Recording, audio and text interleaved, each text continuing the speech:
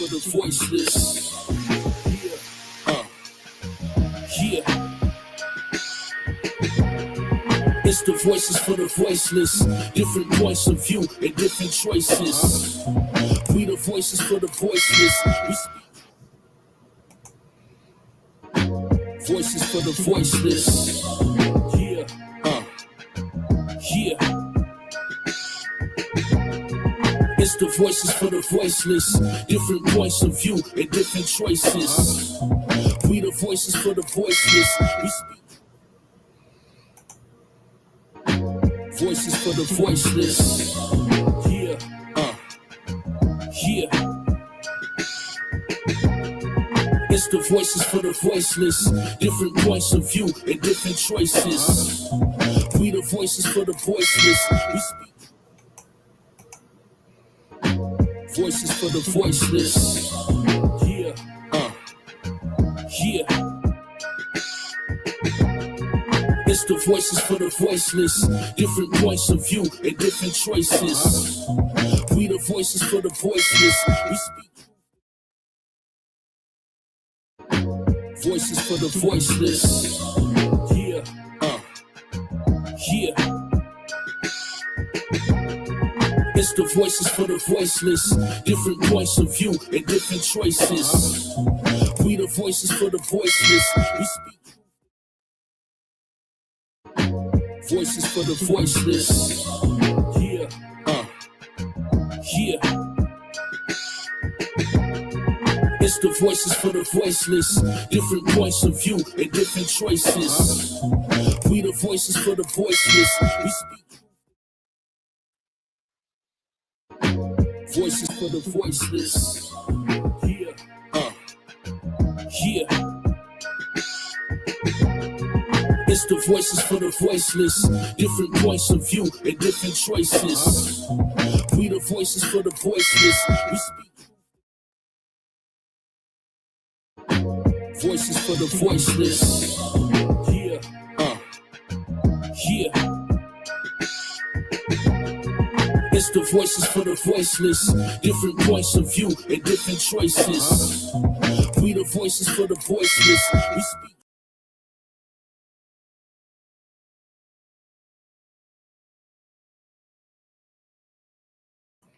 What's going on? What's going on? Peace of blessings, everybody. Voices for the voiceless. It's your boy Jay Taylor. Got my sis Blessed Girl with me. How you doing, sis? Hey, hey, how you doing? I'm good, I'm good, I'm good. That's what's up. That's what's up. I'm I'm just trying to get everything lined up. It's been a minute since we've been live. It feel good to be back live. You know, it's probably been about a month and a half. Yeah, But it's been a little minute now. it been a minute. It been a minute. But man, you know, it's so much has happened since we've been live. Shout out to Lex in the building. What's up, bro? Appreciate you sliding Hey, through. Lexington. Yes, indeed. Welcome to Voices for the Voiceless.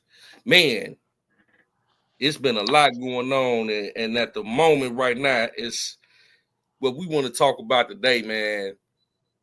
The country Mm, is on fire. Started out with these riots, illegal immigration, kicked off in LA, and it's been up and it's been stuck since February. You know what I'm saying? I said February since Friday, not since February. last Friday, yup. Yeah, so pardon the body. I've been at work all day, so wrong F word, not February, Friday. But tomorrow makes a whole week of riots nonstop, man. And it's just crazy, man, because all of this is due to illegal immigration, you know, and Donald Trump ran on the campaign that he was going to enforce mass deportation, which is federal law that been on the books since the beginning of our constitution, almost, so it wasn't no surprise. It wasn't nothing that, he didn't say he was going to do. It was a mandate by the country. And, to see people out here protesting and, and vandalizing property and attacking federal agents, it's just crazy. And then it spiraling out of control, and then is leading off into different cities. It went from Los Angeles, they in Chicago, they in New York, Atlanta. You know, it's just going out of control. It almost it to the point where they say it's supposed to be 1,500 protests all over. You know what I'm saying?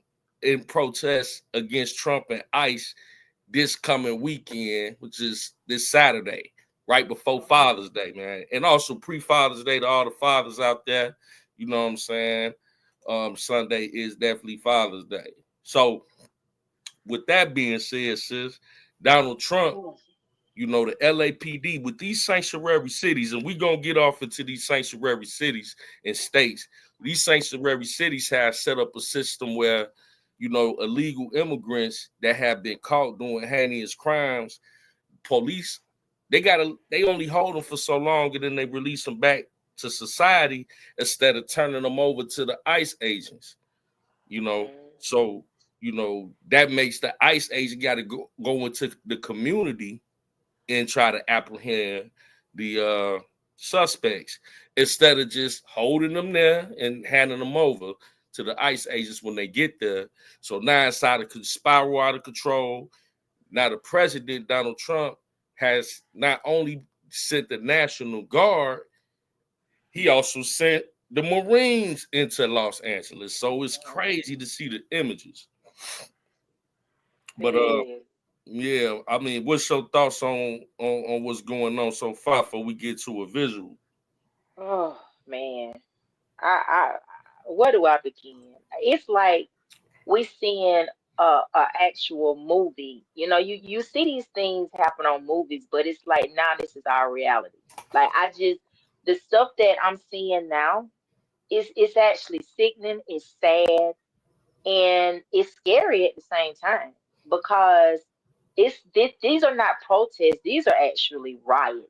And you know, I think they put protest in front of it, but you know, to make it sound as if, you know, we're just protesting and you know, against ICE and all these different things. But from what I'm seeing, you know, all these different on all these what's actually happening in California, these are just riots, and it's really sad that they will go this far because they hate Donald Trump that bad and that much that they would go to the extreme, to the extent of just destroying a whole state, and the governor's just sitting there as if let it burn, you know. So it's really sickening and it's sad at the same time. Yeah, absolutely. We got our sis, you know what I'm saying, Nisimo in the building. What's going on, sis? Hey everybody, how y'all doing? Hey sis, hey. Yeah, Hey, can y'all hear me good? yeah, we can hear you loud and clear. Okay, Yeah. I'm waiting on my ear plugs to charge up. I thought they was charged, but they not. Eli been using them, of course. Okay. That's what's up. Man, shout out to Tommy on the beats. What it do, Jeff? Is crazy out here. I'm just sitting back and watching these lunatics lose their mind. I know that's right. Man, peace and blessings. Gratitude for sliding through it. With that said, I'm gonna bring up this clip so we can get a refresher on what's actually going on. Governor Newsom, as Trump calls him, and let's see what he's talking about. And y'all let me know if y'all want to stop this at any point to, you know, elaborate. Okay, bro. Sanctuary policies, migrant crime, 3 governors now front and center as the House Oversight Committee prepares to gavel in for what is going to potentially be a pretty explosive hearing. It's about to get underway on Capitol Hill. Welcome to a brand new hour of America's Newsroom. I'm Jillian Turner. Great to be with you, John. Good to be with you as well, as always. I'm John Roberts. Dana Perino and Bill Hemmer are off, but you might have gathered that by the fact that we are here. The Democratic governors of Illinois, Minnesota, and New York being hauled onto the Hill to defend their respective states' sanctuary policies. Republicans want them to explain why they protect criminal illegal aliens instead of protecting law-abiding Americans. Democrats in the committee. Yeah, I don't know why this thing tripping, but while that's loading up, I'm gonna bring that down right quick and try to share it again. But the whole time what's going on, and I didn't even know. Remember when they had the mayors of the sanctuary cities go before Congress like a couple months ago, Brandon Johnson and Mayor Adams and the other mayors. Now they had the governors of three governors of these sanctuary cities go before Congress and try to explain why they are a sanctuary state. So they got Governor Pritzker of Illinois, Governor Holcomb of New York, and Tim Walz, who was running as the Kamala Harris vice president of Minnesota. You know what I'm saying? So I just wanted to explain a little bit what they had going on. And also, before we get back to that, we're going to talk about kills too. You know what I'm saying? Lil Mac, what up, bro? What's up, little bro? Appreciate you sliding through. Yes, indeed. Yes, indeed. Hey, Jeff, I wonder why Governor Newsom wasn't there. That's what I was saying. Governor Newsom was not there, and that's where it's all going down. I thought that was really crazy. That he's actually, I just saw not too long ago that he got a lawsuit. He put a lawsuit against I know Professor Nez, Benny Johnson, and some other people, because folk calling you out on your crap, you full of it, dude. Yeah, this dude, tried to blame Trump for sending the National Guard, talking about they got it under control when you got looters and rioters vandalizing property, burning up vehicles and assaulting federal agents. How you got it under control? And then say by him sending in the military and the National Guard is escalating the tensions. Excuse me. So you mean to tell me the dude standing there with an M16 is escalating? No, I think he's de-escalating the tensions, that's going on in your city, Well, even before the National Guard got there, I think I shared with you guys. Y'all know I'm a night owl. I'm up all night long watching these people literally breaking into the all these different buildings, the jewelry store, the Apple store. I mean, literally breaking into these stores. And CVS, they coming out of there with big boxes and boxes of Pampers. But you were steady saying to the public that this is a peaceful protest. There was nothing peaceful about that. When these people have lost millions of dollars of stuff, and y'all, because what they did, they would have them on one side in LA. They would be on one side, which is where the police is at. Then they go to another side and somebody give them a signal. They go to the other side. So they let them know it's clear. So that's what, it was, they had it all together, but it was shared today that on I think it was on shout out to Anton Daniels, that several people came over there on his channel and said people have reached out to them and said that they was offered $200 to go out and protest, and they gotta really do it up. Yeah. It was. Yeah, we gonna get to that too. Like people was actually getting paid to be out there. So we getting mad at illegal immigrants. They might have been laying low. They giving people $200. That make you wonder too, with that when they went and called themselves protesting when it was a full blown riot with George Floyd. It makes you wonder. I told y'all that was a test run then, and it make you wonder if they were paying people to do that.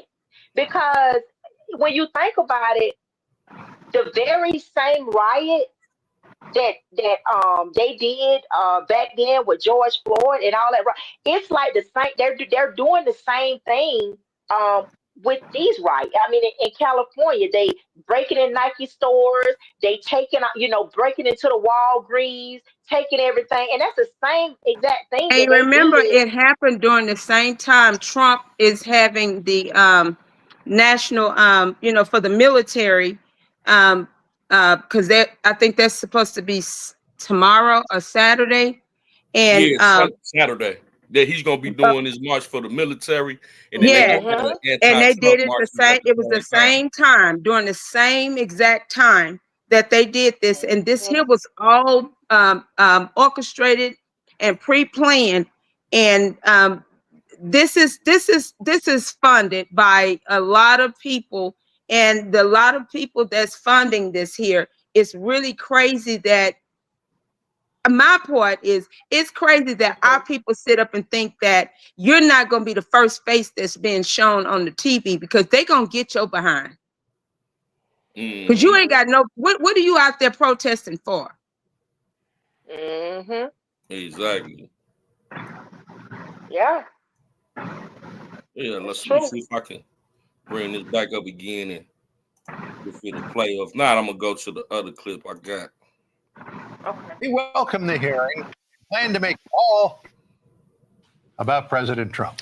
And committee chairman James Comer is putting a focus on sanctuary policies. He says officials are actively seeking to obstruct federal immigration enforcement in these sanctuary cities.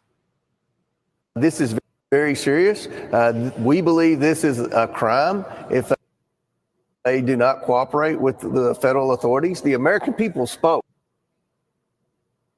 with respect to the border and with respect to deporting the criminal illegals. This is President Trump's agenda. He campaigned on it. He was very transparent. He's done a very good job of securing the border. The next phase is deporting the bad guys that got across the border while Joe Biden was president. Our national correspondent Griff Jenkins starting us off. He is on Jeff, pause for a minute. Let's make this perfectly clear.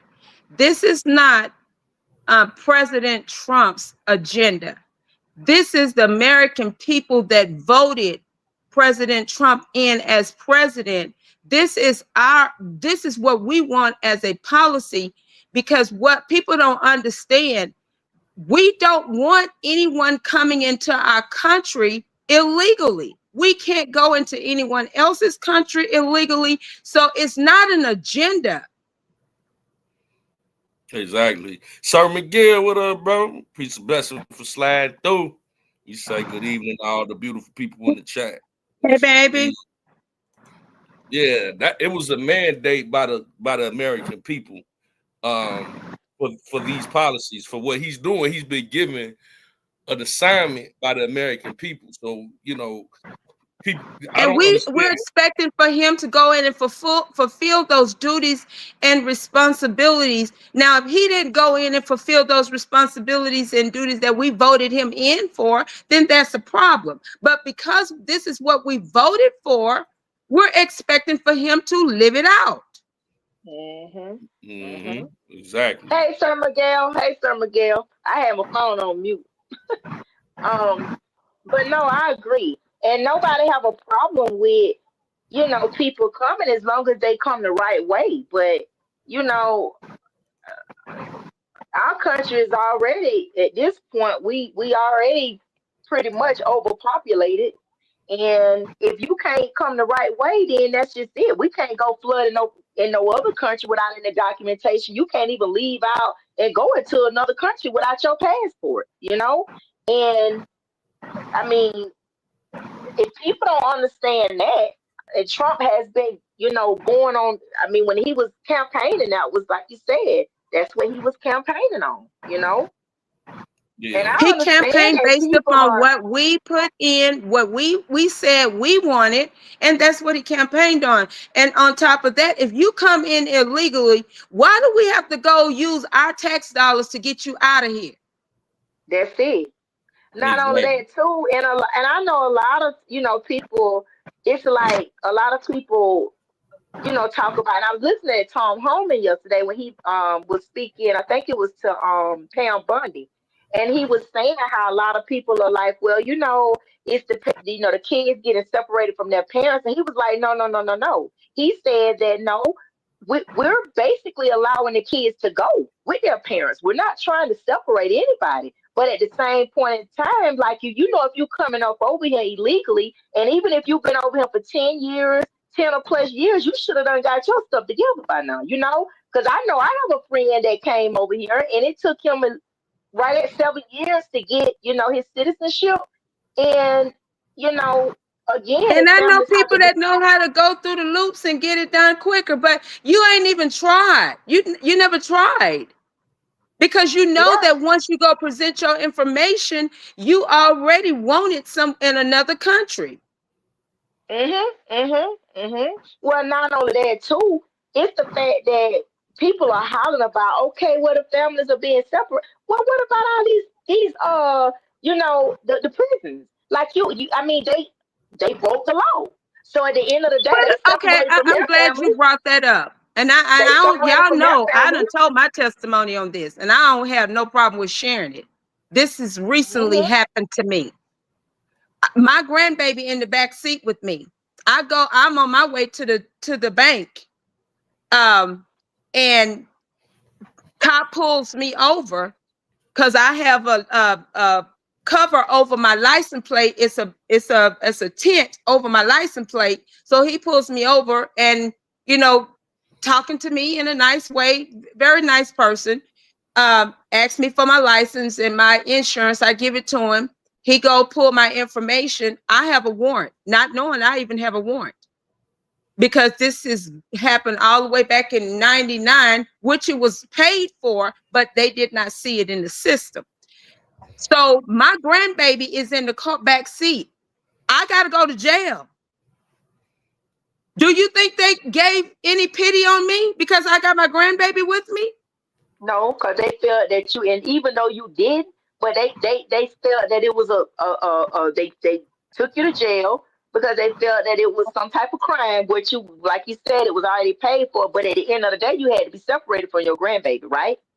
Yes. And he's So then, flying. And yeah. because but the officer did wait on me to allow my husband, because we was literally up the street, to allow my husband to come there and get my grandbaby. But that stuck in my grandbaby's head. My Gigi left me, and I don't know where she went, but all I know is I saw the police car behind us, and he came up there and asked my Gigi for her license. So when I told my husband, tell him where I went. Hmm. Don't deny him. Tell him where I went.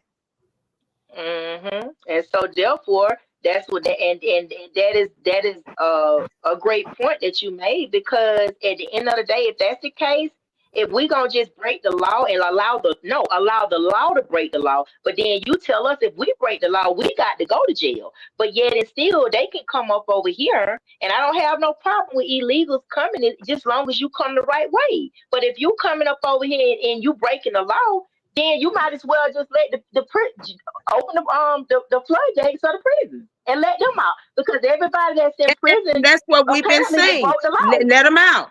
Because we're seeing the Let them law out. break the law.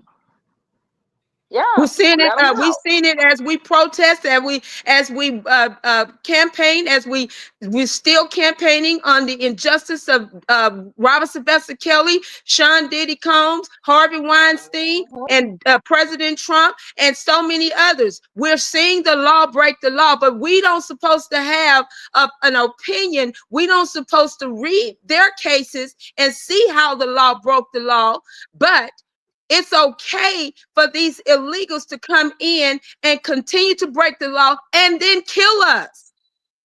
Mhm. Yeah, that's true. Mhm. Well, yeah, I seen Sir Miguel said, he said, I keep hearing people say folks are being paid to riot. I am not sure what to believe unless it's verified. Some Oh, people it's do, verified. some people They do take showed the, it. some Mm-hmm. people do take the opportunity when they see an opening. Yeah, bro. I got some footage here of that. I'm glad that you Mm-hmm. said something because they sure verified that. They Mm-hmm. verified that. Yeah, so I want to bring that up. And That's if a you good, want to get paid, you can go to Craigslist. They'll show you what to do. yeah. So shout out to the content creator Anton Daniel. I just got offered $200 a day to go protest New York. The organization was called No Kings. They said June 14th we're going to be protesting, and these are the streets that you need to be on, and this is what you need to do. You need to cause chaotic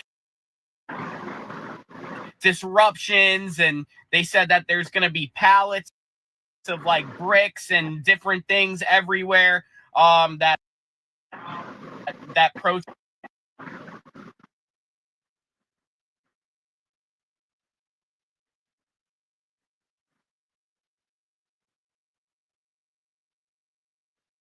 Jeff, why that is trying to catch up. Let me say something right here. This is the exact okay.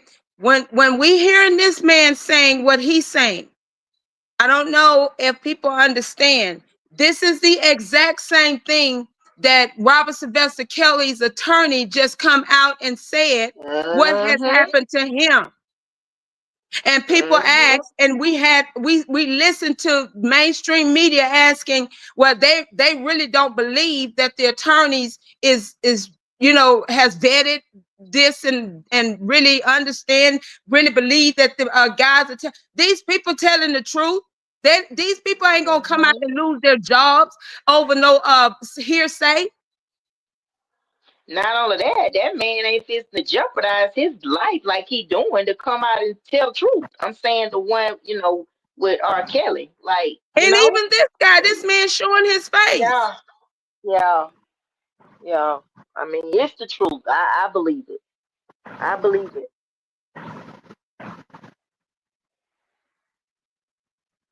I mean, we can go as far as what has happened on January 6th. We saw evidence. What these people told us was not the whole gospel truth. It was a lie. It was the same thing that's happening now, an insurrection, and they were paying people in to go in and do the same thing that's happening now on the streets. It's I told y'all that darn George Floyd was just a test run, and they're taking every opportunity now. And I said it's starting in the sanctuary cities, and it's going to spread throughout it's going to spread throughout in the red states, and that way, that they have really set back and pre-planned this. And I But what believe I they hope are. and pray, sis, that's not happening is what I heard is that the FBAs is out here with these people doing this. I just pray that that's a lie. I do too. I do too. That part, I pray it's a whole lot. I pray that people just using that name just because they feel like they can. But I haven't heard anyone from the FBA community come out and say they are lying. Mm-hmm. But I mean, I have to believe it to see it, because I don't see Vicky Dillard telling people to go out there and do what these people out here doing. Well, this is the thing. It's an open investigation going on. So Pam Bondi and Cass Patel, the director of the FBI, are trying to find who are paying and funding these protests. Because what you'll find is, like, the people that's out there in California, those people are not from California, most of them. Well, we finding out. We thinking it's illegal immigrants, but it's paid protesters, which makes more sense, because if you're a legal immigrant, you ain't gonna put yourself on Front Street like that out there looting like that. You trying to hide in the cut. So they sit up here And we know about the Act Blues and the Antifas of the world. We seen them infiltrate The other Black Lives continents. Matter. And Yeah, then Black we Lives send them Matter. with these other flags, flags for other countries. This is crazy, you know, because I said then, and I'm gonna continue to say, I don't care if you're legal. If you're here illegal, if you holding up somebody else's flag, you need to get up out of here. Yeah, You're that's not you to be know what? trusted. But you know what, Jeff, Trump did. Did you see the press conference today where Trump was saying that he's about ready for Pam Bundy to release the names? He already know. He yeah. They already know already about know. it. They He know. already know. Hmm. Yeah, see, it's gonna be people like this that come out that ain't afraid to say what actually went down. Because it was another And guy who that they was talk saying, to. yeah, Just like let's, Trump already know who was behind this crap that's trying to assess Unalive Rob. He knows. Trump got the information. oh yeah. I just got offered $200 a day to go protest ICE in New York. The organization was called No Kings. They said June 14th, we're going to be protesting, and these are the streets that you need to be on, and this is what you need to do. You need to cause chaotic disruptions, and they said that there's going to be pallets of like bricks and different things everywhere. And we saw that. Protesters could use. They really want to wreak havoc. It's kind of ridiculous. Me as an American, you know, although I need the money, I'm like, this is very, very unpatriotic. If I was to go take this money and go protest, it's not very American. It's not what I stand for. It's obviously not even, you know, worth the time. But, you know, $200 a day is what they're paying people to go protest. The corruption is up here because it goes way beyond these organizations. They want to destroy America, and, you know. This is what Ivy League universities you can get into with a 3.6 GPA. 90% of students. You know, people like me that need money are gonna go do it. I'm not gonna go do it, but people are gonna go do it. They're gonna go destroy, you know, the city and cause chaos. It's just they're trying to get a one world order. Even paying people. Yeah, see, I don't think that man lying. You know He what I'm ain't saying? lying. I don't think that man lying. He even dropped the name of the organization. But that man wouldn't have never showed his face. And then drop a name. That man wouldn't have never showed his face and dropped no name. Shout out to Beatrice Graceful Journey. Hey, say good evening, everyone driving and listening. These lefty lunatics are getting away with murder. So sick of them. I agree, man. Like, but it's bigger. As he said, it is bigger. And I think I sent that to you, Jeff. This is happening in other countries, and it's now trickling down to the U.S. because they're trying to get a one world order. And Sir Miguel, you and I have talked about this here. This is bigger than what people, that we can't even wrap our minds around how huge this is. But because we are so busy fighting one another and trying to get each other locked up, where we're going to be lost. We're literally going to be lost. We're out here fighting and don't know what the crap we're fighting for and who we're fighting for. Exactly. And just to think, you know, people would you know, the economy is so bad right now. You telling somebody $200 to go out here and protest, they gonna take it. And then I tell y'all, Orange County is beautiful. Oh my God, Orange County is beautiful. It is literally beautiful. And to think that these people are out there destroying Orange. I'm telling you, that county is beautiful. It's beautiful. It's simply gorgeous. That's where Disneyland is. Orange County is beautiful. Yeah. Every part of Orange County that I went into, it's beautiful. It's nothing like LA. downtown LA where it's dirty, Orange County, so they know what they're doing. They're going into these counties where they know is beautiful. They done destroyed Beverly Hills. They done destroyed LA. So they just making sure they get everything all in one. But I told y'all, I'm telling you, it's these freaking governors. Yes. And if y'all notice, if you listen, y'all, you hadn't heard Obama, you hadn't heard what's her name, Hillary Clinton. You hadn't heard. Yeah, you did. She came out. She just recently came out. What's her name? What's the lady name?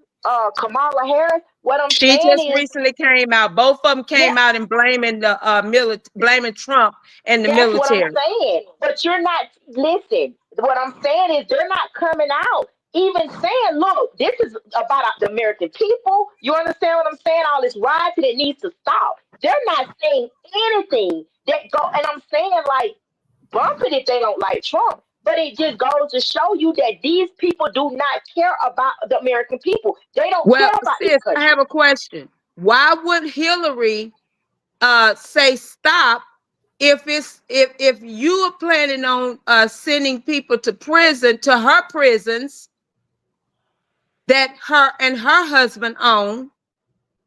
Why would she say stop?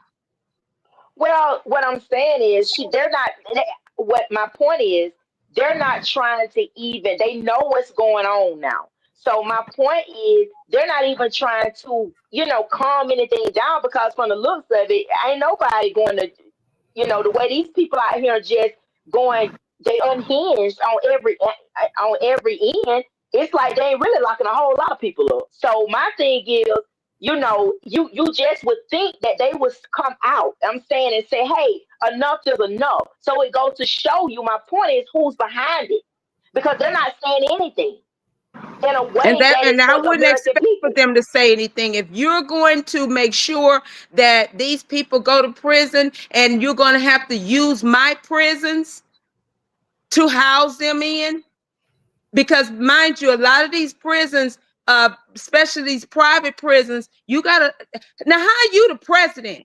You are the president. You are for the American people, but now you own private prisons. Y'all make that make sense.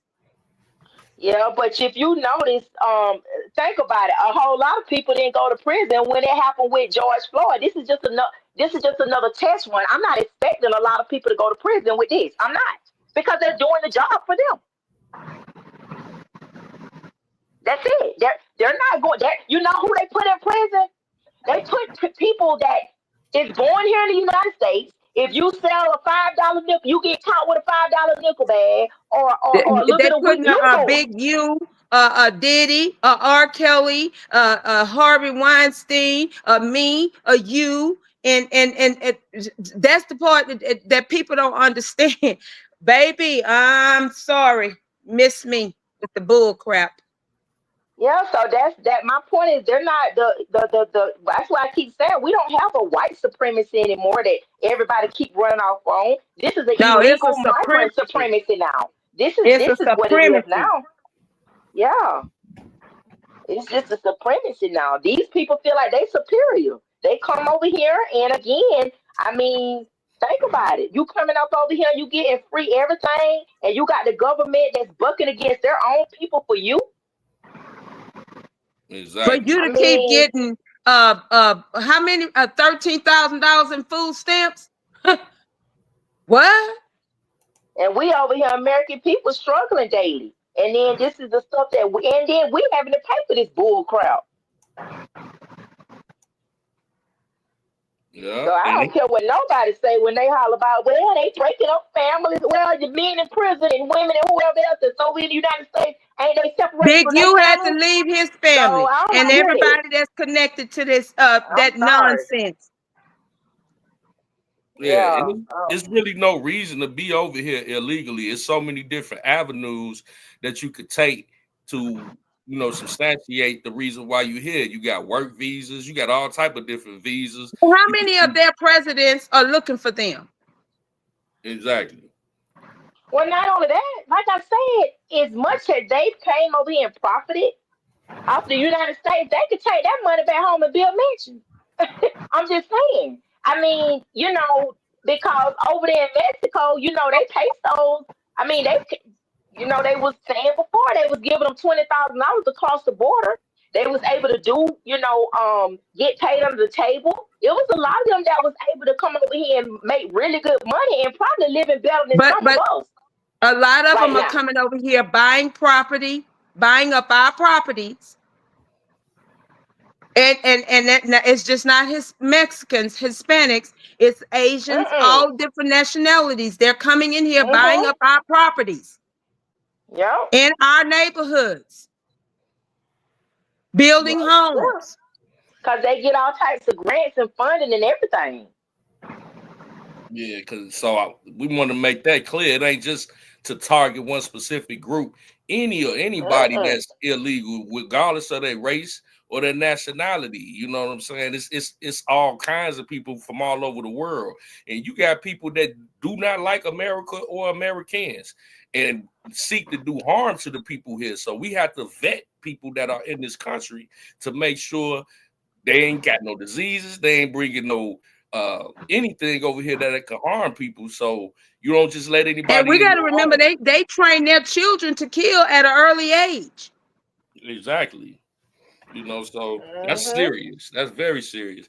I want to get off into this right quick, with Governor Newsom and his hypocrisy. The riots in Southern California and across the country persisted. A curfew seemed to help in downtown Los Angeles a bit last night. However, rioters still attacked police for 6 straight nights, so there were clashes there. I'm Harris Faulkner. You are in the Faulkner Focus.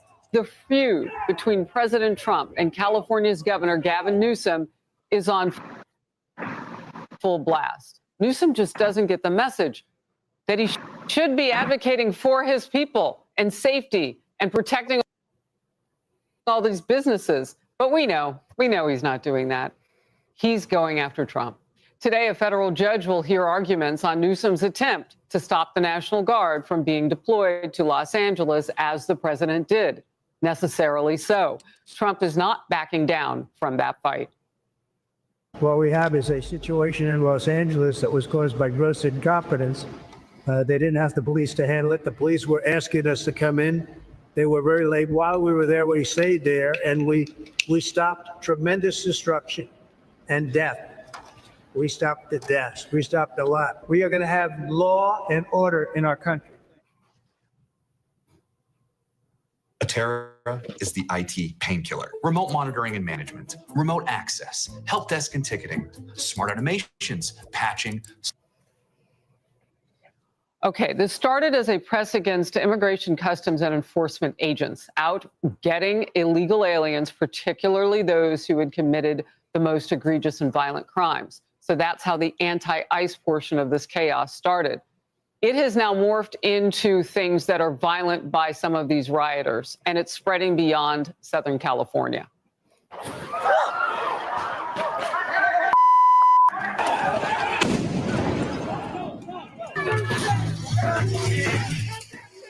So clearly, it's not just ICE agents they hate. They hate the police. They must hate American citizens because they put everybody in danger when they behave like this. And we know that they don't care if they keep people from going to their jobs during the daytime by blocking them.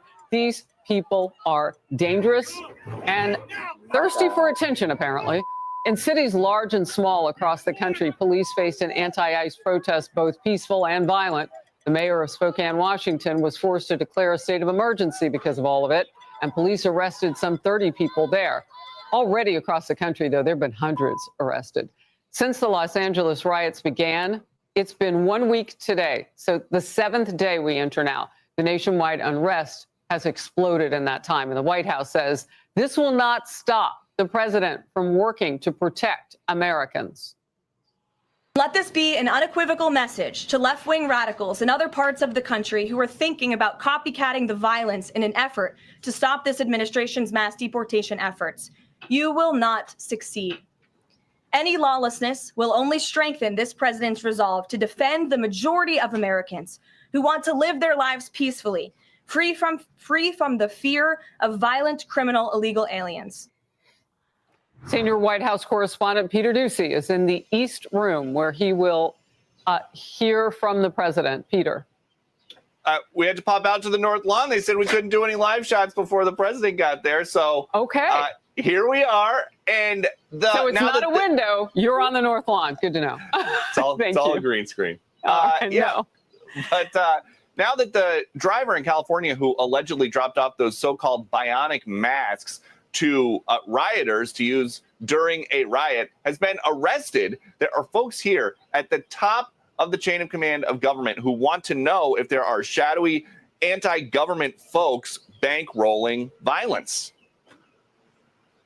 They're probably paid, many of them, as you know, they're professionals. When you see them chopping up concrete, because the bricks got captured, they're chopping up concrete and they're using that as a weapon. That's pretty bad. Taking a cue from her boss, the director of national intelligence is already reviewing open source intel. So stop. We've seen, the ads put up on Craigslist offering people thousands of dollars a week to go out. So you see what we seeing now. So do you not think that those same people they lock up, and you got Gavin Newsom as the governor, like these people finna be right back out again? I don't think they gonna keep them, and that's the problem right there. They locking them up, but then they're gonna release them. Watch what I tell you. Exactly. So it's like, how do you even try to get that under control? And again, remember the LAPD, they had over 15,000 police officers. They're only down to 8,000 and something now. So half of their policemen are gone. They don't have the, they don't have the numbers as far as the police go like they had before. So I'm telling you, they ain't gonna do nothing but, let these people back out on the streets again. Right. And the thing about it is, he should be thanking the president for sending in the National Guard and the Marines, because they needed, like you said, the manpower. And when you see these people, the Democrats specifically talking about these are peaceful protests and we got it under control. Clearly, you don't have it under control. We see the images of these officers being assaulted. So now we have a situation where it's anarchy and it's totally out of control. And if we let this continue to spiral out of control, I mean, it's spreading all over the country at this point. We're going to have on the brink of civil war at this point. But you know what, Joe? I told you I think this was already planned, because think about the time that it's taken away from President Trump from doing the things he needed to do, that he has to get done. This is a whole nother, can of worms that's been open. This man already got so much on his plate right now. So now when you think about it, that's why I'm like, these people knew what they was doing from the beginning. They knew that this would bring attention to Trump. They knew that. I mean, because it wasn't protesting, they was rioting. So they knew that Trump was going to probably call in the military, to get them involved in this. And so think about it. I told you to go from one state to another state and it's just going to spread like why. And that's exactly what is going to happen. And if we ain't careful, we got to have, hopefully they have the adequate amount of bodies as far as the military to be able to even police all of this, if they're talking about 1,500 protests over the weekend. Right. Like this is bad. It's not like it's, because I'm telling you, I think, California is bad, but I honestly don't know how it's going to be with all these other states, because I told you that was another test run. And in LA. And look at, and now you're seeing how things are probably transpiring now in Chicago. And just think about all the other states.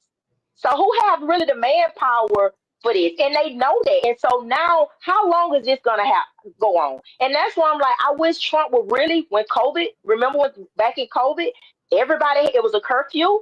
You had to be in by a certain time. Trump needed, if you're going to protest or whatever y'all got going on, it has to be from 9 to 6. If after 6 o'clock, if you caught on the street protesting, you go to jail. Yeah, I agree. They need to mandate a curfew for this because they can't let this. It's been 6 days going on 7 days straight. You know, and at what point do we say enough is enough? You know, they out here in Chicago now. It's in Atlanta. You know, Dallas, Texas. They everywhere with these protests. And this weekend, you got to keep your head on the swivel because these people is, you know. And to even think that nobody, it's not a bigger hand behind these protests. Nah, it's somebody, it's some groups behind this. You know. Thank you. It is. Yeah. You man to take the fall. Sounds like that's what Newsom and others are trying to do. Peter Doocy, when you go back inside of the East Room, the president will be there and we'll join you then. Thank you. The Washington Examiner with a new editorial titled Gavin Newsom's Big Los Angeles Riot Lie. The argument here, Newsom wants to make it appear as if everything was peaceful until Trump ordered the National Guard in. And it asks, how could Trump be responsible for all those cars being burned, tear gas deployed, and rubber bullets shot if it all happened hours before he got involved? It is Newsom and the Democratic Party that are intentionally spreading lies to create fear. Art Del Cueto, Vice President of the Border Patrol Union. Look, Art, you've seen a lot of things in your day. You've patrolled the border. You've seen things get out of hand in different parts of the country. Tell me, what does this look like to you, just at first glance? Was this a movement that was going on before or after Trump? Because they seem to want to argue about that. I dare you to let me build you a completely free e-commerce store. Look, when you're seeing what they're doing out there and when, you know, from being in contact with the agents directly, these individuals, they had planned that something like this would happen and they were prepared for it. You know, they have strategic locations where they were going to attack. They knew exactly how they were going to do it, up to breaking pieces of concrete and everything like that. So they knew how they were going to move forward. This was something that, you know, they've been wanting to do. They use this as an excuse. And it's shocking to me. Look, Harris, I was shocked when I would see judges that were allowing illegal aliens out the back doors. I was shocked when you had politicians, you know, going out there against ICE agents for doing their jobs.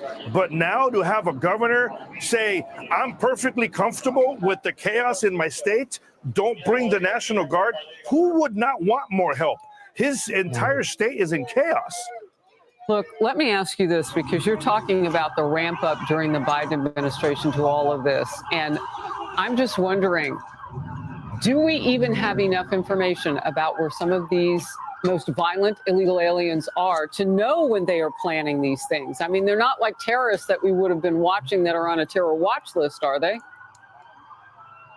No, they're not. And that's the problem, that during the last 4 years of the Biden administration, we don't know who came into the country. We know the numbers of apprehensions and those that actually directly asked for some type of asylum, but we don't know the number of the gotaways, and you don't know who they were. Stop or what it their right intentions there. are. Stop Let me it say right this. there. When you have these many individuals that are in our... Okay, that's asylum. A lot of people don't understand what that asylum is. If y'all can speak on that for me, I'm gonna deal with Eli. Y'all speak on that, sis. Yeah. You or Jeff. Talk about the asylum right there. I want to say shout out to Beatrice. She said if there's one thing the lefties are good at is planning their next plot. They always have a plan A, B, and C when they don't get their way. Facts. Amen. There you go. Facts. That's true, Beatrice. That is so true. Lexington say they're gonna start a major purge if this keeps going. Facts. Yep. Yeah. Yep. So what he That's true. One thing that he said that reigns clear is that we've seen Democratic judges sneaking illegal immigrants that are supposed to be in court out the side door. We've seen Democratic senators and other congressmen and women fly over to El Salvador to get illegal immigrants out of jail.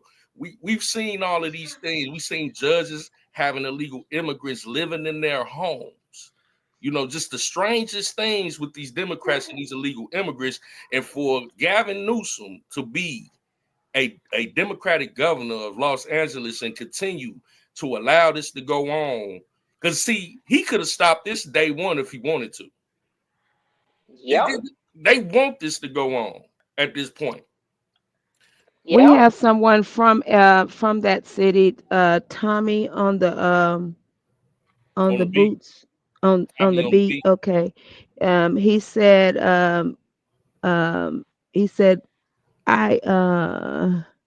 hell no, it was no damn peaceful protest. I'm so sick of the fake news giving false narrative about my city while they show footage of it. Yeah. And I watched it, sweetie. I watched it. I was up and Meek and Jeff, they always getting on me.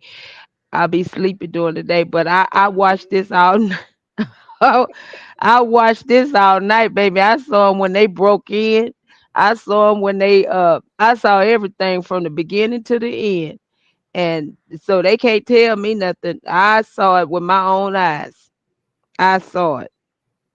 And I saw that the people coming into LA, but they was not given their location of where they were, but they had not made it to where the actual crimes were being committed, but they were on the way there.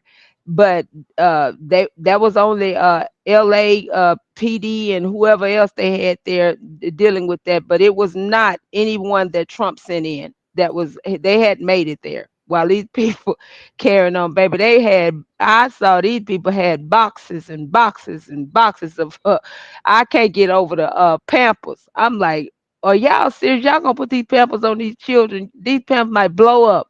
Why y'all putting these Pampers on these babies? But anyway, they stole everything out of that Apple store. It was ridiculous. And it was a small jewelry store. They had all of them people jewelry everywhere, all on the ground. It was hard. I mean, it was just ridiculous. And to think that y'all done went in there and stole these people belongings, that they got to start over. This is ridiculous. Now, if let's say Trump people had made it there, the people that Trump sent there had made it there, and they shot the hell out of you, then y'all have been out here protesting. Oh, see what I'm saying? He had no business. No, you had no business going in them people's store. Exactly. The moment somebody get hurt, then they gonna want to cry racism, and you shouldn't have been down there doing what you're doing. You begging for it. And I'm telling you, any young people that's out there with these protests, don't let them entice you to go down there. Don't catch you no federal case trying to be with these protests and these riots and all that. Stay away from this mess this weekend. And Miss what's her name? I sent you something, Jeff. Check your thing. She telling it on that what I just sent you. That's Dr. Didi Curtis. Okay, I'm gonna get to it, but before we get there, like we said, these sanctuary governors. See, a lot of people don't know the governors are like the president of their state. You know, and if you got a governor that's down with this mess, like Governor Newsom, you know what I'm saying? You're gonna have these type of situations because you got other governors like the one in Florida. They ain't with none of this mess. Well, you got the governor in Illinois. You know, this crackhead, he down with it. He okay with it. He ain't saying nothing. And they just went before Congress to explain why they're a sanctuary state. Now, they had the mayors down there a couple months ago. We covered that. Now they got to go before Congress to explain themselves why they, prioritizing illegal immigrants over taxpaying citizens. Two ladies recognize Mr. Donalds from Florida. Go ahead. Oh, I was gonna say, you know what? Another thing I was gonna just nip in the bud when Nisa was talking about the asylum. You know, the asylum. You know, and this is the thing here. What they were banking on. They were literally banking on all 21 million of these people that are over here illegally, because that's what Tom Homan was. He gave an estimate of how many has came across the border illegally, and the ones that was flown in. They were really seeking on all of these people. When they say asylum, that means, they come here and, where they kind of fear, a persecution from a protection from their country, and they'll come here. So that's why you have a lot of them that can't be touched with the police, and they can't really do anything to them. So they come over here and say they seek asylum. They was planning on these people really and truly granting them citizenship. You understand? And that asylum is our reparation. That's what people don't understand. He done explained that for people that say that the man is racist. He explained this. When y'all granting them asylum, that is your reparation. Guess what? You know what what they get? They're eligible for certain benefits, including work authorization, access to mainstream public benefits like TANF, SSI, and Medicaid, and housing support. Exactly. So that's what they get when they're over here. Donald Trump threw Black Americans a bone when he said under the 14th Amendment, that was for foundational Black Americans, not illegal immigrants. So that's exactly it. That's where I was going. That's what I wanted people to understand. When we are sitting out here saying this man is racist, we got to start reading. We got to go back to the foundation, and the foundation, it starts with us reading and understand what is an asylum, what is reparation. Okay, when you asking for reparation, you can't be asking for reparation and these people get asylum too. Exactly. I mean, you stepping on. What I'm gonna do? Step on my shoes, give them to you. I mean. But yeah, so this was interesting. So when a lot of people say, oh, that they don't get this and they don't get that, yes, they do. They come over here and they get TANF, which is food stamps, they get SSI, Medicaid, and they get housing support. So they cannot be touched by no police officer, no government official. Can't nobody touch them. Yep. That's why they so entitled, But yeah, so this is Governor Pritzker, and shout out to Byron Donalds, a congressman that's going to grill him about being a sanctuary state. Florida.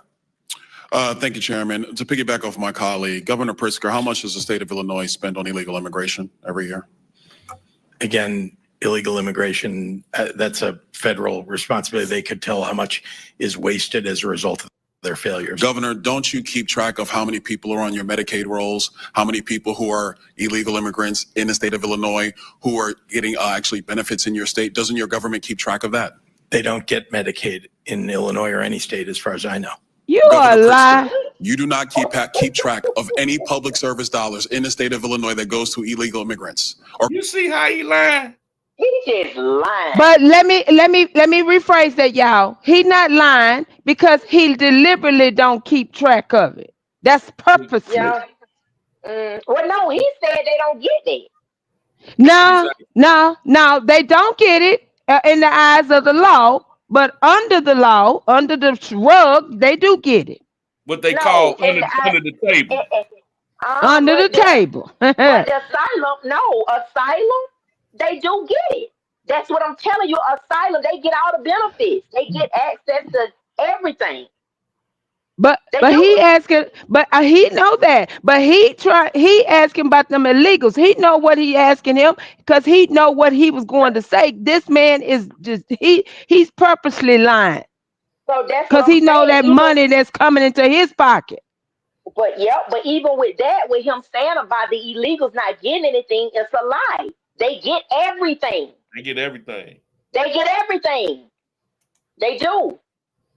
And this because that $13,000 receipt was found in Illinois and Chicago. So you notice these people that's coming here from all these other different, like we're not just talking about this, from all these other different countries, y'all. The asylum is a form of protection which allows the individuals to remain in the United States. So that's the thing. That's why Trump is having a hard time, because of this whole asylum where they get to remain in the United States instead of being removed or deported back to the country Yes. where they say that they fear. So see, that's the whole thing. They've opened that border and they use this as one of the things where they were, fearing what was going on in their country and all this other They'll stuff. lie. They tell them what to say. They tell them what to say. Yep. That's it. And that's why they can't be removed. That's why they can't be removed or deported to their country. That's why you had AOC and kept saying it. No, they have asylum. They have asylum. She said it. She said it. That's why she said it. Because That's why Trump had to vote that 1865 illegal. Yes. That's it. Yes. And that was, he let everybody know that was not for them. That was for us. Those Democratic judges put in the motions when he was flying them people over to El Salvador. Then he had to invoke that 1865 Illegal Aliens Act. See, Trump know that law. And the Dr. Claude Adams, he had already shared that with everybody. He told us that actually, when you go and look at all of the laws, it was actually written for us. This was for us. But a lot of people don't understand that and know that. Yeah. They're benefiting off of it, but it's for us. It's to protect us. Shout out to Chicago Flips Red, Danny C. and Loey. They going down to Washington, D.C. to talk to Trump about the reparations for Black Americans. He said they was like, we all need to go down there. The only reason we haven't got it is we haven't came together as a collective. And Yes. Demanded it. They cannot deny it. And Trump basically threw Black people a bone. He threw us a bone. With the 14th Amendment. He sure did. He said that's the only president that came out here and said, y'all deserve reparations through the 14th Amendment. But he also said after COVID, every American citizen, I stand 10 toes down with that. I mean, I'm not prejudiced when it comes to that. I believe every American citizen that have gone through what we went through with COVID, we all deserve reparations. We all deserve it. For real, I don't care what color you was. If you was over here in the United States and you was over here legally and you have your citizenship and you had to go, everybody do.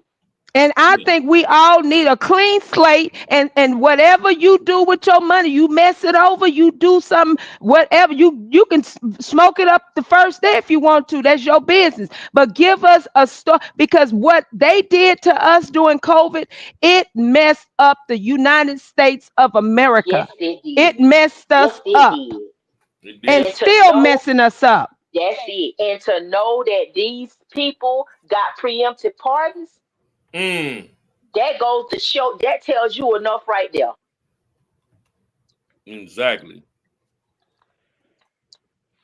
Or goes to people in your state who are not legal residents of the United States and of the state of Illinois. You don't keep track of that. We absolutely keep track of our budget. We're very closely, and in fact, it's been balanced for 7 years in a row, unlike the Republican. How you keep track of your budget and y'all over budget? Chicago, the city of Chicago is in $1 billion deficit.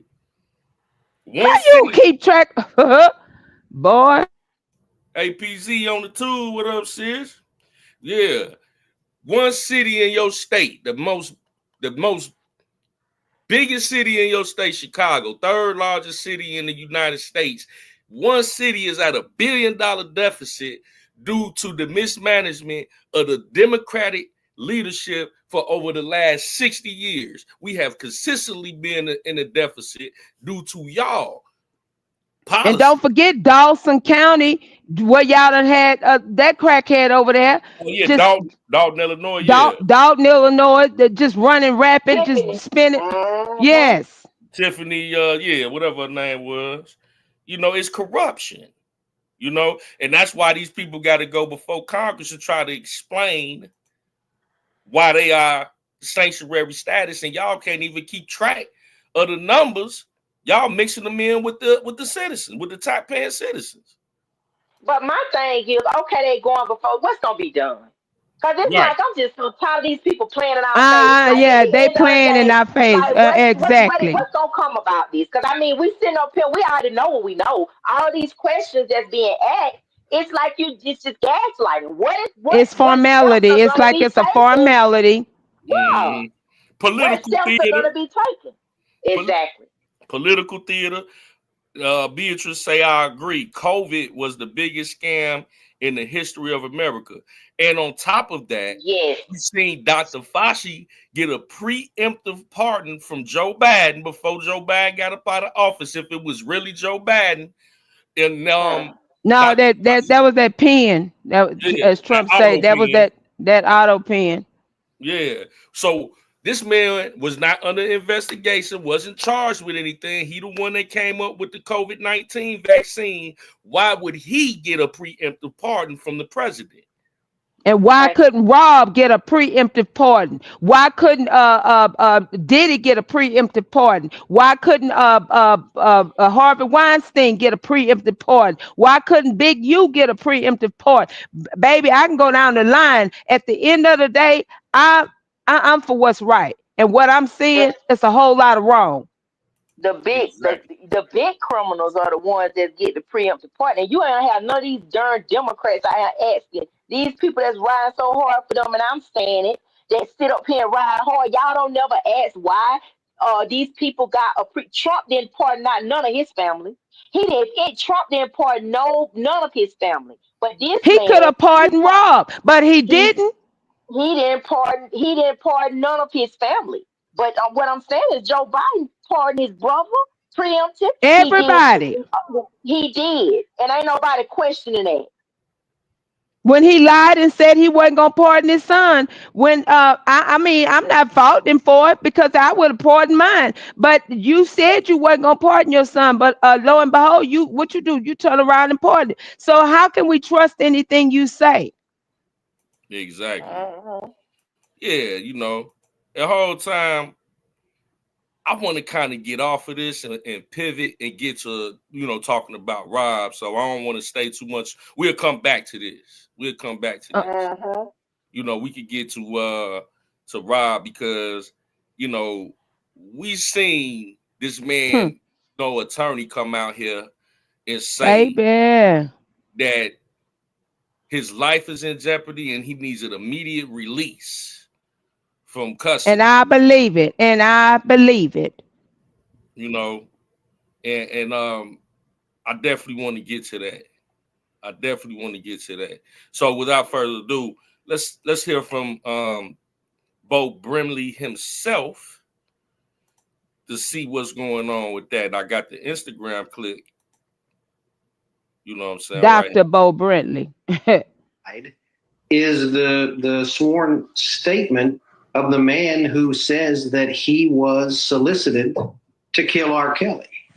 Michael Glenn Stein has provided us with a full declaration signed, and he's given his willingness to sit down for a polygraph examination administered by either side to testify in court. He has given us the details of who solicited him and when. And I think that's the key here. These are not R. Kelly's allegations. These are the allegations being made by Michael Glenn Stein, who's the person who says that he was solicited to kill Robert and sent to Butner to do it from another facility. And we took significant time. Well, I don't want to. Go ahead. Anybody want to, did somebody say something? I thought that was Mika. Mika, was that you? No. Oh, okay. I don't mean to interrupt. Go ahead. No, that's okay. I'm trying to put a lot of the pieces of the puzzle together as you're answering. There she go. If this inmate allegedly said that the Bureau of Prisons sought him out to murder a fellow inmate, why? Well, that's an excellent question, and the answer to that is also pretty clear. Mr. Stein, in his declaration,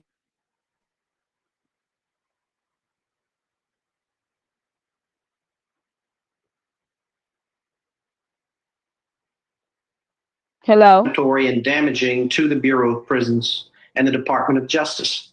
And because of that, the Bureau of Prisons instructed Michael Glenn Stein to go to Butner and execute R. Kelly. And Mr. Stein made clear and gave us extraordinary detail when we spoke to Mr. Stein. We didn't use this until we actually went down and met with Mr. Stein for hours. And he told us in extraordinary detail that this is not the first instance, that this happens all the time, that the Aryan Brotherhood has been directed to commit murders and beatings at the behest of prison officials for years. People have been killed who pose problems for officers, for lawsuits, and it happens. According to Mr. Stein, not only will he tell you that it happens, he will explain, when given the opportunity in great detail, all of these murders in which he has participated, which he has directed. Pause for a minute, Jeff. One of the things that we do know, thanks to our brother J-Rock, everybody know J-Rock has been mentioning the movie, what's the name of it, y'all? Ricochet. Ricochet. So in that movie, Ricochet, it literally talks about this same Aryan brothers. Mm-hmm.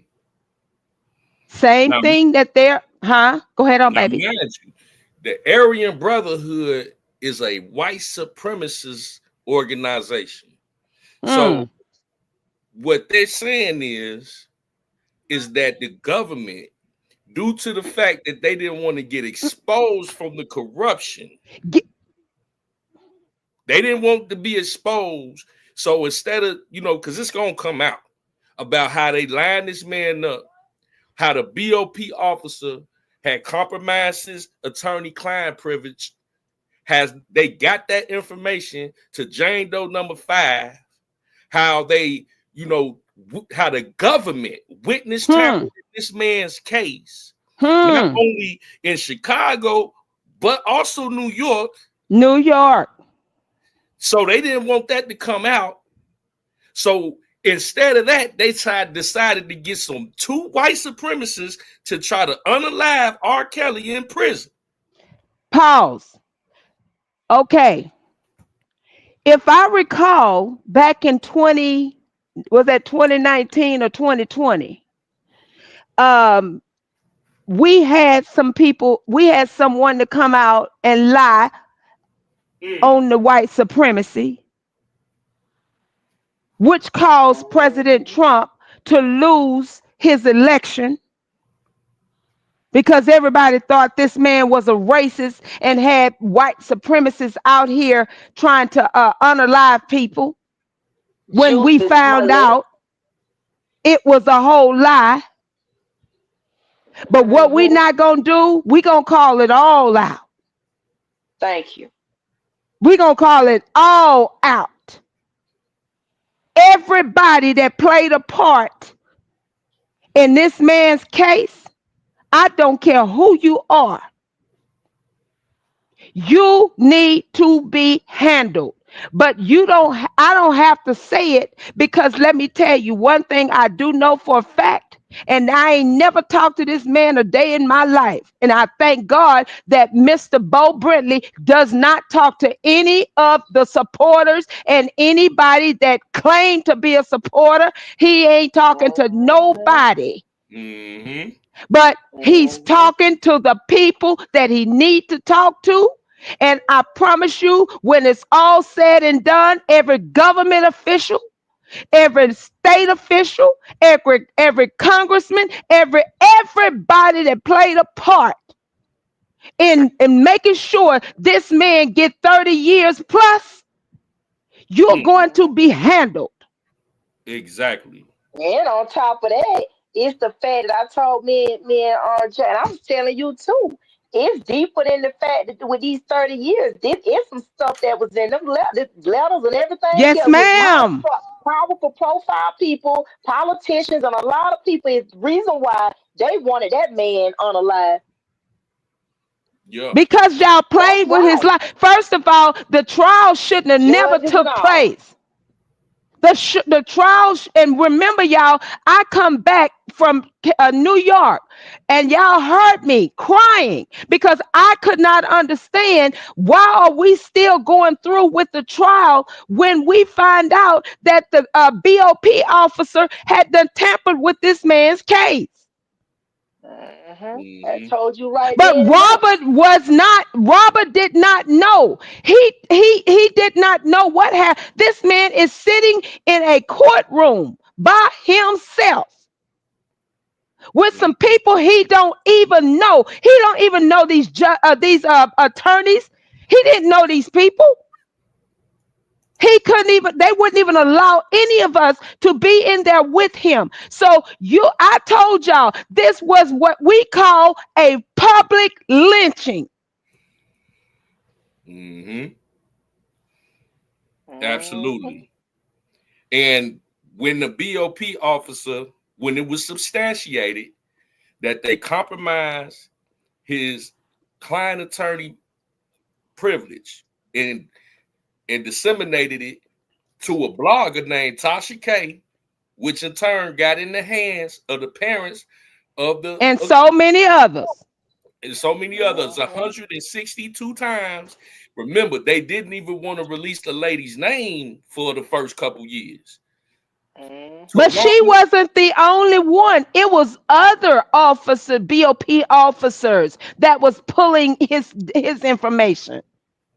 Yeah. And then they tried to undermine it like, oh, this happens all the time. I worked in the prison. If you did anything, got caught doing anything of that nature, you are getting fired and you're getting ready to go to prison. Oh yeah.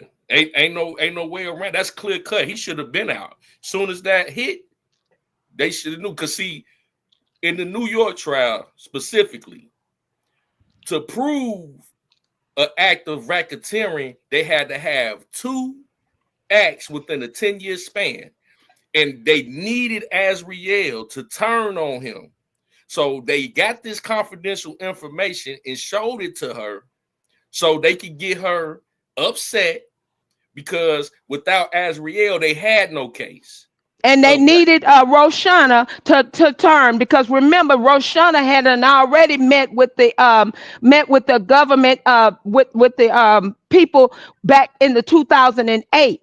And so when they found out this child had her and her parents had PPP loans, who gave them that information? See, this is the information that Mr.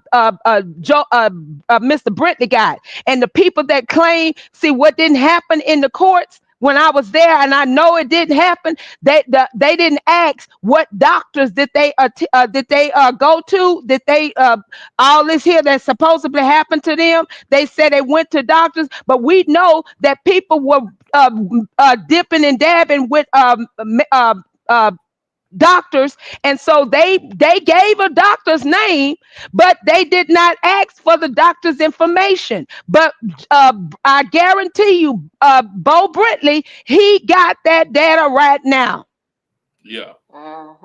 But you got to keep in mind too that darn dirty judge. You understand? Yes. It all goes back to her and what she allowed and what she wouldn't allow when doing deliberation. She was trying to handle Chicago. Remember, she called Chicago and telling that man how to handle his courts.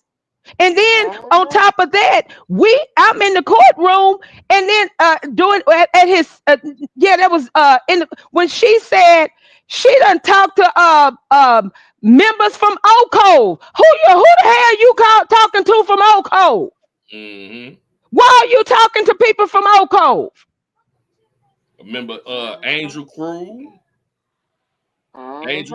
Boss Baby, all that corruption, and then all these corrupt prosecutors and BOP officers, they all get removed from around, or they end up And where she go? Where did she go? She went to Minnesota where they got another case on him. Y'all miss me with the, and there was no children, so miss me with the kids. Yeah, the judge substantiated that in Chicago and New York, both judges. And he's not a pedophile. He's not a pedophile because they tested him for that. Mm-hmm. Mm-hmm. So this, but to go as far as trying to unalive this man, baby, there's a special place in hell for whoever is planning, who all is planning this. I promise you, Trump is not going to go lightly on this. Why? Because I'm telling y'all, that man was, you tried to unalive that man. And when he see Michael Avenatti's name connected to all of this nonsense, y'all think this, Michael Avenatti going to sing like a bird. Oh, yeah. Mm-hmm. Oh, yeah. If he ain't already sung like a bird, and that most likely he has already sung.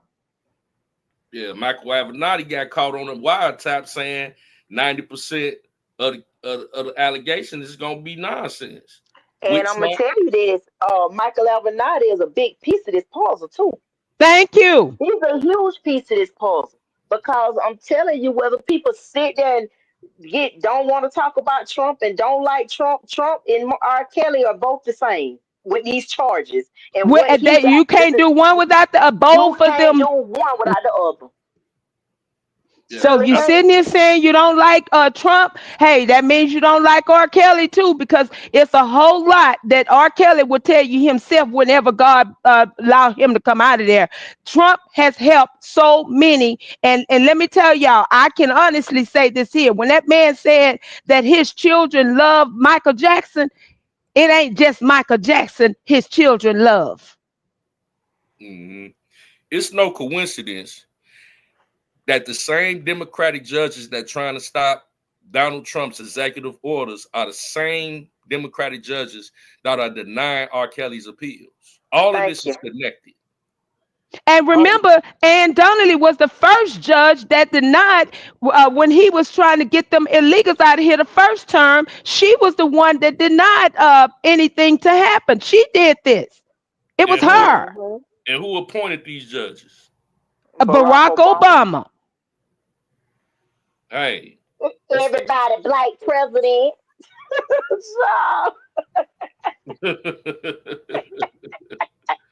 We got a black president, y'all, and it's been hell since he been in there. Girl, before we get off of here tonight, we got something to do. We gotta show these people something. Sis. I mean, real quick. Brotherhood people to do. This being the most recent. Can I ask you to just, murder's a Lord. big deal, right? I think we can all agree on that. And putting a target on someone's head, kind of a last resort. What kind of information are we talking about? Wait a minute. Hold on. What you mean kind of a last? If you don't know this case, that ain't no last result. Mm-hmm. But you see the, because this ain't the first time y'all tried to kill him. They tried it in the MCC with the Latin King dude. Yes. Y'all know we have to use unalive. Oh, I'm sorry. Mm-hmm. That's okay. Unalive. Right. Y'all know what I'm saying. Unalive. Mm-hmm. But anyway, y'all tried this here, and it was a whole lot, that was said thanks to some of the people that knew how to record. That was said, what floor he was on and what cell he was in. How y'all know all of this stuff about him, and y'all not if you're not working there at the MCC? And then a lot of people let slip through their head and through their mind when old girl said, you might not even make it to trial. Mm-hmm. What was that about? That was a threat. Now we see that they trying to off this man. Uh-huh. She knew back then. Huh. R. Kelly is in possession of that would be unflattering to the government at a level that would, suggest that a hit was put on his head? Well, let me say it this way: it's not allegedly having evidence. We do have evidence. Thank you, baby. Evidence we've already presented in the form of a signed declaration from Keyshawn Mogadamudi, Robert's former cellmate.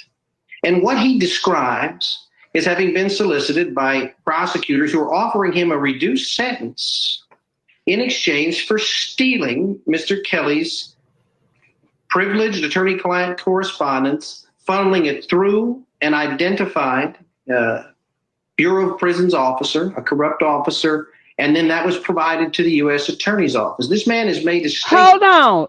So y'all done did this again.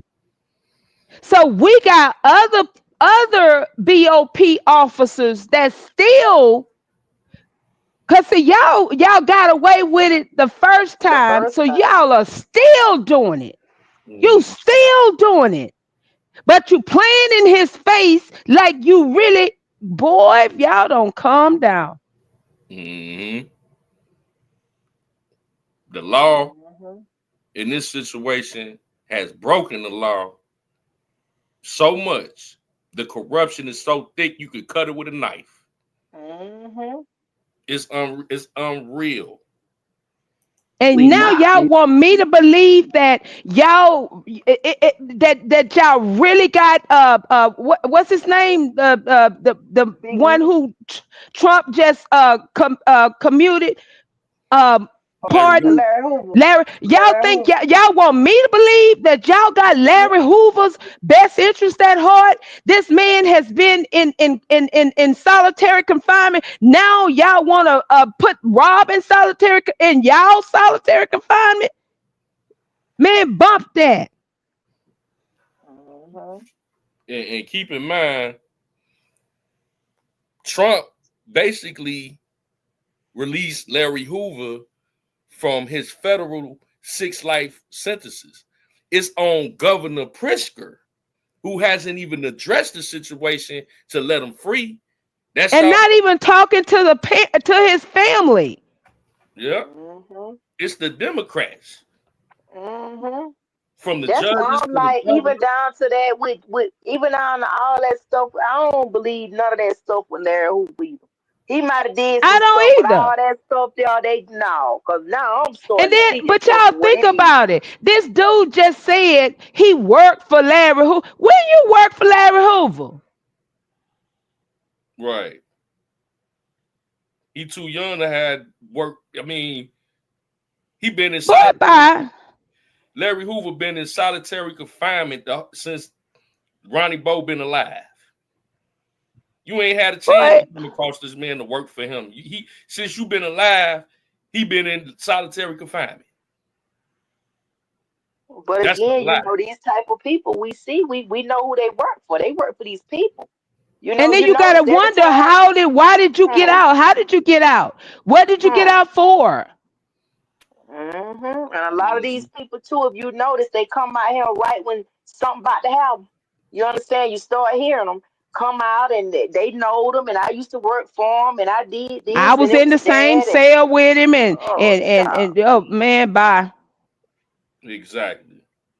None of that. And anybody knows Rob. No, Rob is not a talkative person like that. And he sure ain't finna open up to you and tell you nothing about no Aaliyah and nothing else. So stop it. And trying to put his life in danger with the whole Jay-Z allegation. Yep. Rob and Jay-Z, all right. So let's bump that right now. So don't go try and look for Jay-Z on nothing, because I don't believe it. I ain't gonna believe it. No. Exactly. In their own personal interest. And yet they've done it anyway. And so we do have that evidence. And what that evidence means is we're talking about prosecutors and Bureau of Prison guards, not just guards, but officials, people that are officers. We're talking about these people committing crimes.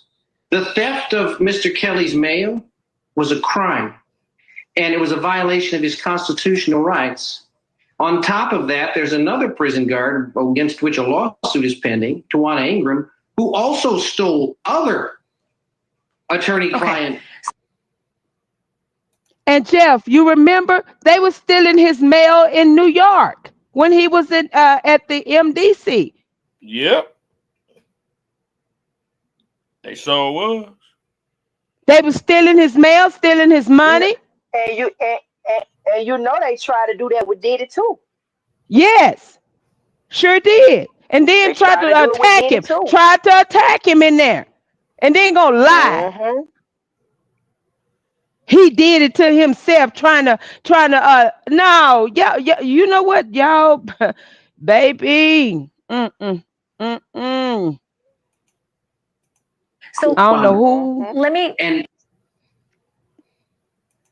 jump in here.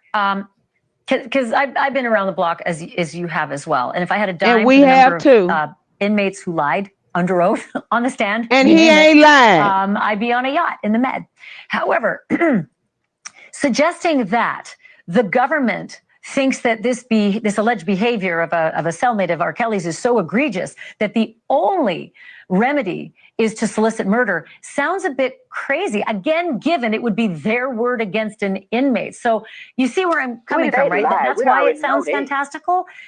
And It's I not guess the just other question to add to Somebody that is that if the threat is, if the threat is over, meaning the man allegedly solicited to kill R. Kelly, It ain't has come clean over. and said, I won't do it. I'm going to sing like a canary instead. Where's the threat? The threat is the other members of the Aryan Brotherhood, another one of which has been identified, who has been asked to carry out what Mike Stein has been unwilling to do.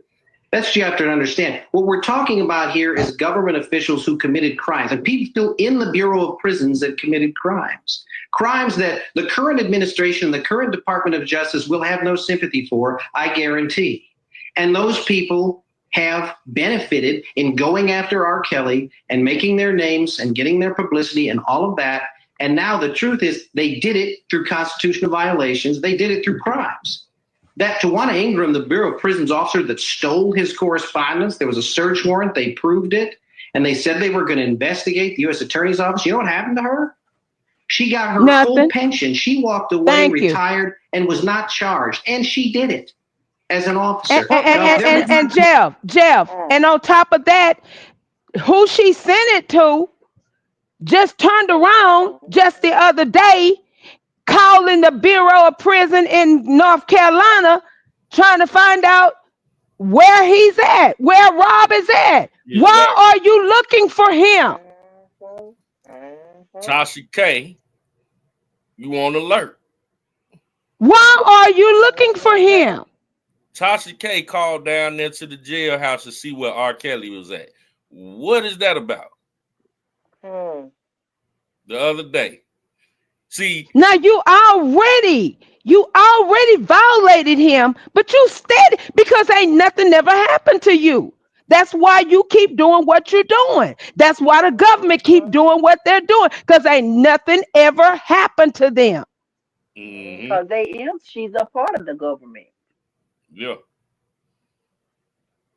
She protected. Allegedly. And that's why other people keep doing what they're doing, because ain't nothing ever happened to get a slap on the wrist and you keep doing it. And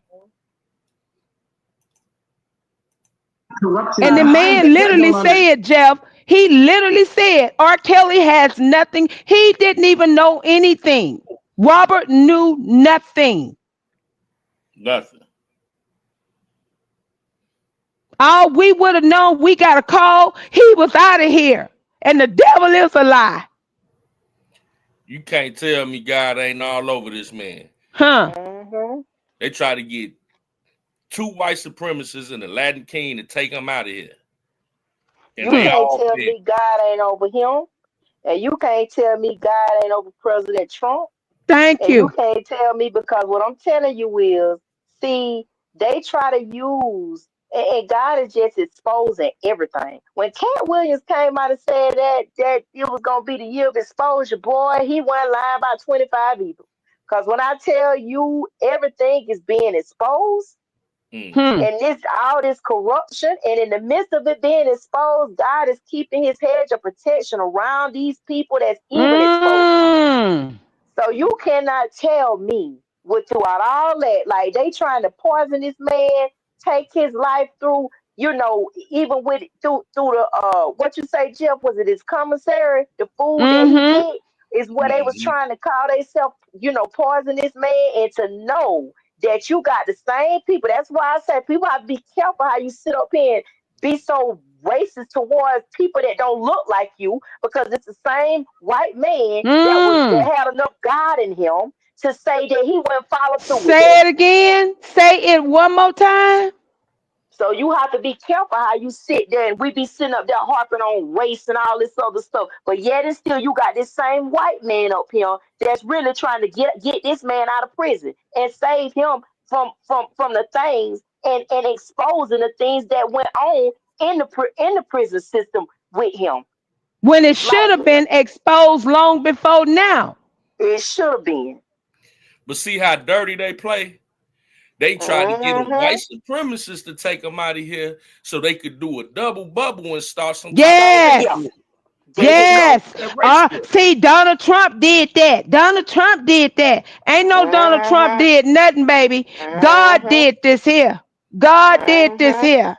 And let me tell y'all, I'm praying mightily for this man over his life, because this man is battling cancer.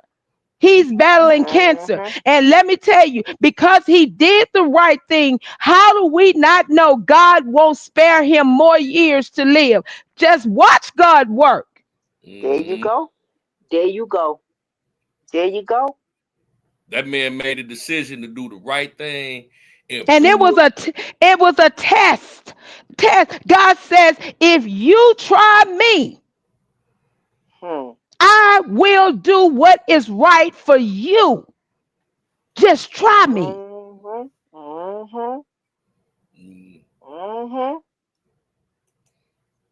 That's true. When Paul and Silas was locked in jail and all this stuff that was going on, but when you pray and you pray right, something is bound to happen. And let me tell you what happened. When Mr. Stein walked in that room, in that cell with Mr. Kelly, baby, he didn't feel nothing but the Holy Spirit. Rest, ruling, and abiding within him. That's why I sent the message to Robert Sylvester Kelly. I said, baby, all I want you to do is give them one of them old 100s, and I need you to sing it loud as you can, and watch God open them doors that no man can close. Can't close. There you go. That's it. That's it right there. Something is bound to happen when you pray, but you got to be steadfast, unmovable, always abound in the work of the Lord, so that your labor will not be in vain. I know Robert Sylvester Kelly has done wrong. We all have. I know Diddy has done wrong. We all have. And I thank God, y'all, for Jeff and Mika today. Let me tell y'all something. When I heard people saying Diddy, it was at his trial, read his Bible, you better go read yours. Because if you're finding fault because of him reading his Bible, it's evident you need to read yours. Yeah. And not only that, let's make this clear, her too, sis. When we say they done did wrong, they ain't did no more wrong than what we done. Now, if right. But my thing is, it what they did wasn't illegal. You understand? Thank you. Thank you. More than what we may think we don't like what they did, that's none of our business. Because morally, we've all done things that's not right. But is it lawful? You understand? And the things that they have done, is it worth this? No, it's not. No, it's not. And Robert asked, for me being a player, I'm supposed to get 30 years? I get 30 years for being a player? And for Diddy being a freak, he's supposed to be getting. He's supposed to get no. The devil is a lie. And President Trump supposed to get 34 counts, charges for 34 counts of a criminal that we know that tried to do him in.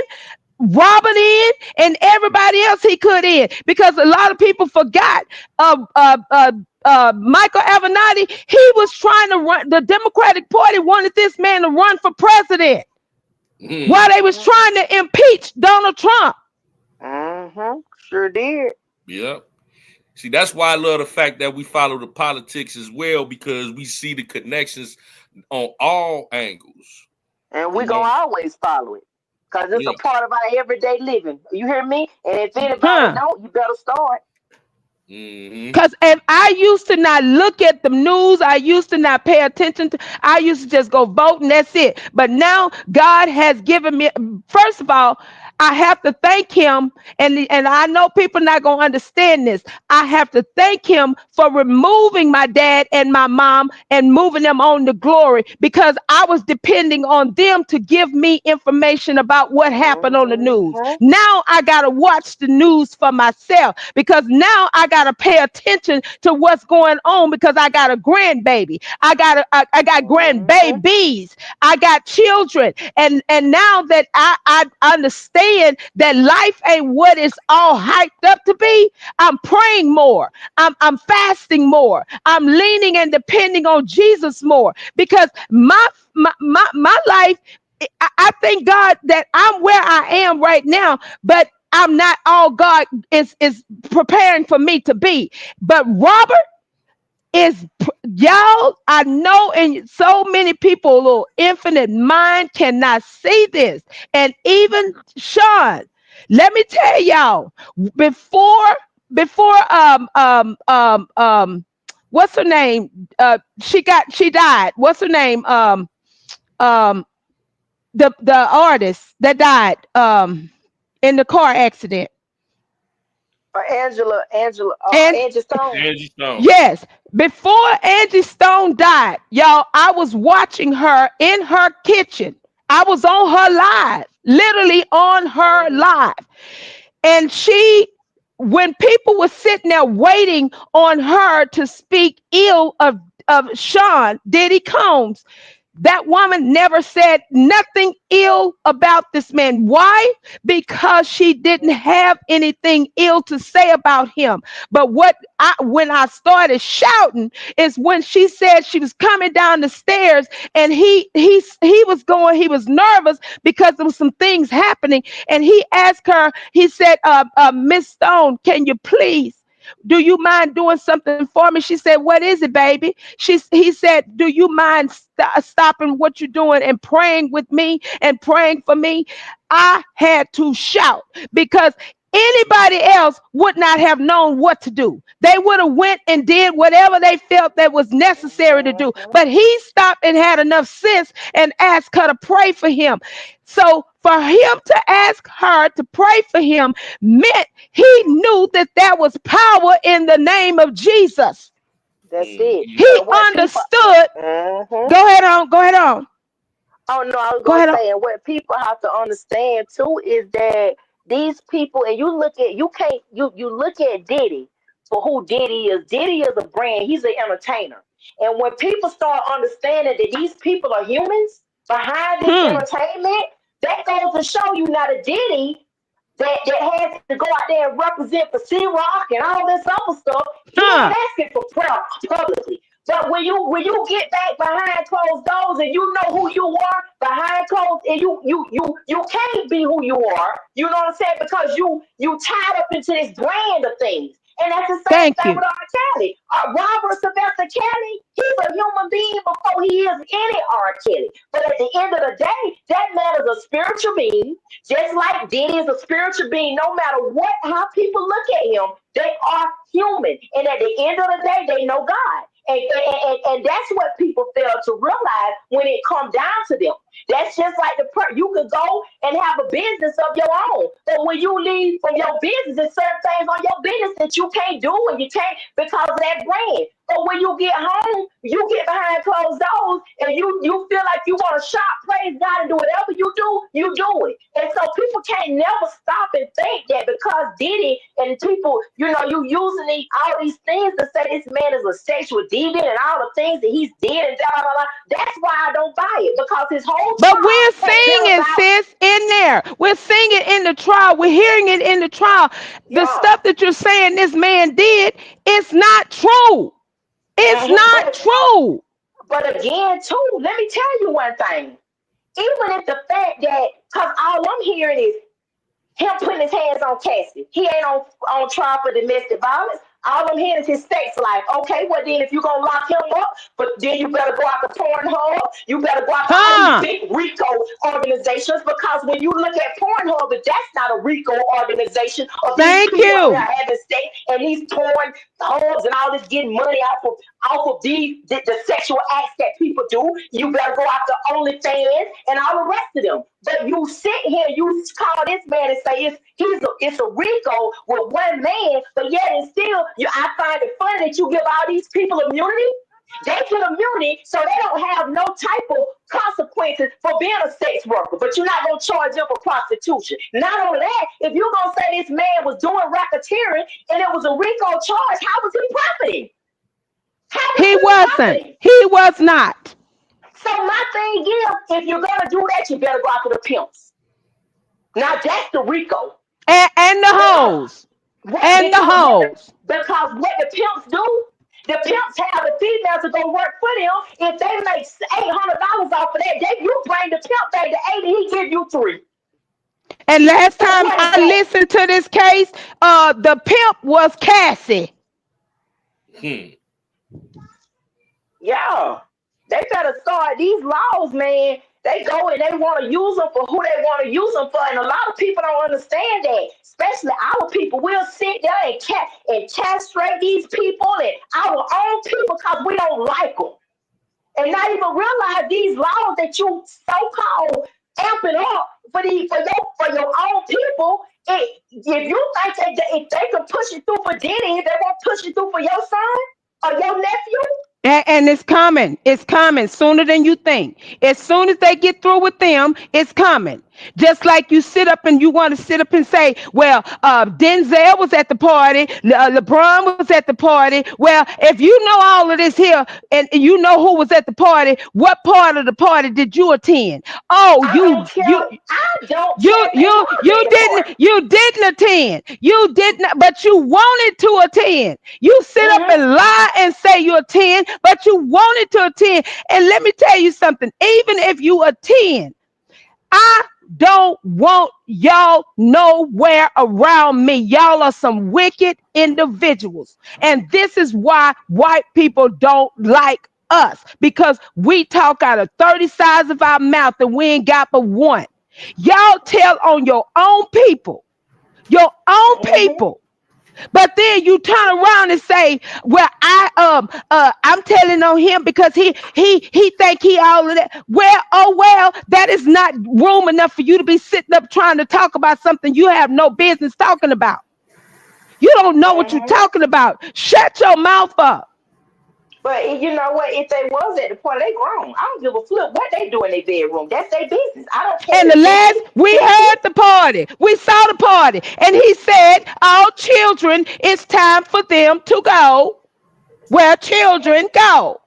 Yeah, but I don't care if LeBron was there, that was his business. If Usher was there, they was all grown. Whatever grown people do when they behind clothes, that's their business. So, but my thing is, that's what I'm saying. When you got these people going into people's bedrooms and they making these laws, that's a problem.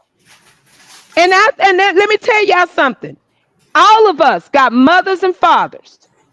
And if back in the day, y'all know our mothers and fathers, we may have grew up in total different locations, but our mothers and fathers, whenever they got with their friends and they was talking, what would they tell us?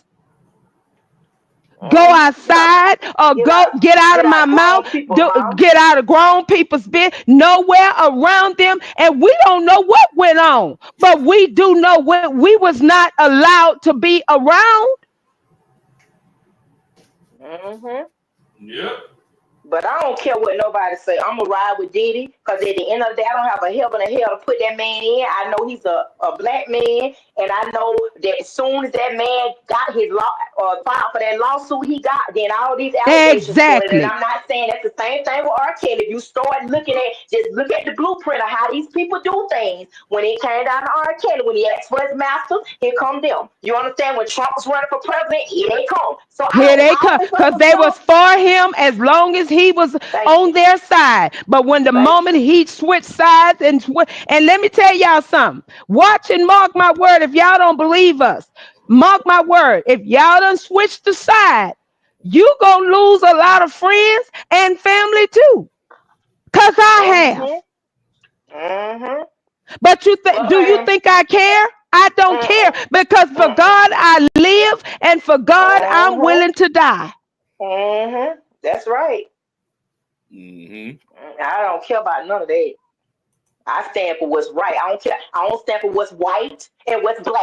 I stand for what's right. I stand for what's right, and right overrides wrong any and every day. But what you're not gonna do is play this in my face and act like, oh, well, I'm for him, and then the moment stuff happened, then you want to switch up the game. No, baby, you don't get an opportunity to switch it up, because what you're not gonna do, you're not gonna be for him today, and then you ready to throw him under the bus the next minute. I'm ready to it ain't gonna work. That don't work for me. That don't work for me. You know, a lot of these other bloggers out here that's going to the courthouse and getting paid big money, and a lot of them are getting paid good money from to keep this rhetoric going and the propaganda going and all this other stuff. But you don't hear none of them bloggers that I've been hearing. They don't speak. Not every. If you listen to them, they'll make you think it's the end for Diddy. I'm not in there, in the courtroom. But a lot of these people that. But thank God for OG. OG Sean G. He keep it 1,000. I thank God for him. I thank him for bringing the truth. As our brother Black CEO say, bringing the truth and not the juice. That's true. That's true. But y'all, I'm gonna have to get on out for here in a while because I got the baby. Oh, you got y'all. She got a little Mexico over there, and he Tom Holman been looking for him. I don't know why she over there hiding him out. And the way he keep on over here crying, I'm finna call Tom to let him know he can come on and pick him up, and he can pick him up, and I pick his mama to everybody. And listen, y'all, don't get fooled, cause she gonna be riding right there with Tom Holman. Cause she gonna be behind the bus and the train and whatever else. I'm going too. And Jeff too. So. And me too. And he tired now, y'all. He's so whiny, so I got to get ready to get him. Because y'all, let me say this here before I leave. We're talking about my little nephew there. Let me tell y'all something. If we don't start now fighting for what is ours, we're losing the battle. We're losing the battle. Remember, Sean Diddy Combs, he got children. He got beautiful daughters that just graduated. Why y'all don't think those girls wanted their daddy there with them? Their mom is already gone. And stop it with the rhetoric saying the man killed his mom, they mama. Stop it. If you wasn't there, shut the hell up. That's true. Them children need their daddy. Yeah. Just like that one over there, my nephew over there, that's a baby. He needs his daddy and his mama. This one over here with me, he needs his daddy and his mama. He needs his Gigi. We need each other. That's what made up the family. We had each other. So when I hear people switching up the game, I'm gonna switch it up too, because I'm gonna move myself away from you, because I don't want to have nothing to do with you, because you can't be trusted. And when you can't be trusted, I don't want to have nothing to do with you. Nothing to do with you. And I'm here to tell y'all, from the parents to everybody that played a part in making sure Robert Sylvester Kelly got locked up, I got a problem with you.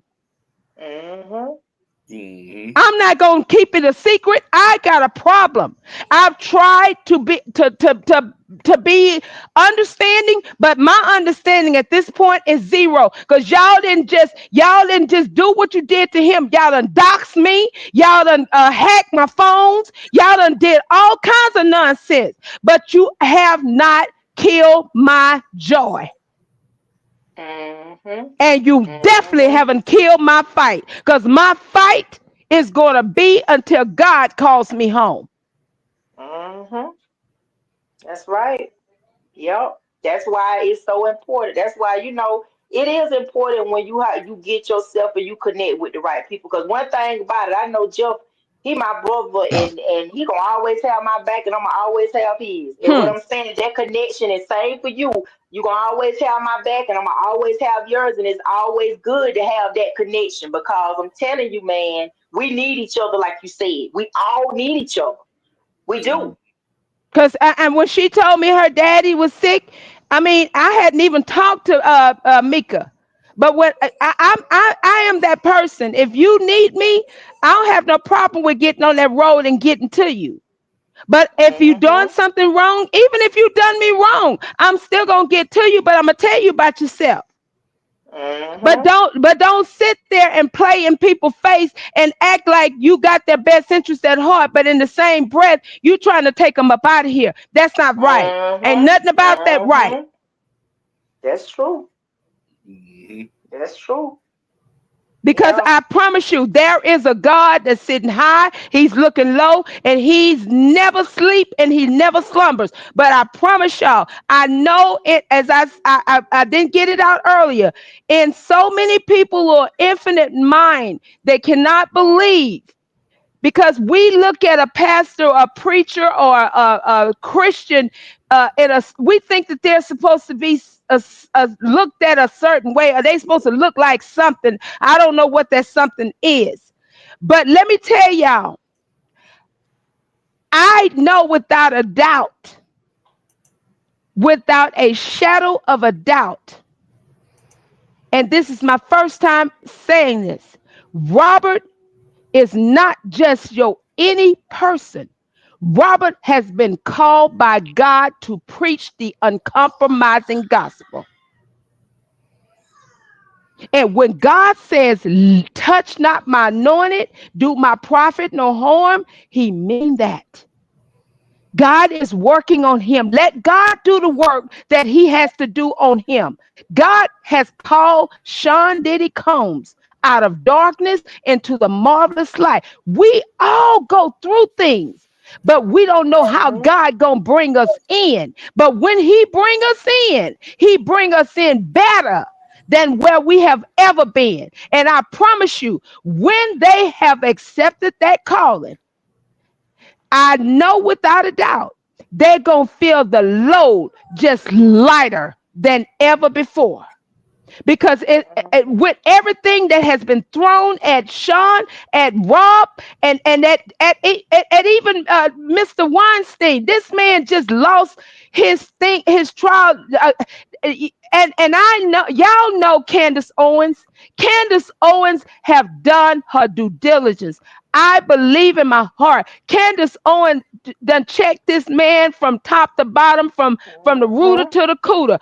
If Candace Owens saying this man is innocent, I will put my stamp on it. He's innocent, but they don't care. Why? You watch and mark my word. There is going to be a threat on that man's life because that man know too much. Just like there is a Candace Owens just told us they threatened her life. The same people that's threatened Robert has threatened her life. I think they've even threatened Judge Joe Brown one time. Yes. You know. And Judge Joe Brown just posted today. This is a fake ASS case. And this is all about this man's sex life. And people have to understand too, Judge Joe Brown, he told his story. It happened, I think in the early 90s or 80s Yes. or something like that, where they tried to set him up. A woman came and told him that they offered her money to say that he essayed her, and she wouldn't do it. Y'all, this is all. If y'all don't believe what we're saying when it comes to Robert Sylvester Kelly's life, and his situation, his life, go and look at the movie Ricochet. Thanks be to J-Rock. That movie is everything Robert has gone through and going through. Mm-hmm. And now Sean Combs, because they got the blueprint, they got the orders, they got the marching orders from us through how they did Rob to go ahead on and do the assassination with Sean Diddy Combs. And mark my word, close to the next presidential election, I've already told my sister and brother here who it's gonna be. Mark my word. They told us too who it's gonna be. They have literally told us who it's gonna be. Mark my word, it's gonna happen. It's the only way it doesn't happen is if we all come together, touching and agreeing. But I don't see that happening no time soon. Mm-hmm. Well, I'm probably gonna stay on here for a while. If y'all decide to come back, I got a few more videos I want to get to. Oh well, go ahead. I'm gonna mute my phone. I got him. I'm here. Go ahead. I'm here. Go ahead. I got him laying down. Okay. I'm here. But Jeff, please, whatever you do, please show that one with Dr. Didi. That she telling us from the beginning where it actually why how all of this is connected with the riots.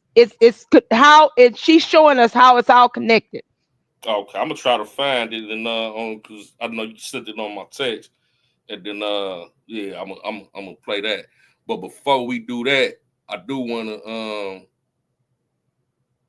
finish out Dr. Bo Brindley, bring him back up. You had a little bit more he was saying. Could be. Right, and we need to keep him covered too, Jeff. We need to keep him covered. Be the incentive for an inmate to commit a murder in prison at the behest of the government. Like, what benefit? What do they get?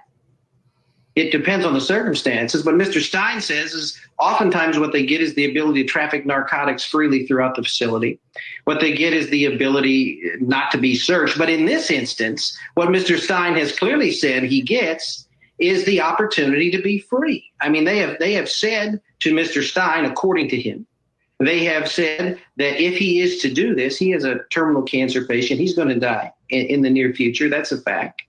And they have said that he will be transferred and he'll get the opportunity to walk away. And Michael Glenn Stein has a history of escaping from the Bureau of Prisons. He escaped previously. That's why he spent so long at the ADX Supermax in Florence. And all of a sudden, he was moved to this relatively low security facility at Butner and put near R. Kelly. That's a fact. And the other fact is, go ahead. Well, I was just going to say I'm out of time in this segment. However, I would like to keep the conversation going with you. I know you have other, options. You're suggesting that maybe even Donald Trump might consider pardoning R. Kelly, though I'm not sure what's in it for Donald Trump. Could you keep me apprised on your efforts to get him, ankle bracelet release and home detention, and your efforts in seeking a federal pardon? Can you keep us apprised on that? Absolutely. We're going to seek every opportunity to, one, make sure that Robert Kelly doesn't get killed, and number two, to see that he is freed based on what we believe to be and will prove to be a corrupt prosecution, the kind of which President Trump has promised to eradicate. And I believe he's the only person. Prosecutions? What? What was Two your question? corrupt prosecutions, or were two separate ones? There were two separate And they ones. were, yeah. Lady. See, you see the propaganda they got to throw in there. Yes, for the evidence being. She, but let me tell y'all, she came automatically with her guards up, not believing nothing. She automatically come in not believing anything. Well, you know they paid actress. She's a paid actress. That's what I was saying. They paid to keep that going. You know, by the same people that she's sitting up there saying, not by the prosecutor, but the government, with her saying about the same two prosecutors and all this other foolishness. Yeah. Yeah. And he's standing on it. You know, that's cool right there. Yeah. So we're gonna come back to Kels. But I just wanted to show, and make no mistake, that's Darren McDavid's attorney when they were in Chicago, his co-defendant that got them off those obstruction charges. You know what I'm saying? So if that man coming out here saying that he got the evidence, he got it. You know what I'm saying? And before we get to that, I want to play what Nisimo sent me, and I've got it pulled up here. We're going to pivot back to the politics and who's really behind these riots. And shout out to Dr. D. Curtis. And she's going to break it down. This is a great, great video. So, for all of the people who have decided that they're going to participate in riots and protests this weekend, and those that have participated in LA, let me make sure that you understand what you're participating in. I have had all of these young people, and they write me these little notes. Well, Mexico owned California, and then they don't even realize that the United States paid Mexico for California. They didn't just take the land, they paid them for it. And it's just like you paying for a home or something, they paid for it. And so to them, let me say this, you are a part of a movement, a globalist movement to take over countries throughout the world. If you would go in, and you can just look it up, go to YouTube, find out about the protests that are happening right now in Ireland, the protests that happen in Belgium, the ones in France, and the ones in the UK, all over. It's happened all over Europe. And now it's in the United States because they plan, globalists, the richest people in the world, want to take over the whole world and have a one nation. Do you understand that? And they don't mind you getting a federal charge, a federal case, so that you are accomplishing the goals for them. If you look, these riots, all of this, these are paid actors. These people that were out there in LA, these were not just your illegal immigrants. You know, most illegal immigrants are somewhere hiding. They don't want to be deported by ICE. And ICE is really, first of all, looking for criminal illegal immigrants. So most of these people are not out there. You understand this. And for the people that are joining these people that are making all this money, let me just remind you of something that you do not want to happen to you.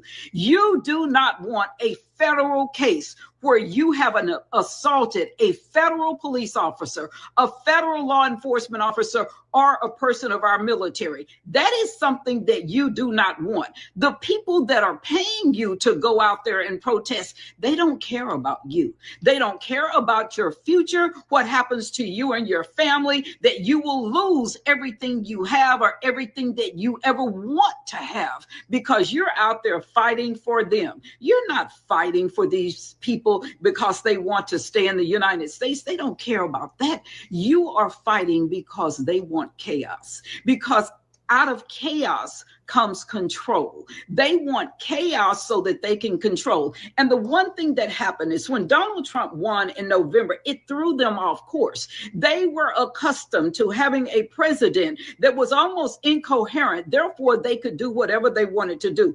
And lo and behold, and you know what they tried to do to Donald Trump last summer. And lo and behold, though, he survived it and he won an election. And not only did he win, but he won with a mandate.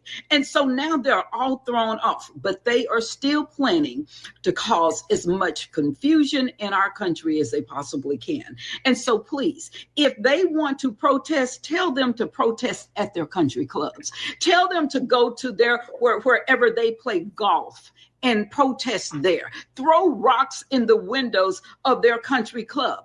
Go to wherever they live and cause the confusion. Do not go to Atlanta and burn down Black-owned businesses in Atlanta. Do not go to LA and burn down Asian-owned businesses and Hispanic-owned businesses in LA. Go to Martha's Vineyard. Go to wherever they play golf. Go to Highland Park, Texas. Go to the areas right out of Washington, D.C. and Virginia. Go to the K Street. Go and have your protests on K Street and throw rocks. If you're going to throw rocks places where they live. Don't go and attack my people who work hard for whatever they have. And just the most important thing is when you go out there and you're doing all of this, just remember, they are laughing at you. They're laughing at you because you are doing the dirty work for them. They don't want to do it. So they're paying you to get a federal case. They're not going to get one. So anyway, just make sure that you look at all of this before you decide to throw that first rock at a federal law enforcement agent. Make sure that you understand what it is you're fighting for and who it is you're fighting for. You are fighting for chaos in the United States of America, and you are fighting for the wealthiest people in the world. Just so you understand that. Amen. Now she cooked on that. She cooked Oh, baby, on that, she right? worked that. You can't help but say amen. You can't help but say amen. Shout out to Nisi for giving us that piece. Yeah. Beatrice says, right, this is all part of the plan that's much bigger. With the United Nations, she's right. Chaos and confusion is the main ingredient. Absolutely. There you go, Beatrice. That's right. That's facts. And, you know, when we talk about people that's getting paid to be in these protests, they know that these people they have a price that they'll do something stupid for, you know, because people are struggling right now. And, you know, a lot of these people, not illegal immigrants, they paid protesters. And you got Democrats out here crashing out. And you know what they probably telling them? We'll pay you, and if you get locked up, don't worry about it. We'll get you out. We'll get you out. We'll get you out. Now, I want to bring up this clip with Governor Pritzker. Now, you know, earlier today, a senator tried to, you know, get unruly with Kristi Noem at when she was doing a press conference. A Democratic senator. These Democrats be crashing out about these illegal immigrants. And Governor Pritzker, while he was before Congress, brought this up. Like, oh, you know, Kristi Noem they did him so bogus, they arrested him or what have you. But I got the clip of Governor Pritzker and the actual footage of what he's talking about to prove that he sat up here and lied before Congress and exaggerated and fabricated the situation. Let's see this. Here you noted that the authoritarian playbook is laid bare here. They point to a group of people who don't look like you, and then they tell you to blame them for your problems. Governor Pritzker, do you believe that the Trump administration is using the authoritarian playbook, particularly as it relates to immigrant communities across the country? It's clear when you look at every action that they've taken with regard to immigration since they've taken office, including going in and attacking our communities in the state of Illinois. I think in the first week in office, Tom Homan bringing Dr. Phil with him unseriously, and then bringing the very serious ICE officials in to break down doors, to scare communities, to keep people from going to work and so on. It is clear that they are targeting communities of people who don't look like them and going after people that they think are opponents of theirs, or including United States senators, Governor. Including, thank you, and Alex Padilla. And by the way, I want to say to all of you on both sides, but particularly those on the Republican side, that I cannot believe the disrespect that was shown to a United States senator who was thrown down, handcuffed, and not allowed to ask a question of our Secretary of Homeland Security, Kristi Noem. That seems completely irrational. Governor, I agree with you. And because I have a limited time, I actually want to show the footage because I think what you're saying has to be. I'm going to ask now that we play a clip of Senator Padilla being See how she tried to throw him an alley-oop. wrongly arrested while we're in this hearing. Go ahead and play it. A United States Senator. I want to make sure that people see. Get on my hands. Go ahead. Stand behind my back. All right. Cool. One hand. Lay flat. Lay flat. Other hand, sir. Other hand.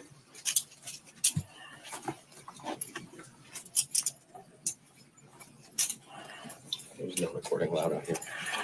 But I do not know. There's no recording allowed out here per FBI rights. Yeah, they don't want you recording so that you don't see how they violate due process repeatedly. I want to make sure that you see that footage. This is a United States Senator asking a question of Secretary Noem, and in return, he is pulled from the press conference, shoved down to the floor, slammed to the ground with handcuffs, arrested for doing Why his we don't job see of it? oversight. Exactly. Now see, and Tommy said, yeah, he saw it earlier today. Yeah. Now they ain't show it, but I got it.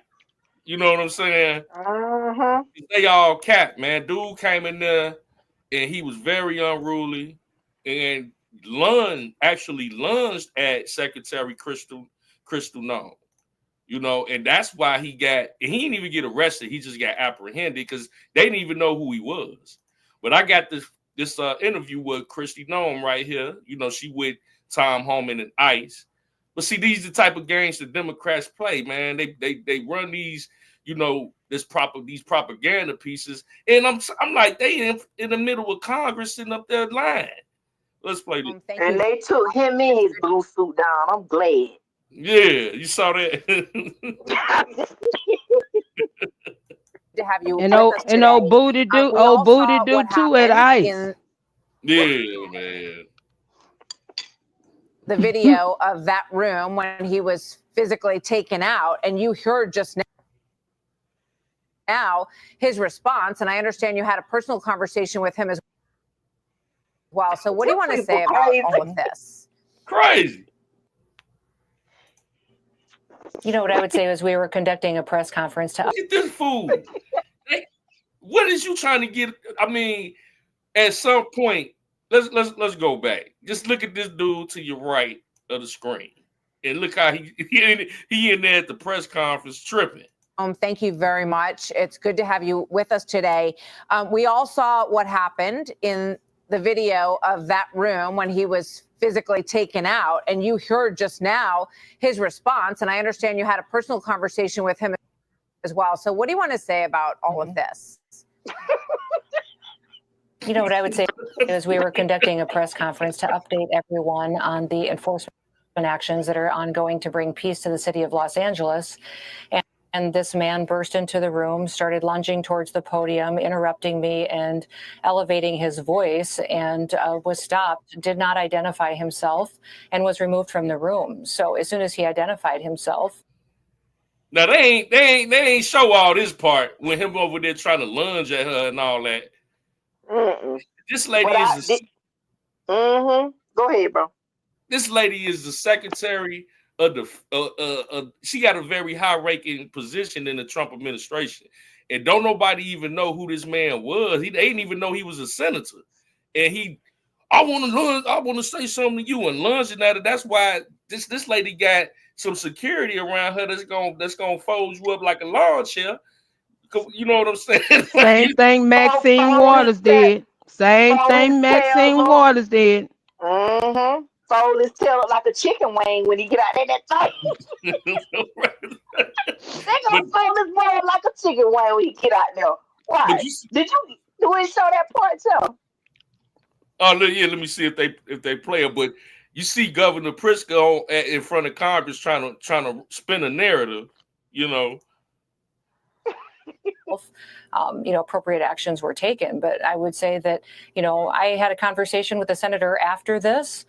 We sat down for 10 to 15 minutes and talked about the fact that nobody knew who he was. He didn't say who he was, that until he was already had been lunging forward and people were trying to detain him for quite a period of time. And that this, we're leaders, we're public servants. And if he had requested a meeting, I would have loved to have sat down and had a conversation with him. That coming into a press conference like this is political theater. It's wrong, and it does a disservice to this country and the people who live here. So we sat down, had a conversation. We probably disagree on 90% of the topics, but we agreed to exchange phone numbers. We'll continue to talk and share information. And I think that's the way it should be in this country. I wish he would have acted that way in the beginning instead of creating a scene like this. Well, you're saying that nobody knew who he was, and if they did, he would have been treated differently. And you just heard his comment. He said, if this is the way they treat a U.S. He's over there looking like, don't be talking about my illegal immigrants like that. Don't be talking about come up over there with that suit on. I'm glad I wish you play that part where they fold his butt like a chicken wing out there. I don't remember if they played it. I'm trying to see. U.S. Senator, you can only imagine how others are being treated in these deportation efforts. What would you say to that, Secretary? Yeah, I think his statement is absolutely ridiculous. This man burst into a room, started advancing. Thank you, baby. Her statement is definitely ridiculous. His voice, shouting questions. People tried to stop him from interrupting the press conference. He refused and continued to lunge towards the podium. And that is when he was removed from the room. So the way that he acted was completely inappropriate. It wasn't becoming a U.S. senator or a public official. And perhaps he wanted the scene, and that's what he wanted. But I think the American people are sick of this kind of action. I think the American people are tired of this. They just want the truth, and they just want to know what's happening. And that's what we were trying to provide. We just had a Democrat and a Republican panelists, and both sides agreed that they felt this was unbecoming behavior of a United States senator. But apparently Chuck Schumer doesn't feel that way. Senator Schumer, here's what he just had to say. Watch. Mr. President, I just saw something that sickened my stomach. The manhandling of a United States senator.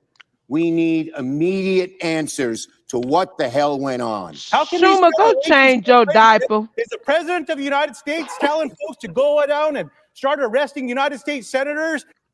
You see how they be, man? They be capping, man. They do be sitting there acting so bad. I be sitting there, they need to go somewhere with it. When they up there hollering, especially Schumer doing all of that and knowing he need to go get that the pen changed.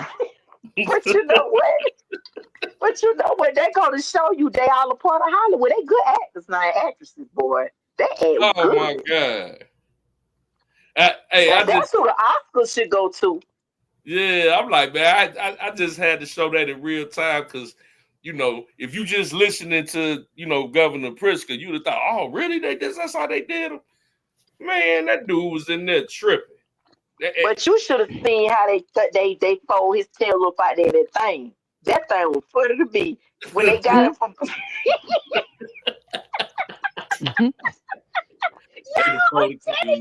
They had him folded up like a chicken wing out there.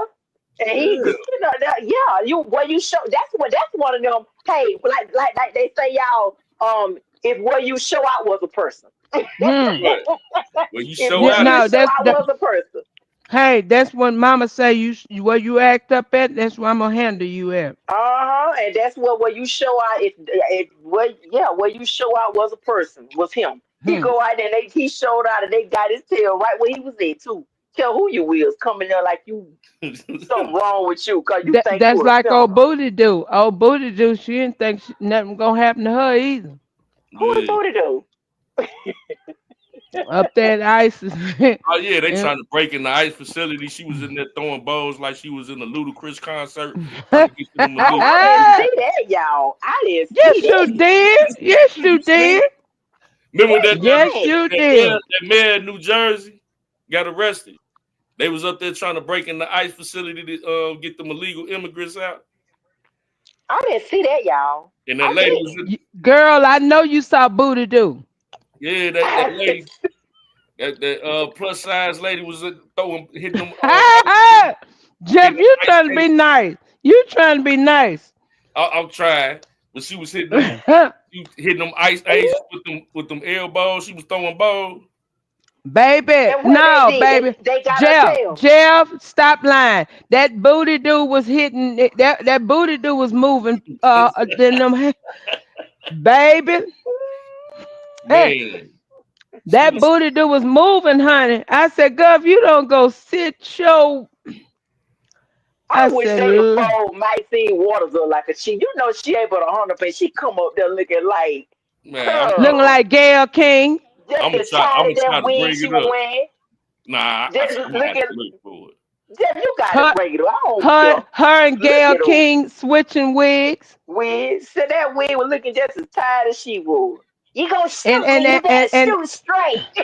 in my Snoop voice, soon as that heat hit up under that wig, it started rising.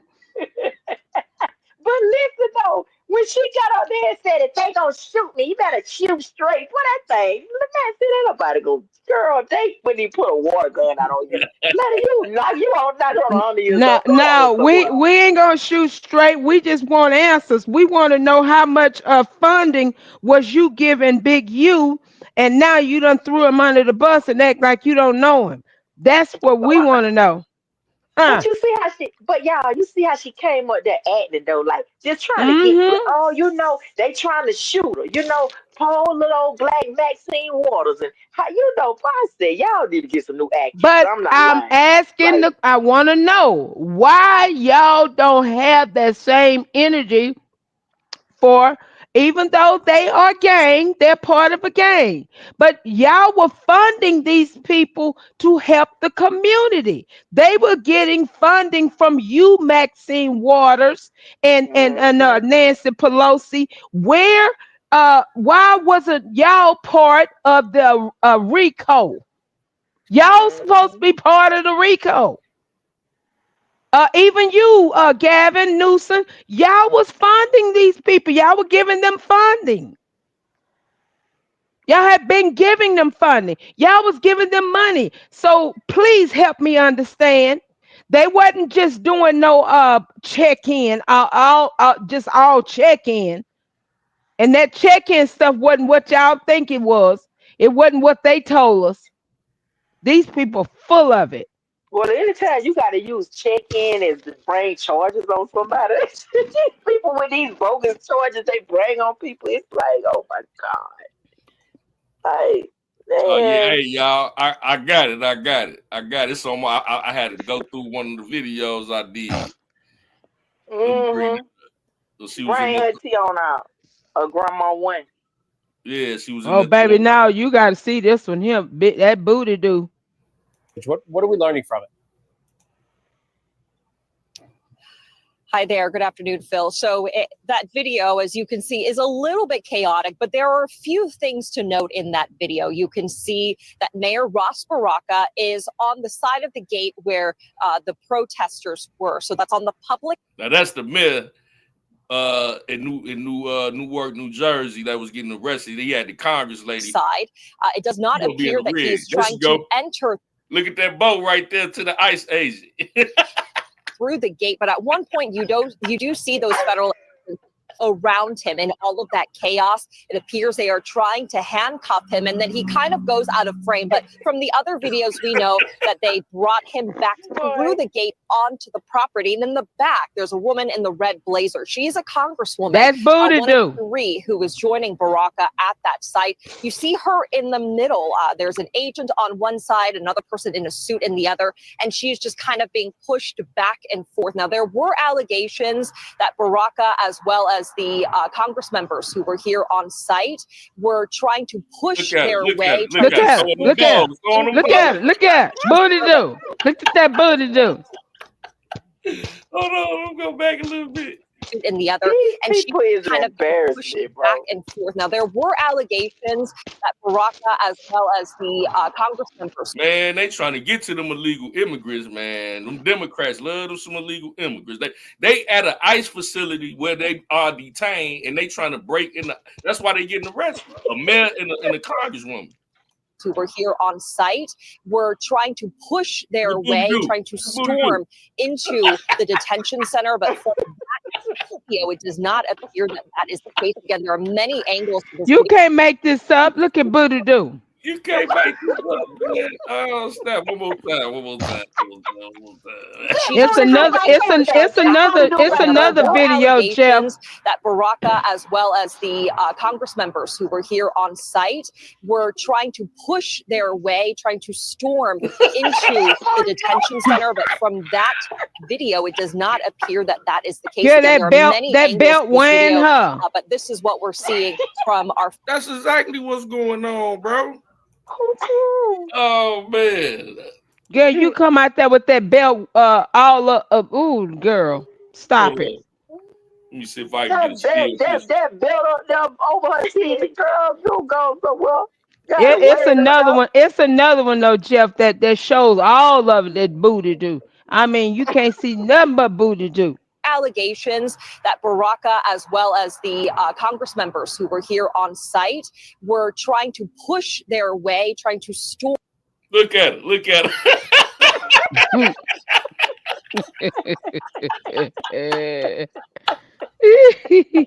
She didn't have to use her hands, y'all. She used that Booty Doo. Use that Booty Doo in the front. That Booty Doo, girl. You And look at the ice.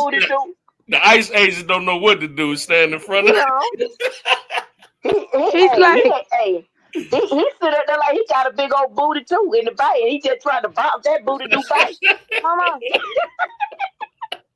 He's like, now which one of these booties is touching me? Is it mine or hers? Look.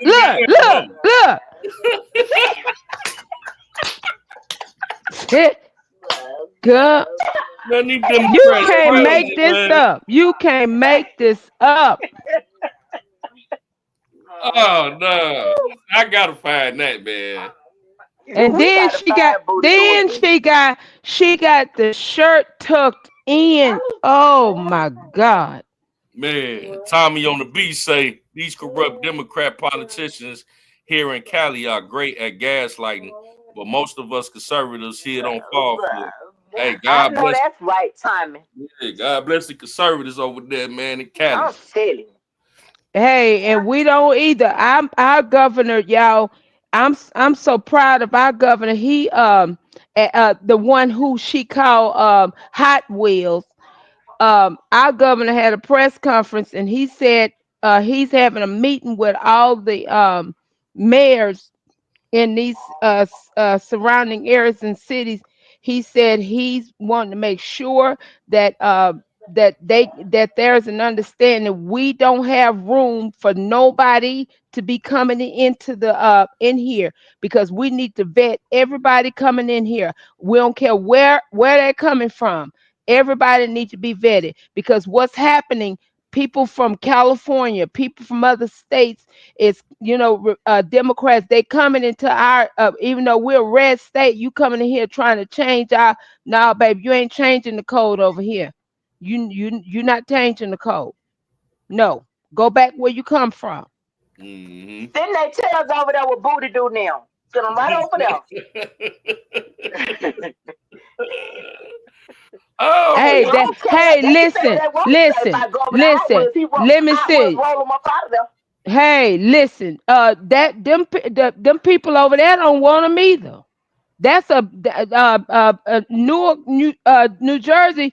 That place, them people don't care. They don't play that. Them people they don't play that. That's where Russell Simmons from. They don't play that nonsense. Yeah, so I want to pivot a little bit back to Rob, and this guy, man, he did I think Nisha, you sent me this too. Yeah.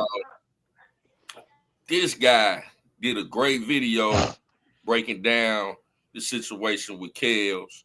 and you know, his from the beginning to the end, as far as his you know, with Bo Brimley coming out and kind of react to this video. You know, play a little bit of it and let me know if y'all want to stop at any point. R. Kelly just filed a motion in court accusing prison officials of conspiring to murder him. And this is not just a lunatic, crazy conspiracy with no facts to back it up.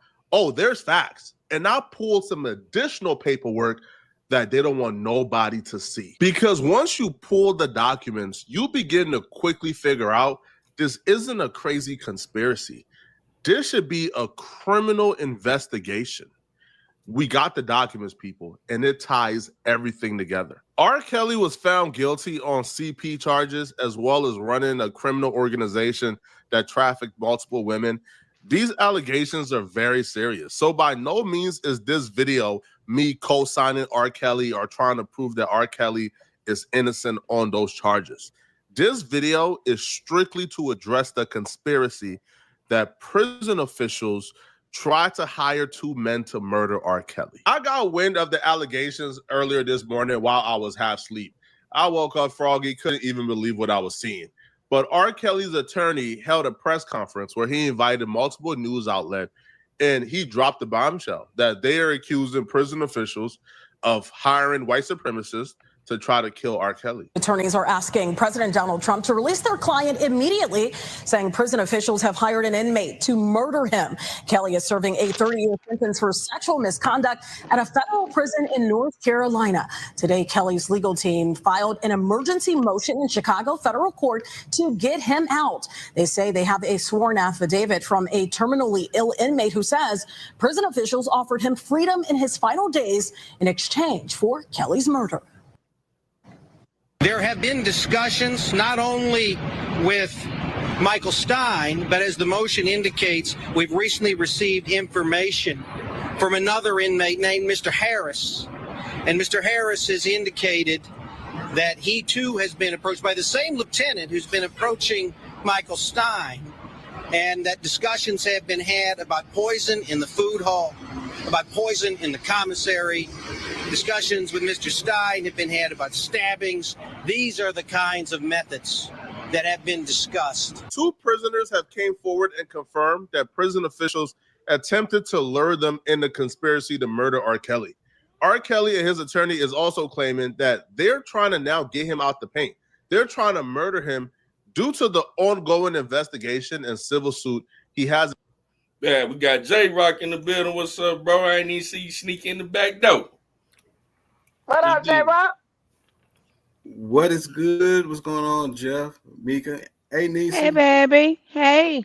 Hey, I was kind of listening on and off. I was on the phone with my aunt from Chicago, anyway. So I was on the phone with her for a little while, and I just jumped out the shower not too long ago, and when I saw this part here, I was like, I did see this video, and everybody was talking about the conspiracy and everything that was going on with it, and with the evidence he was saying, talking about how, well, I'm not me trying to co-sign the charges and everything he had. Well, nobody's gonna co-sign the charges. Hell, you just gonna find once you find out the truth on what really going on. Because see, I told people this rabbit hole, you don't know how deep. You really don't know how deep this thing goes. Because once you find out about this, what happened with this, everything else is gonna follow suit. Yeah. Everything else. You're gonna find out about the lack of minors that was around in the trial. You're gonna find out how the government wound up using coercion tactics, i.e., the immunity deals on everybody else. And I was on one live a while back. I said, I was talking to everybody talking about, well, look, if you thinking R. Kelly did all the stuff that he did, the real monster is Demetrius Smith. Mm-hmm.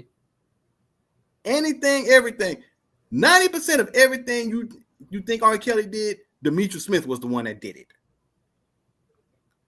And when I was on this one live, and one of the guys asked me, "Who's Demetrius Smith?" I said, "Oh shit! Oh man, here we go." This brother just started on his journey through this rabbit hole. You know, so we're gonna have to pray for him because his mind got blue. He got bit by the bug, so to speak. Yeah. Mhm.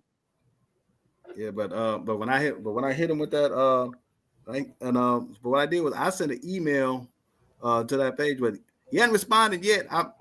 I sent him the article that came up that I had, what MTV took down, what happened with R. Kelly in Lafayette, Louisiana. I also sent a couple of videos in regards to Demetrius Smith and the clip of Mr. Larry, who's saying, we got bus drivers, we got police officers, we got friends, we got people to lie.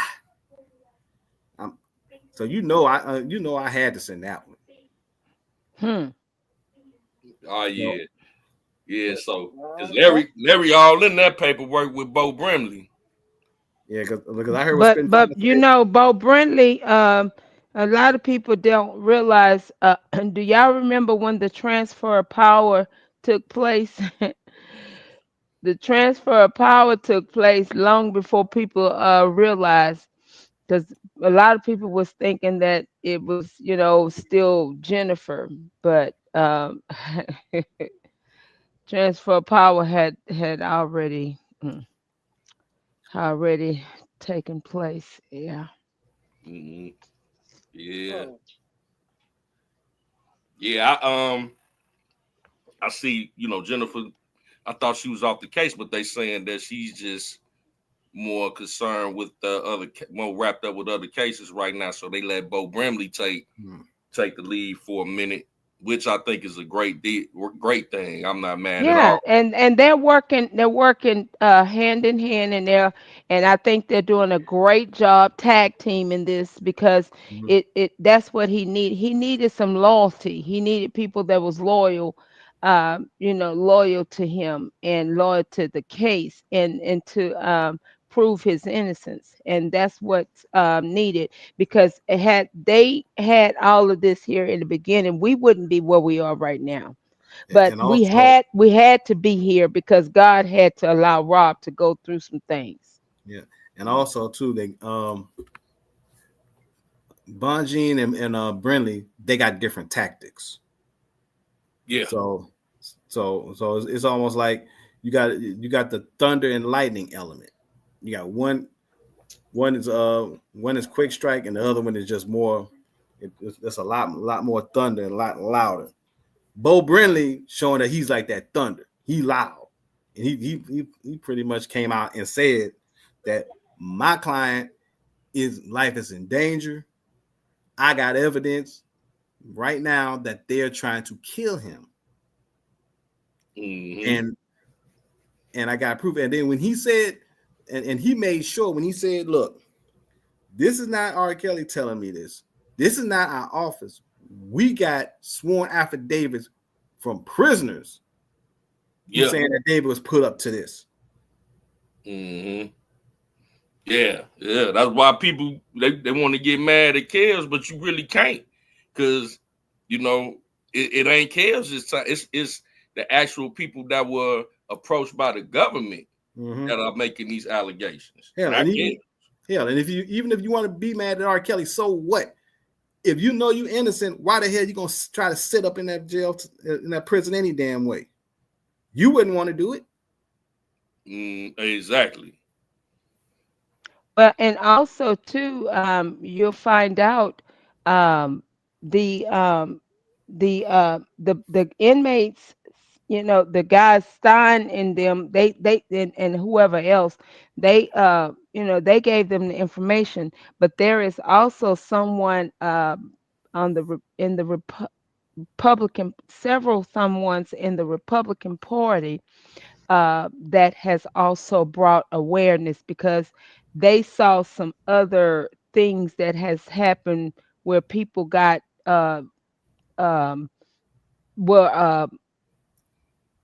people got preferential treatment that shouldn't have. Mm-hmm. Yeah.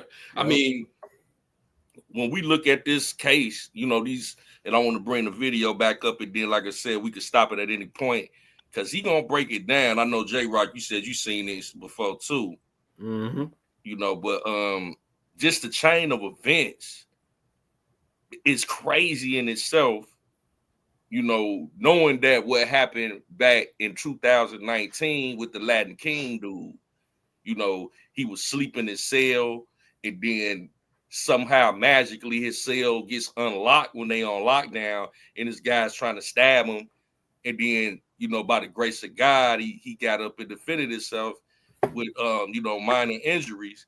And then now here we are in North Carolina with they try to get 2 white supremacists from the Aryan Brotherhood, like we were saying earlier with J Rock.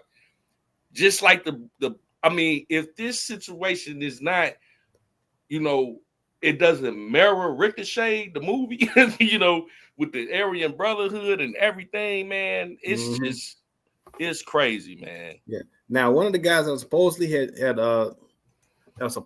had been the one tagged to do it. Now they're saying that he was no longer part of the Aryan Brotherhood, but they still threw the tag on it. Right. Yeah.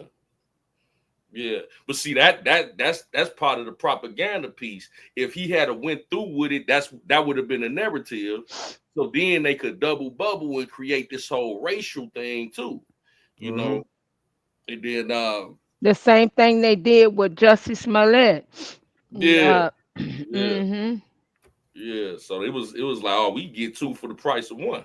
Yeah, you know, and there were some people in certain chats and certain comments. They just say, well, why they I remember somebody posted saying that R. Kelly's music catalog right now is worth like $900 million. I say it's like 1.5 billion if you really want to be honest right now.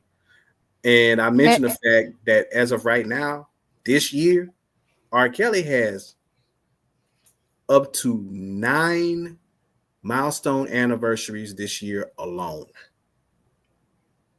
He's got 9 of them. He's got, I mean, I'm talking this his self-titled album, the 3rd one, celebrating its 30th anniversary this year. TP2.com celebrating its silver anniversary this year. TP3 Reloaded celebrating its 20th. And I didn't even need to bring up You Are Not Alone, and he wrote for Michael Jackson, celebrating his 30th this year too. And don't forget, y'all. Remember when I went to the Citizen in Chicago, and people, you know, saying, you know, well, what about this and what about that? Remember, you had a whole row of Sony sitting at his sentencing. So when you say what does he benefit? Yeah, they don't want him to benefit, because they know that they are literally in trouble right now, because Trump got a big lawsuit against CBS and CNN, and all of them are connected.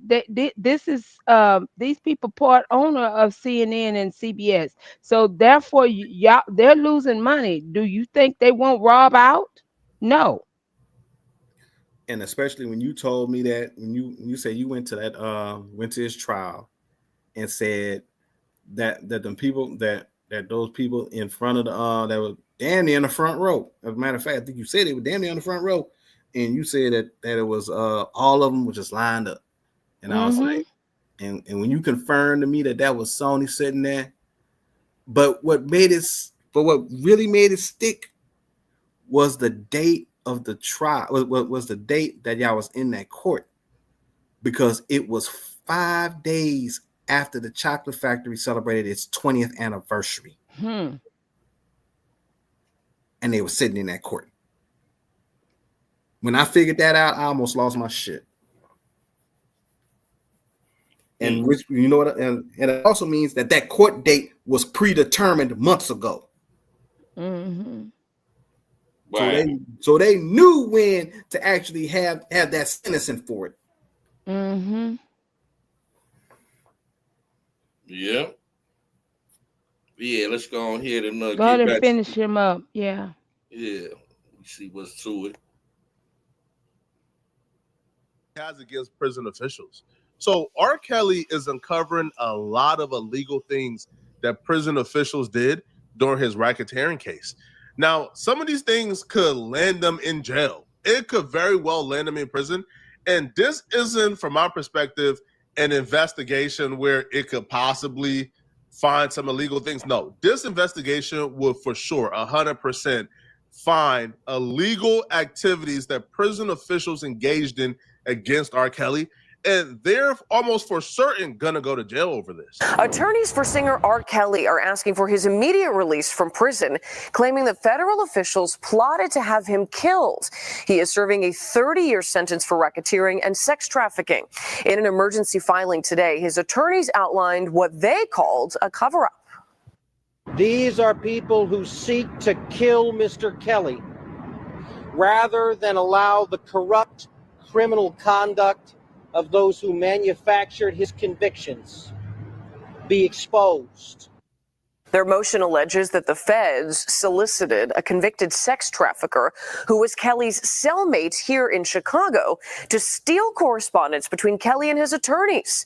They further claim the Bureau of Prisons transferred a leader of the white supremacist group to Kelly's prison in North Carolina with instructions to kill Kelly. R. Kelly has an open and shut case against the government, and right now they're working in overtime to try to prevent the details from coming out. R. Kelly was officially charged with running a criminal organization. It was a racketeering, a RICO case, where his criminal organization conspired and used systems to violate women. The charges when it comes to each victim is pretty much the same across the board. They would accuse R. Kelly of putting together a team and a system that would transport women, and he would solicit them for sexual favors. Some got paid, which is trafficking. And then others, they would claim that R. Kelly will coerce them and force himself upon them. And some they would claim were really young, so they couldn't consent. And that's an additional charge. But a racketeering case is very hard to prove. And when the feds looked at their case and they seen that they were trying to call victims from 2009 and 8, they realized they needed more. Okay, when did any of that happen? When was any of that presented? It wasn't. Okay. You know, that's this. See, this just, you know, this the narrative that people was told, and then they, you know, they gotta go on their journey. That he don't know what we know. And see, but this is the thing that was said in that surviving R. Kelly.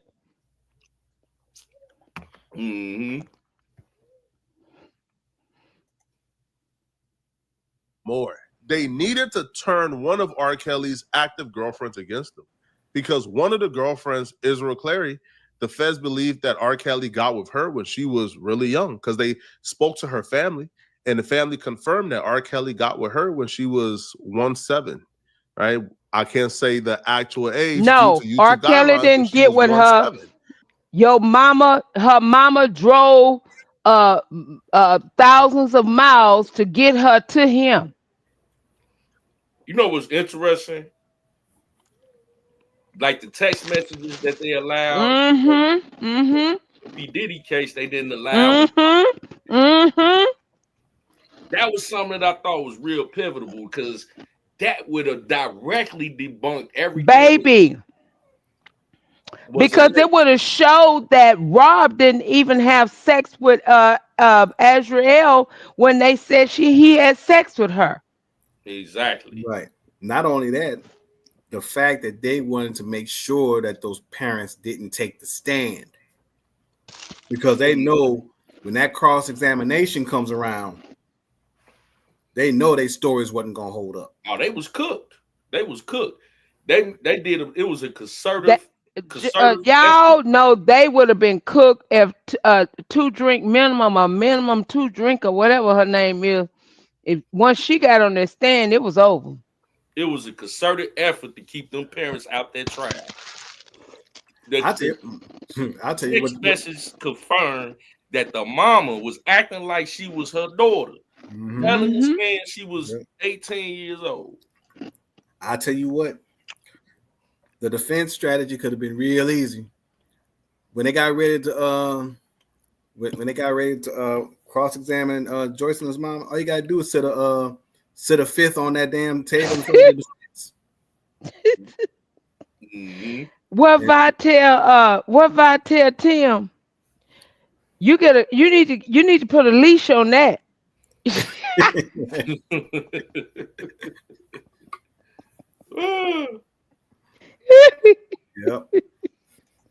That I started it.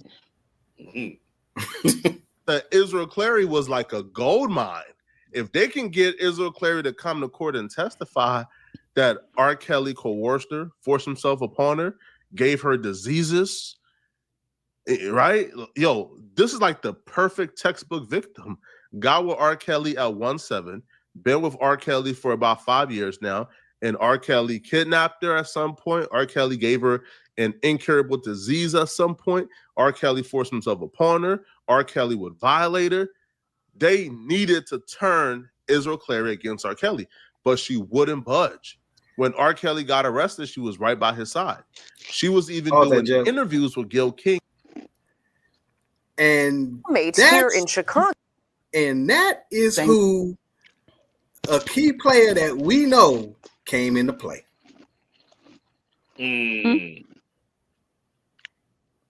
That's where he came in. Yep. Yep. And notice and when y'all will hear it, he keep reiterating that number 17. 17. 17. Is in the state of Illinois, that's the age of consent, but they had to elevate it to a federal level for that to even be an issue. But remember, they all was supposed to be 17. The magic number. Telling Gil King that her family was only trying to extort R. Kelly for money, which is why they told the fans that R. Kelly did all those things he did to her. My parents knew where I have always been for 4 years. They have known. They know that I've been well taken care of. They never thought you were missing, Azriel. They just were wondering if you were okay. Well, my parents have actually came to Chicago and seen me a few times. I've talked to them. They stopped answering my calls. You know what they say? They say that you were brainwashed. Yeah, I talked to your shut dad up. last night. He says, my daughter is brainwashed and he's very concerned. He said he was here 2 days ago and you wouldn't even look him in the eye. Okay, I wouldn't look him in the eye because he's a liar and he's a manipulative liar. That's when she was telling her truth. Because they say she's set. How you gonna tell them how they concerned? Girl, you know what, Gail, you gonna get what's due to you, girl. Yeah, and Ricochet too. Yes, she sure is. She sure is. When I was on Dottie's Live and I broke that down, Daddy Lolo and Dottie were in complete shock. They were in complete shock.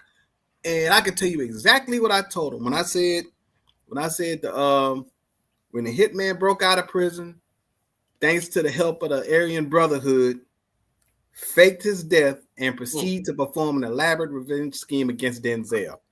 And when I said this part, they lost it. I said a revenge scheme that consists of alleged child pornography, a sex tape, an STD, missing money, a smear campaign, public scrutiny, Denzel loses his job, and a reporter named Gail is covering it all. When I told him that, Dottie was like, that's crazy. That's crazy. And Daddy Love was like, oh my goodness. You can't make that up. I know they watched that movie as soon as they got off their live. Dottie said she was gonna Dottie said, I'm gonna try to watch it as soon as I get off. Y'all know I still ain't watched that movie. Let me ask y'all something. Can we are we able to do like a for those that want to, we can do a back, behind the scene where we can all watch it together? Now, Dottie did say she was talking about trying to do a movie night on her channel for it.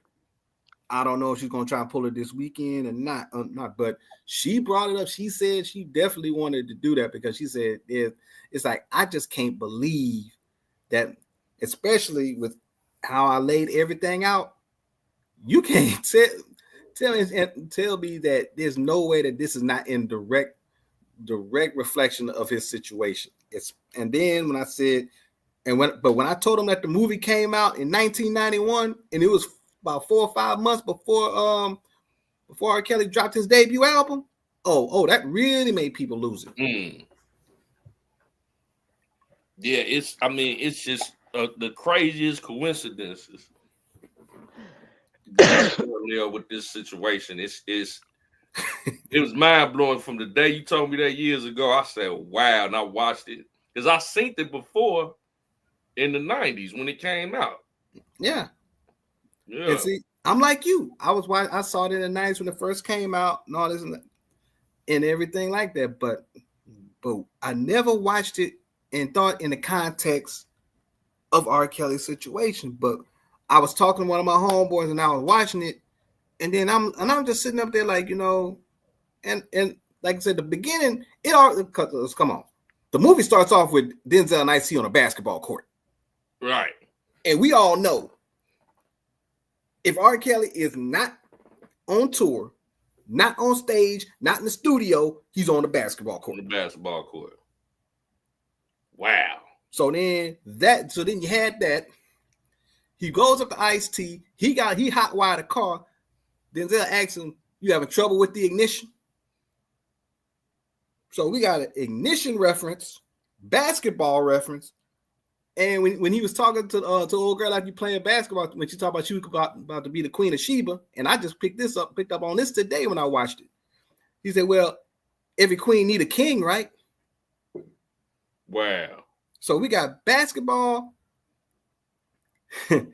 ignition reference, and a king reference in the first 5 minutes of the damn movie. That is crazy. And we ain't even touched we haven't even touched the tip of the iceberg yet. The framing and the videotapes and all that. And when that shit started happening, and I just thought I got one point, man, I had to cut it off. Because I had to actually literally absorb what I was watching, even though I was watching it for I've seen it 100 times, but I was watching. I'm like, I can't. I say this can't be. This just can't be. No. I'm sitting in disbelief.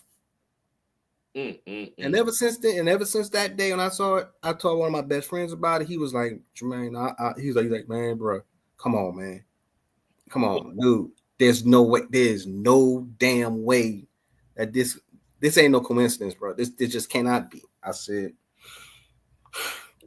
I shook my head. I just said, right. Let me see.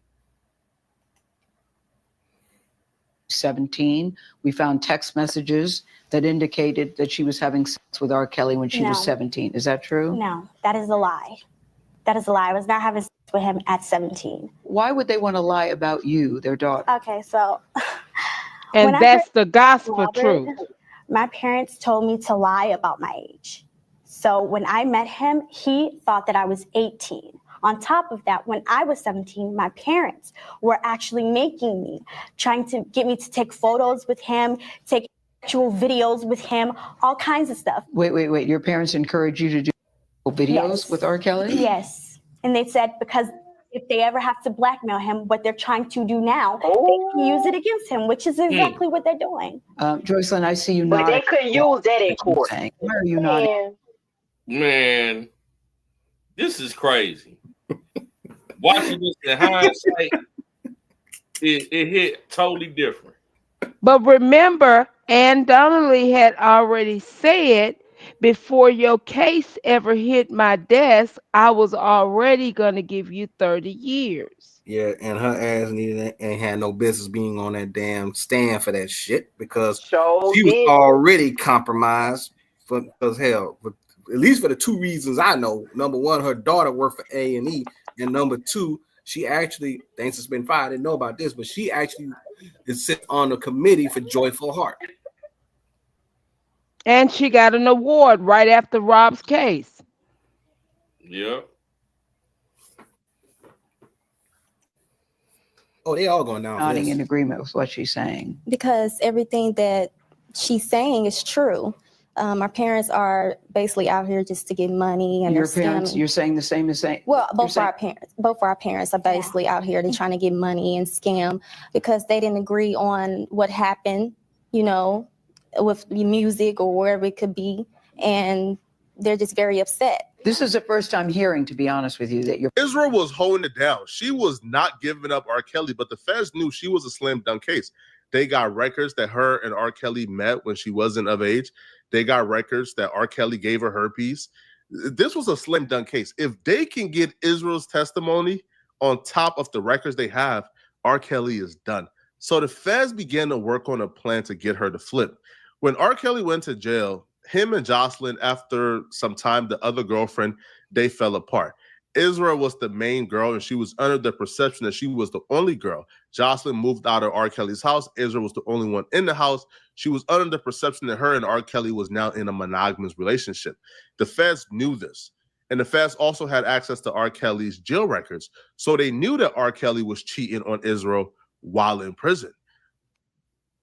What if recording high-quality content, editing like a pro, and streaming like a star was as simple?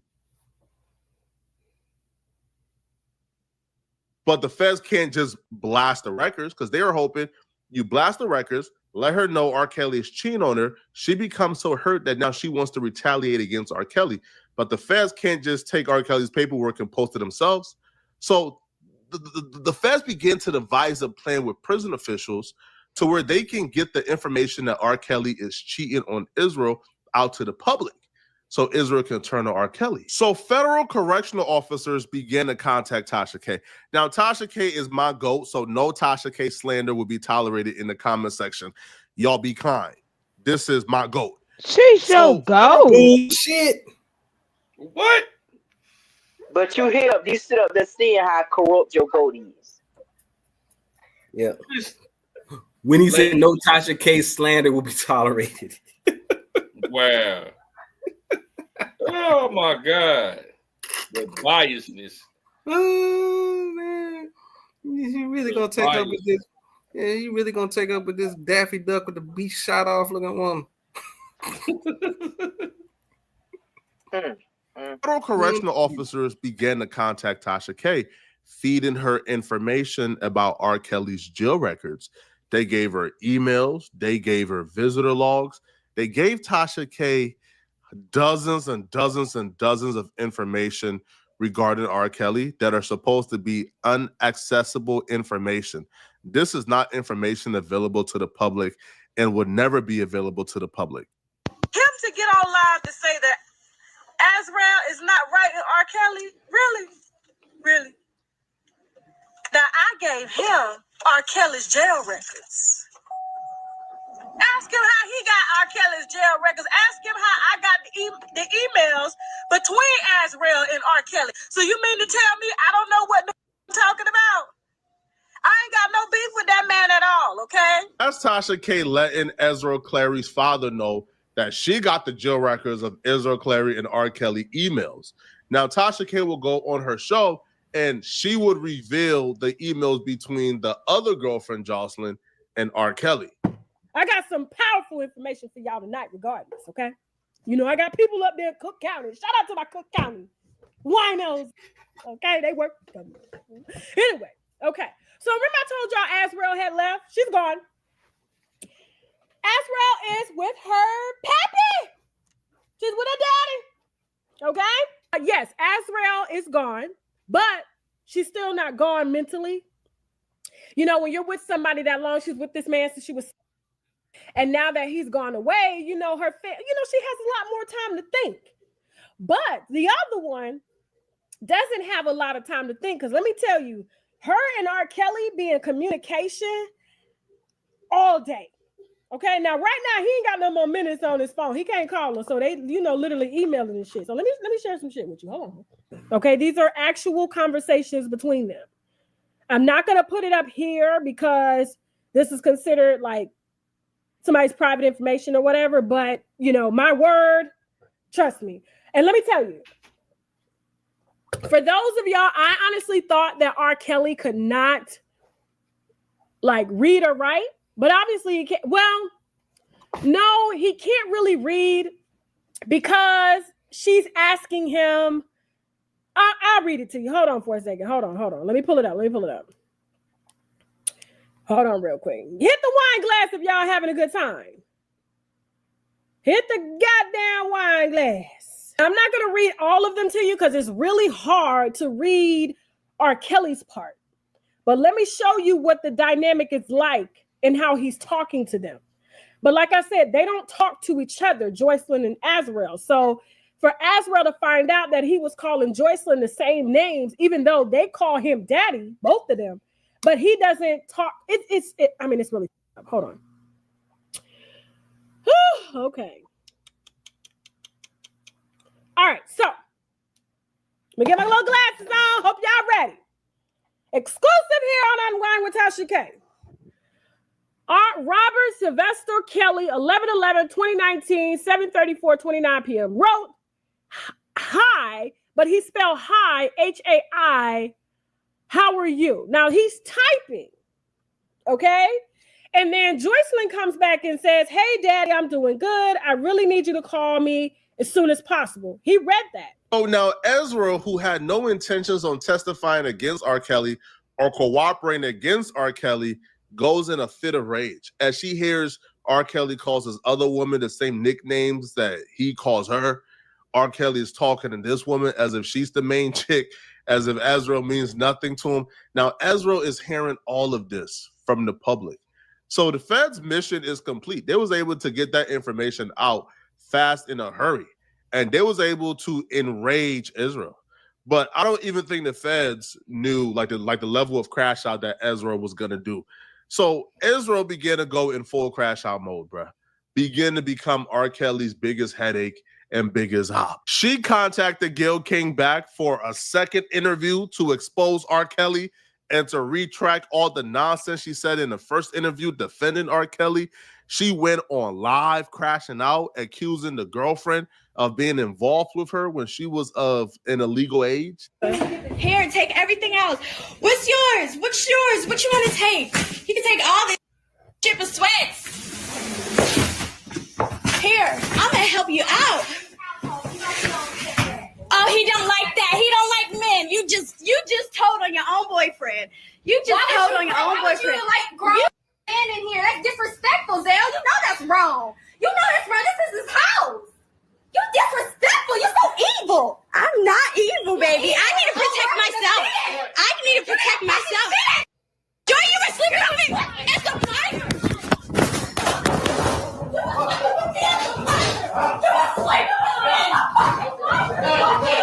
Okay. Stop. Okay. Ladies. That's assault. Got it online. I know how to fight. It's nothing. Fighting at the Trump. Go ahead. That's assault. Oh, Lord. The fans did a number, man. The fans got this chick so upset, man. She telling on everybody, bruh. Not only telling on R. Kelly, which if R. Kelly did these things, she should have told on him because you are nasty. But she's also telling on the girlfriend, saying, hey, bruh, you was with me you too. Nasty. You was With with me your too when it dirty wasn't legal. face. What you talking about? So she's telling on everybody. That's how upset she is because she found out this information. She even went on Gayle King and did a tell-on, retracting all the positive things she said about R. Kelly and about how her parents were lying or trying to extort R. Kelly. She walked it all back and told the real. Really glad to see you again because I wasn't sure I'd ever get to talk to you again. She didn't tell the real. She didn't tell no real. She told the real the first time. No, she told the real the first time. I'm very happy to be here and see you. Looking again like as well. It feels like a little full circle moo-moo. moment to me. Meanwhile, when we first met Azriel- Azriel Clary. Meanwhile, Azriel, is it just me or did Azriel look like she aged like Emperor Palpatine in Return of the Jedi? Man, Trying to She look did like not Michael age well Jackson. at all. right. Came in there looking like what love got to do with it. and who did it and why come? No, she turned around. She looked like Emperor Palpatine in Return of the Jedi.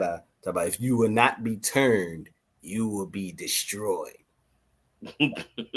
That's what she's looking like.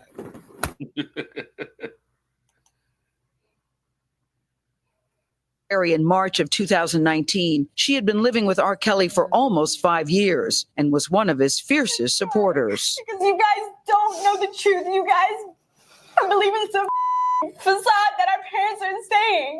This is all lies for money. Clary and another woman, Joycelyn Savage, told us then that they were in a relationship with the embattled R&B singer. But Clary left the apartment she shared with Kelly in Chicago 7 months after our interview. I was lost, and I felt invisible, and I gave someone that control over me to basically make me do whatever it was that they wanted me to do and act however they wanted me to act. During R. Kelly's trial, she testified that he began her when she was just 18 years old. At the time of the interview with us, were you afraid when you were sitting there talking to us? I was. He did his interview. You lying? I didn't do this stuff. This is not me, y'all. I'm fighting for my life. Y'all killing me with this. He came in and he Well, told if us you to be if you angry was and be afraid, upset, why and you she's still gonna do trying to this and- reach out to him? Right. They got those jail records too. Huh? And R. Kelly turned around and said he was fighting for his life. And how prophetic was what he said back then to where we are now. Man, I gave y'all 30 years and y'all trying to kill me. Man, that hit totally different now. Oh yeah. Oh hell yeah, it's totally different. And let me tell you, for the record, for those that may be listening, we take that very serious, just like we take everything else very serious. So nothing better not happen to him. That just go to show you just how. If that ain't witness tampering, I don't know what is. And the very thing that they sit up there and say, that this man, if he was out, that he would tamper with a witness and all this other stuff if they gave him bond. But you don't really think go that to the was extent- witness tampering? What Gail King just said? She said, I just talked to your father last night. Y'all done already had a meeting of the mind, and baby, oh girl, and discuss the questions that was gonna answer what you need to say and how you need to answer them too. Y'all handle her just like y'all did Joe Biden. That auto pen. Huh? And you get it. Oh, he told you that. Yes, and so we came in angry. So he told you be angry. Yes, and She testified that around that same age. That's that he leading. gave her That's her leading. That's leading. In the court of law, that's leading. She led the whole damn interview. Yep. And then talk about well, how did you know R. Kelly was there? R. Kelly was coughing in the background so we can hear. All that equipment that you got, all that audio video equipment, if he was coughing, one of them devices would have picked up on it. Exactly. And would have been played back. They didn't play no coughing. You know what I think too, y'all? I really think that that might have pissed her off with them, but I think it's more to it than that. I don't think it was. I think the jail records. Because, I mean, you got to keep in mind they both was in a relationship with him, and he might have gave her more attention than the other one. But I don't think that's what set her off like that. What set her off is that money. That money set her off, and I believe, too, it was going to be some charges brought on her parents. I'm telling you. Exactly. They did. They told her that if she did not if she didn't do what they told her to do, that her parents were going to go to jail. And she also found out that the other witness, a main witness that they had, was put money on his books. Roshana. Yeah, because she was writing a lot. Are you still talking to Sean? And all that? Yeah, they did a number. Yeah. They ran a play on them. Without letting her know that he had it, which he was legally required to do. So she pretty much cooked R. Kelly on that stage. Hold on, dude. Let's stop bruh. that. Pause R. that Kelly right quick, fast and hurry. Let's get this because we don't need that misunderstood. He has been checked. He does not have, that goes back to what I said earlier, y'all. And I fought the defense on this. They did not do their due diligence when it came to the doctor. They took these people's word.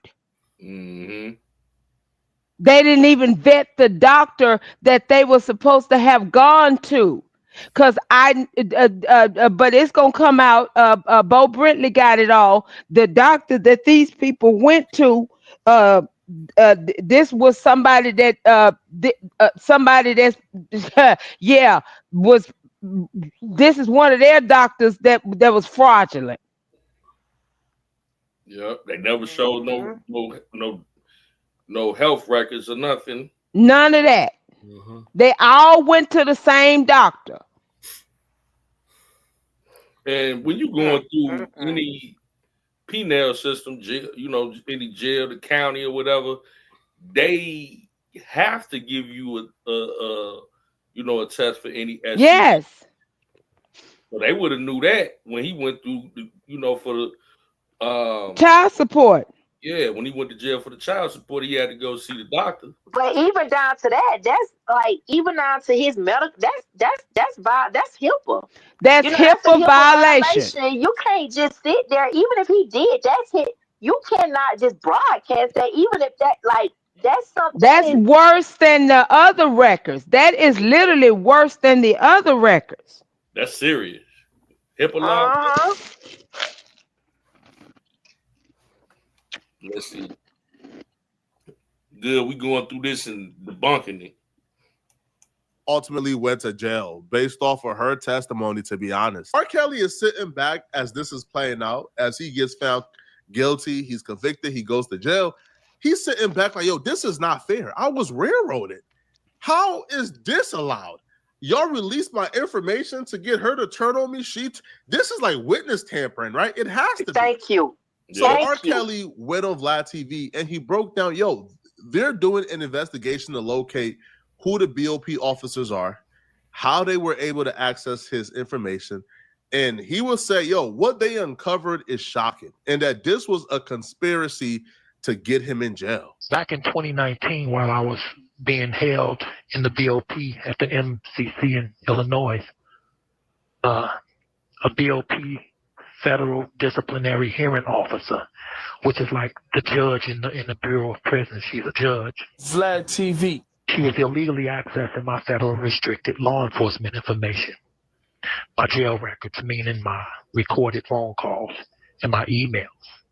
Not only so Vlad want to play a part now. Illegally access. Yeah, because that's the interview that Vlad said on Matt Hopper. He didn't want to go ahead and end because he's all kind of you dirty rabbit, tricks for kids. You dirty rabbit, tricks are for kids. Yeah, he said he didn't want to release it because Kels was talking about a conspiracy and all of that. And then he eventually released it when he felt it was safe to do so. Yeah, well, or maybe Vlad was told not to play it. Mm-hmm. Y'all know he working with them people. Yep.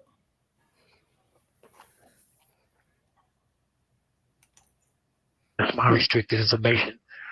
But she accessed it 153 different times during the course of 6 months while I was being detained here.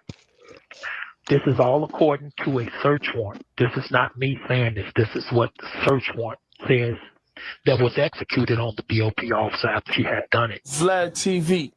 This BOP officer, whom they are identifying as Officer 8 for the last 4 years, She was not arrested. She still hasn't been arrested, and we still don't even know who she is. She tore off every corner of each page where the dates and times would be, and illegally sent my jail records to her own personal Gmail account. This is all according to the search warrant. But she didn't stop there. BOP Officer A then gave Vlad TV that's 6 months worth of my federal restricted information to a female, famous female, and very influential YouTube blogger by the name of Tasha K, who not only illegally received my restricted federal law enforcement information, but the blogger Tasha K stated out of her own mouth on her Unwind with Tasha K YouTube blog that she shared that restricted information with my girlfriend at the time, who after seeing it, who after seeing that information got very, very mad at me to the point she scorned and became the government's main star witness in my New York case, testifying against me.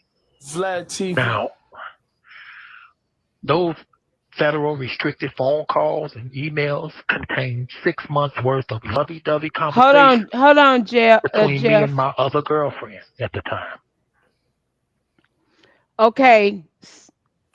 As all of this is going on, do y'all remember the inmate that was there at the MCC that was reviewing Rob's case with him, going over his entire case?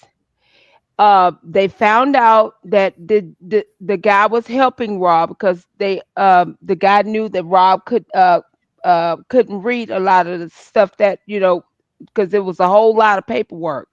Do y'all remember that inmate? They shipped that inmate from the MCC all the way to Texas. Yep. They found because yes, because see, that inmate would have been able to see that somebody was pulling your records, and would have been able to because see, Rob would have been able to see it if he knew what he was looking at. But that inmate, they didn't want him to find out all this information, so they shipped him to Texas.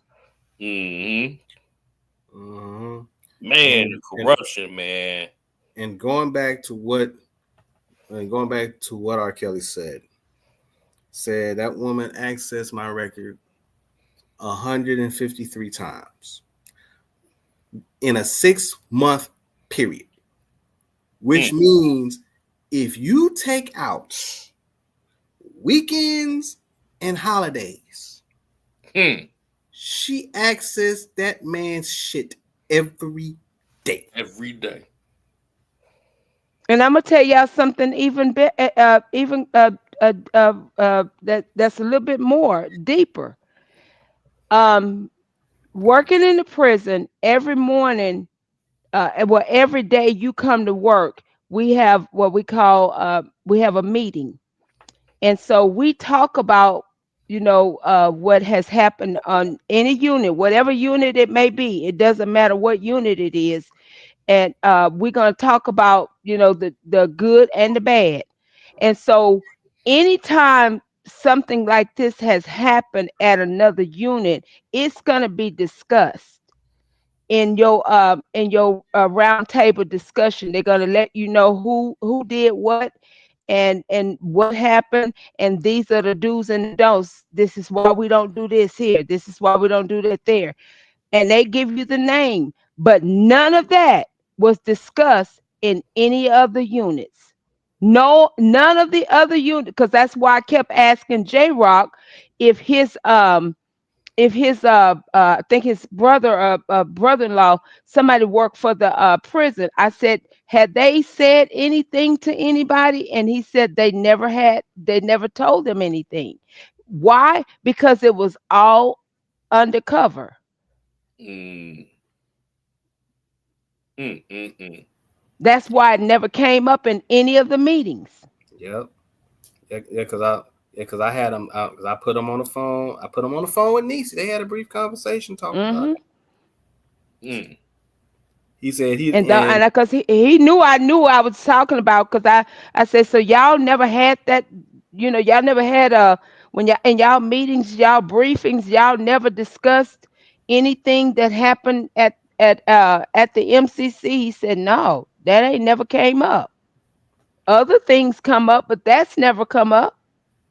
Wow. That's how you know they knew what they was doing was corrupt. Yeah, and see, when I was telling him what was going on with R. Kelly's case, in regards to how things were going on, he was shocked. He was like, we had not even talked about this. I mean, how is that? He said, and I'm like, and then he said they have meetings and everything, but that was never addressed. Wow. And he told me, he said, if everything that I was telling him was true, whoever was behind it, losing her job would be the least of her problems. But ain't nothing happened. Had nothing happen. Got retired with full pension. And but you have to. This is the part that I want people to understand. Let's take R. Kelly out of the equation. Let's just use an average Joe Blow. How many times has this happened to so many other people that they have done this to, and this is why people have literally lost they end up in prison. And I'm gonna use, for example, let's say what's his name, the one who Trump just pardoned. How do we not know before his trial started y'all didn't do him the same way? Which is what they tried to do to Young Thug. If y'all remember, this is what they was trying. If Lil Woody hadn't have told, they'd have had him. Oh yeah, it's what they do, and if they could do this to somebody like R. Kelly and get away with it, the average Joe ain't got a chance. Got a chance. Because if you're sitting waiting on trial, waiting to go to trial, which is why this sis goes back to what we talked about. I don't think it's fair. And I'm glad I'm saying this. For those that don't know, Abercrombie and Fitch case is much worse than Diddy's and R. Kelly's and Harvey Weinstein. These men are CEOs. They were going around the country essaying little boys, but they got bond. They literally got bond. And they are now sitting at home waiting possibly to probably not go to trial or what have you. But one of the people, they will not be going to trial. They said that person is not capable of withstanding trial. That is crazy. I saw that. I'm just starting to wonder too now, like even down to that with with Abercrombie and Fitch. Like, I'm just starting to question all these RICOs. I really am. I wonder, like, even down to them. Like, it's alleged that they did that, but it just made me feel like now, like, a lot of this stuff, like, it's like, well, we got to get you before you get us. Like, how many of these people was involved in even down to this? Because I just find it very strange that, and you got the federal government that is throwing this RICO on them. Like, I'm starting to question everything about a RICO now. But see, you know what? As I told you before, in order for you to be able to identify a RICO, you probably would have had to have done some RICOs yourself. Because just to sit up and say somebody, because I'm telling y'all, the first time I heard it was when when President Trump was when President Trump, his first time, when they came up with that they said RICO racketeering, I said, oh my God, they got him. That's the first thing came to my mind. Oh, they got him. And sure enough, these people, this is the first thing they throw at you is a RICO racketeering. Because that is supposed to be where you cannot, if they put that RICO on you, you're not able to get bond. But how is it that you're not able to get bond, but they were? But you notice this right here, exactly. But you notice with President Trump, you notice they stole the RICO on him in Georgia because they know Georgia, that particular state, you can have a RICO state. And then he wouldn't have been able to pardon himself if he became president. So they knew what they was doing whenever they threw that RICO state charge on him in Georgia. And guess who put the RICO on him? Michael Avenatti. That's who put the RICO on him. And who put the RICO on Rob? Michael Avenatti. But the RICO, wait a minute now. Funny Women did it, RICO. The first RICO that they put on him was Michael Avenatti. Oh, but the one in Atlanta now, Funny did that. Yeah, but I'm talking about the one with that woman, whatever her name. That Carol lady, that older lady. No. Stormy Daniels. Yes. That's the first person who put the RICO on him was Michael Avenatti. He had a RICO with Stormy Daniels? And they had to drop it. Yes, ma'am. She was the first. They had a RICO racketeering on him. That was the first. He was the first one that I heard. When I heard that, I said, "Oh my God, he's gone." And Michael Avenatti was the one who did it. He said, "I know I got him now."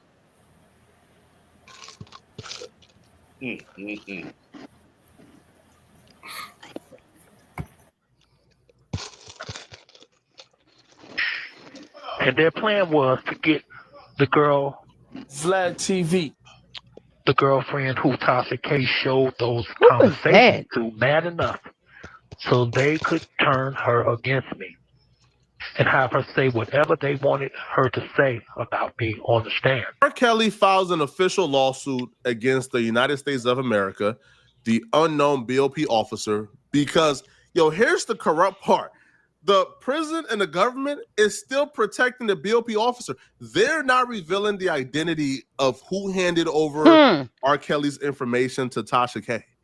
And he's also suing the unknown John and Jane Doe BOP officers and also Tasha K. He's suing Tasha. We know her name now, Tawana Ingram. But hold on. Did y'all hear that? Hold on. He said John and Jane Doe. Wow. John and Jane Doe. Who is John? Wouldn't that be Richard Arline? Richard Arline. Now, let me bring up something about Richard Arline. Now, didn't he go up there and say that R. Kelly was supposedly messed with him when he was underage? Sure. Let's go before that. Richard Arline was online just praising R. Kelly. Yeah, but didn't he say that he was underage and this like around 2004, 2005, right? At a McDonald's. Right. So, but that was like around 2004, 2005. That was in the middle of the time he was going when they was getting everything together for the trial in 2008. But here's the thing that people missed, and I remember this because I remember it happened. The court in Illinois, the court in Chicago, I remember them distinctly say that R. Kelly was not to have contact with anyone under the age of 18 while going up to his trial. Richard Arline jumped up and said that R. Kelly messed with him as a minor. That's a lie because R. Kelly never violated that court order. That was a court order that they put in because that was up into the trial. Sure was. You could not be around anybody under the age of 18. And they was watching. Richard Arline lied right there. They was watching him like a hawk doing that trial. Yeah. So when did he have time to mess with Richard Arline if he was on age? He didn't. That point exactly. He didn't. But he was hanging around Bubba, who was sleeping with Geronda Pace, who she said, yeah, I had sex with Bubba. We never had a threesome. It was just a one-on-one relationship I had with Bubba. Yeah. Who she was paying, getting money from R. Kelly and paying Bubba. Yeah, the same chick that the real had her in a canary yellow blouse, trying to make it look like she was 12 years old.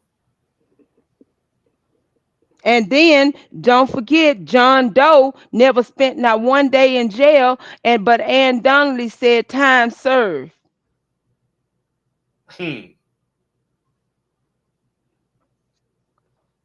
Time, sir. You ain't even served no time.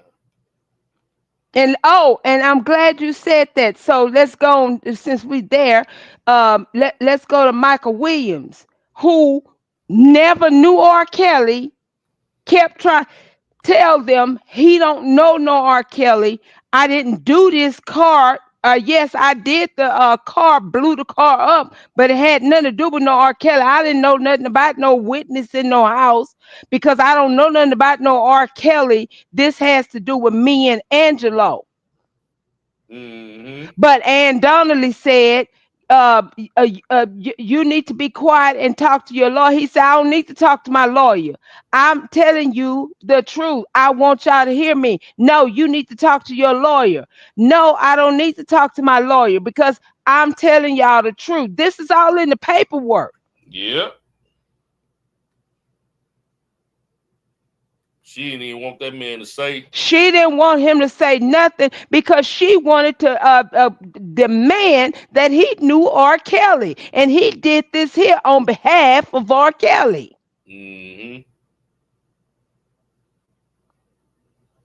Ooh. Kelly rights was allegedly violated in 2019.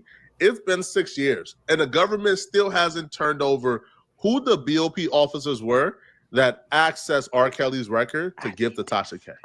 That's how you know they in collusion, bro. That's how you know this was the work of the government themselves, bro. Because why they protecting the officers? More times than not, bro, you fire those officers and you put them out to dry.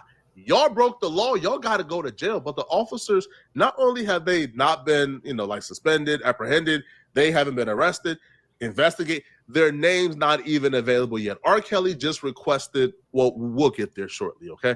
So what exactly is R. Kelly suing the government and Tasha K for? Let's go to the official Summarized project. Okay, why are you going there, Jeff? Why it's going through that? Okay, he's suing the government and Tasha K. But Tasha K still, just the other day, yesterday, you did a live and you calling the prison looking for R. Kelly. What is your reasoning for that? How can you even explain that? Why are you still looking for R. Kelly? You being sued by this man and you calling the prison looking for his whereabouts.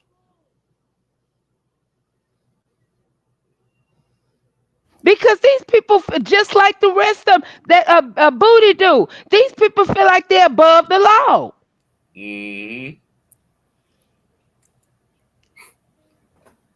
Crazy. This chick just don't know when to quit, does she? Lawsuit. R. Kelly would allege that the government permitted at least 60 correctional officers to make unauthorized access to R. Kelly's sensitive information on the TrueView system resulted in the sharing or sale of this information to third parties, including media and witnesses in R. Kelly's criminal prosecution. Now, according to R. Kelly, August of 2022, they failed to prevent an unauthorized access by an unknown correctional officers to R. Kelly TrueView records, leading to the leak of trust fund information to a Washington Post journalist, which resulted in the DOJ confiscating over $25,000 from R. Kelly's prison trust account. As for Tasha K, he's just suing her for disseminating the information.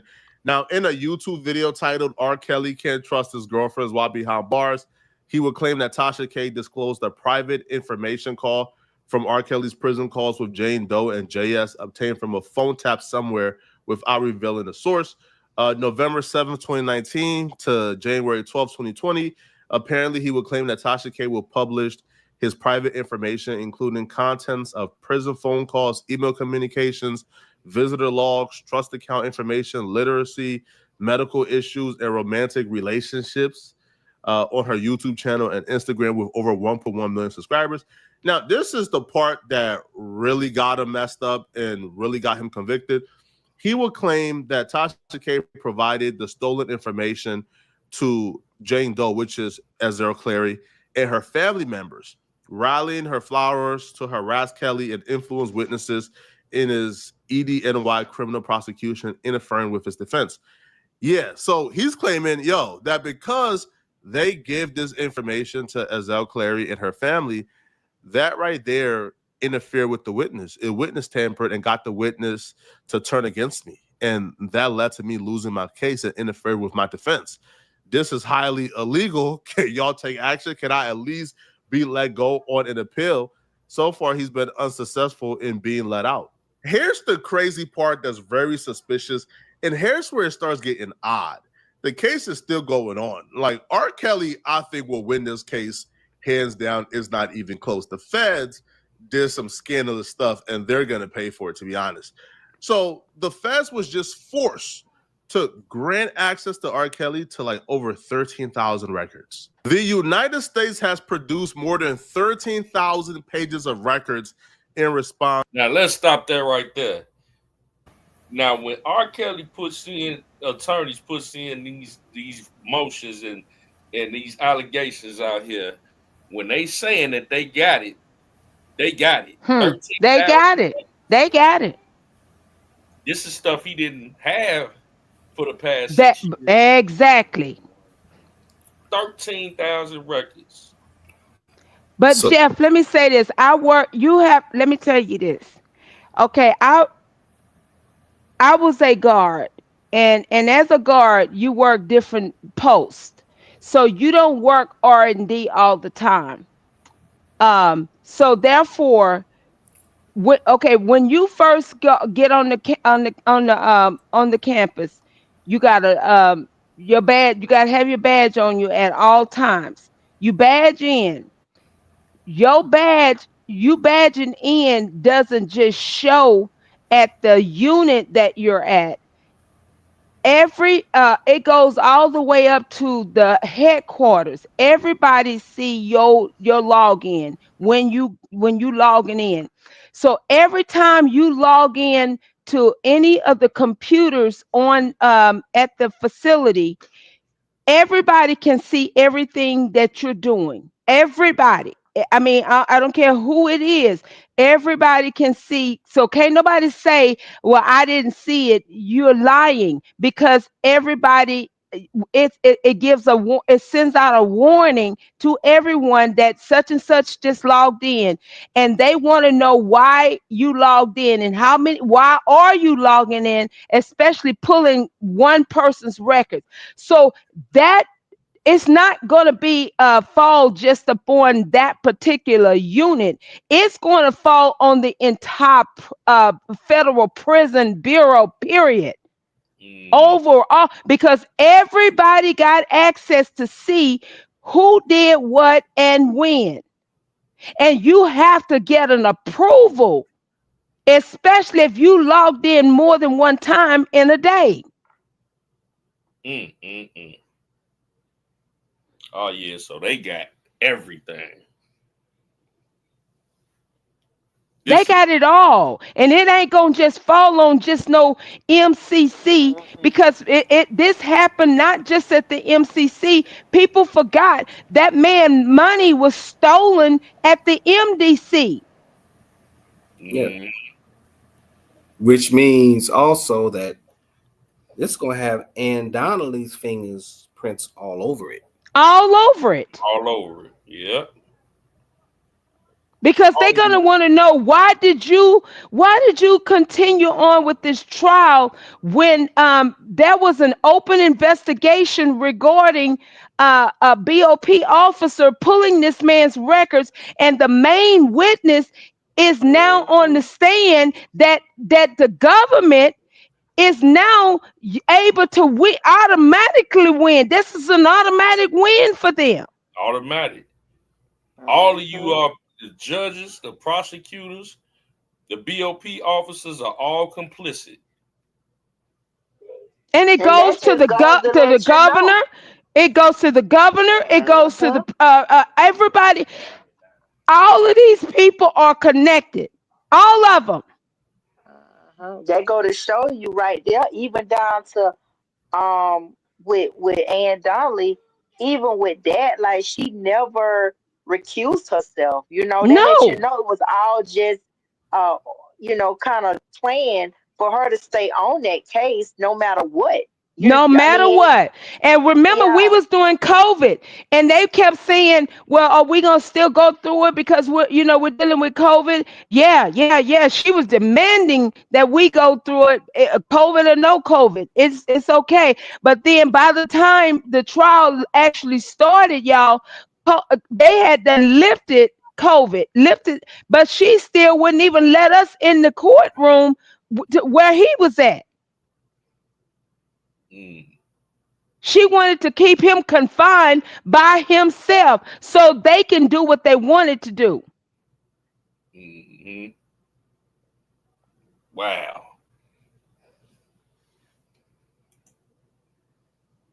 Response to R. Kelly's written discovery request. Now, here's where it starts to get really odd. Right after the feds were forced to hand over 13,000 pages of records in response to R. Kelly's discovery request, some strange dominoes start falling. You can make your decision. Is this a coincidence, or is this directly involved with some people about to lose their jobs and go to jail, so people is panicking? Days after R. Kelly received the 13,000 pages of records that will uncover the truth of exactly who plotted this and how they plotted it. I ordered 200 hand-forged knives to my dorm room and built a Wix website to sell them. Baby, that's nobody but God. When R. Kelly responded back to the status report, 2 inmates would be lured in by prison officials to conspire to murder R. Kelly. Now, when R. Kelly got wind of this, here's where it starts to get super sketchy. When R. Kelly got wind of this, him and his attorney, they filed a 20-page motion for emergency release. Say, hey, bro, we just got word these prison officials are trying to murder R. Kelly to stop this information from getting out. This information that's going to expose a lot of people, cause a lot of prison officials, approximately 60, to go to jail and get arrested because they committed crimes. This is a federal prison. They committed federal crimes. They're going to jail. Pause. So one of the 60. Soon as he did that, soon as this was done, and the attorneys bring forth their pieces of evidence, what happened? People start hollering and screaming. We got to do something or we going to jail. And then the media got a wind of it because I heard somebody say that Gayle King still hadn't talked about this yet. Nope. She in on it too. Yeah. Oh yeah. I mean, but you got people literally hollering and screaming. I mean, the people that we thought that was on his side is like, what's going on now? Why? Rob ain't got nothing to do with this. You would think it would be more channels going live about this. Thank you. Oh, you know what? You would think, but some of them are going live for obvious reasons. And you know, I did catch a little bit of Dana's live yesterday, but I do want to shout him out for saying this. He said he thinks some of the people at Oco should go to jail too, because they were the ones that was also teaming up with Larry, and they knew what was going on. But Larry. Not just teaming up with Larry. These people were called. I'm telling you, the woman said it. They called and they had Ann Donnelly number personally, calling Ann Donnelly. Even these so-called victims calling Ann Donnelly personally. Who does that? But that's what Ann Donnelly, as a judge, that's what she should have stopped at. They didn't, even though it ain't right, they didn't do nothing wrong. I mean, and lawfully you can call, but the fact of the matter is, with her being the judge and on that case, and she allowed that, that's where she's at fault. That's what all of these, and those in the guards and the different ones that access the government, period. Like, all of them need to be locked up. So many people inserted themselves into this man's case. And not just his case. I'm telling y'all, the same crap happened in Donald Trump's case. Mm-hmm. When y'all had Michael Cohen come, man, oh Lord.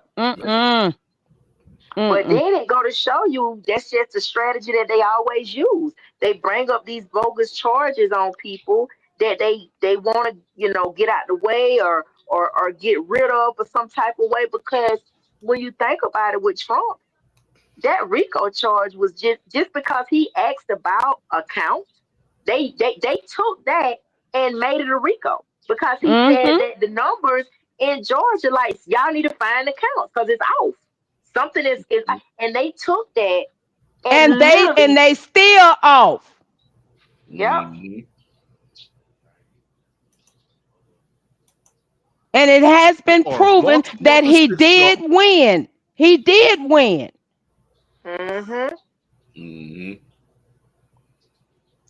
All 60 is luring inmates to murder R. Kelly so they don't get exposed.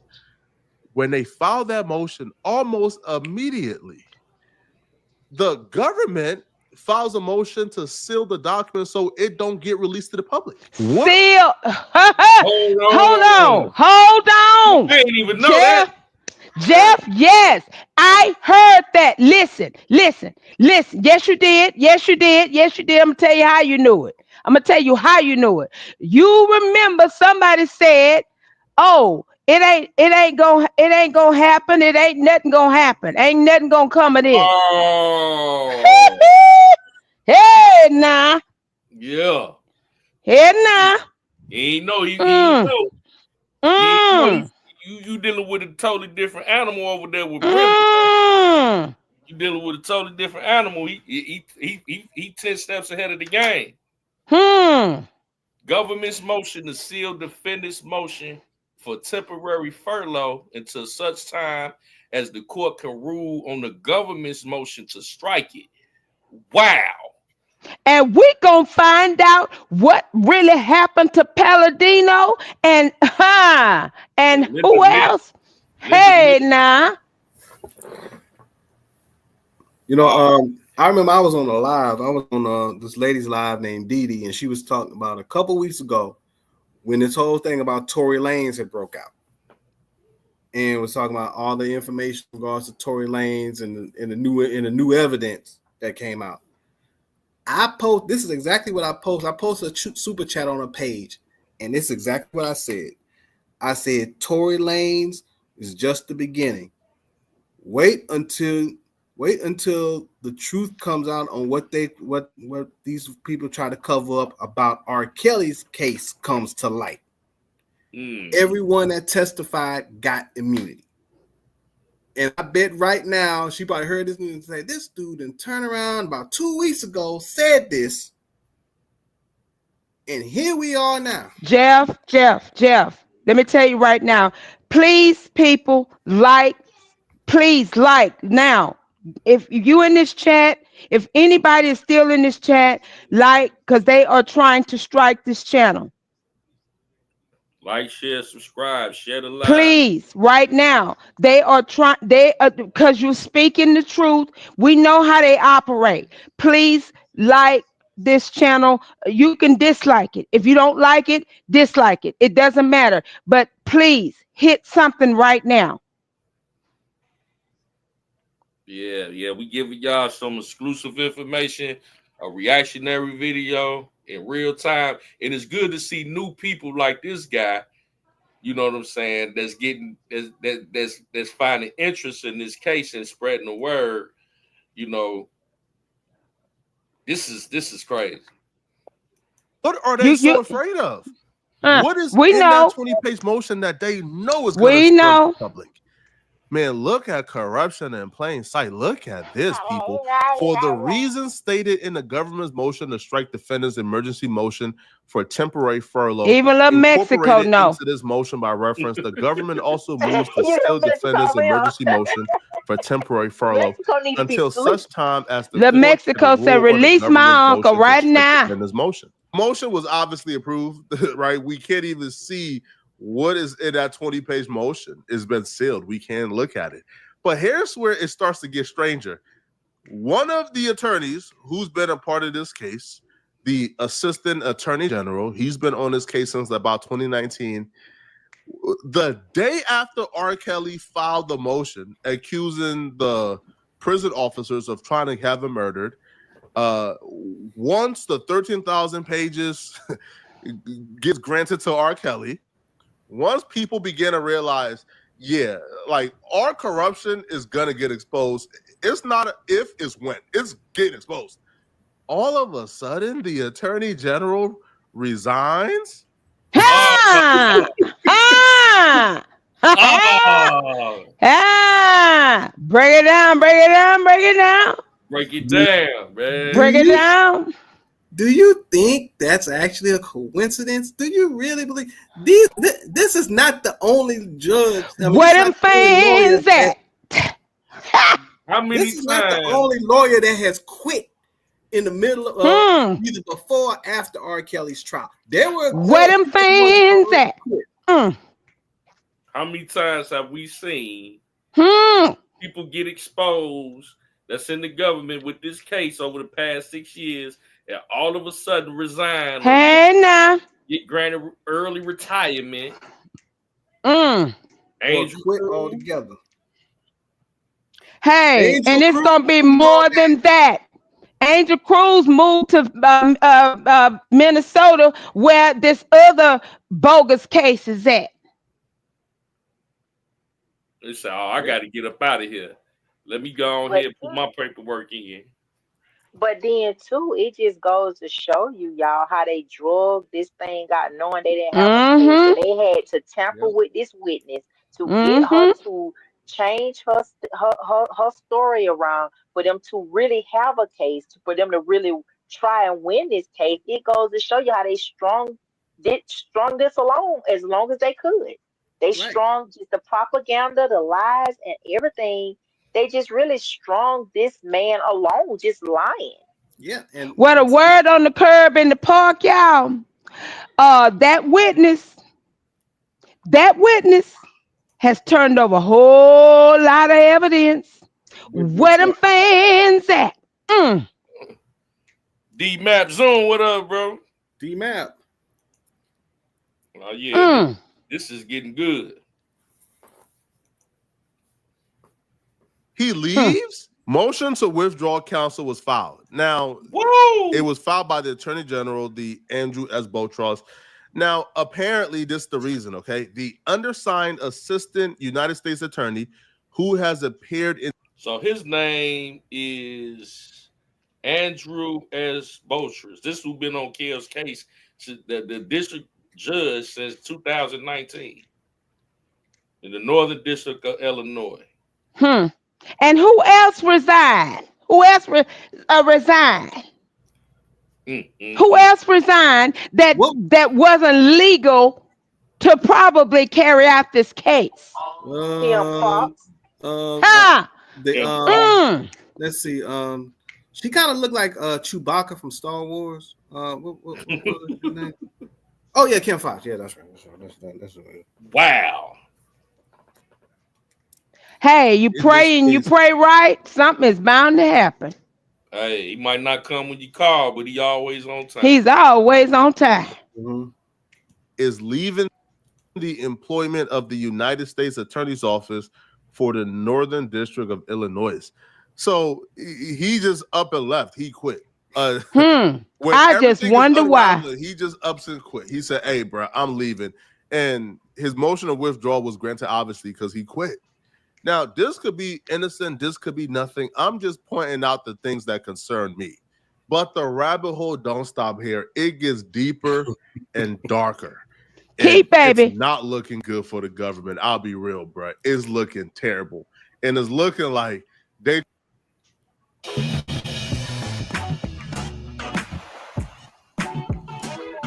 Hey! They try to get that boy off. The two white supremacists who are apparently part of a white supremacist gang, their name is Mikhail Glenstein and David Keith Harris.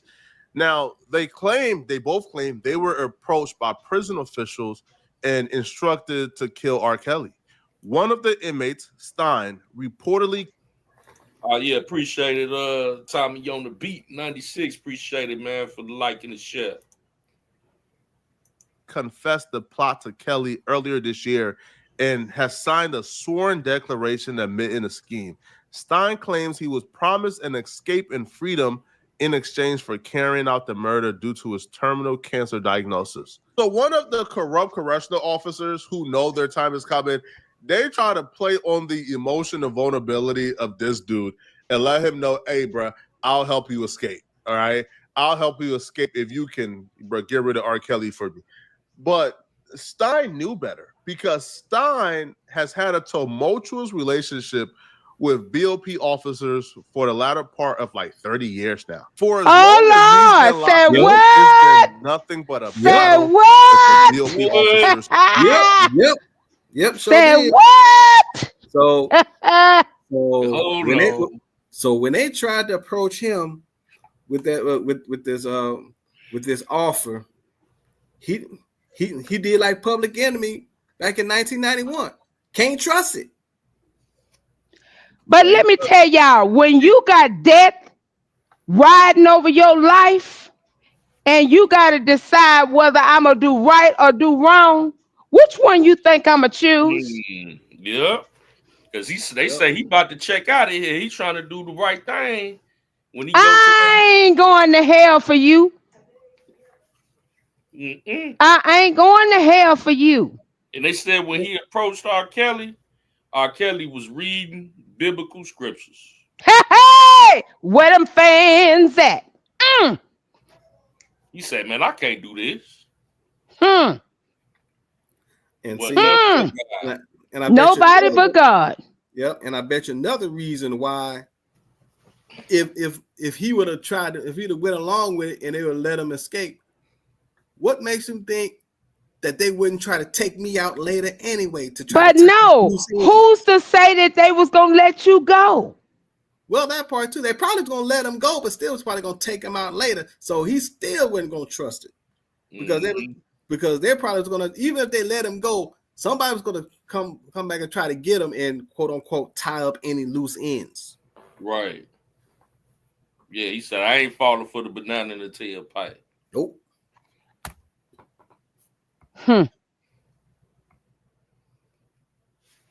Nah, baby. Nope. Not gonna be able to do. Officers. So while he was serving a 16-year sentence for conspiracy to commit aggravated assault, he was in state prison in Arizona. He filed a pro se civil rights action in a federal district court alleging denial of access to the law library. This will be the first sense of corruption that Stein experienced when dealing with these correctional officers. So he filed a complaint against them. He filed it in district court.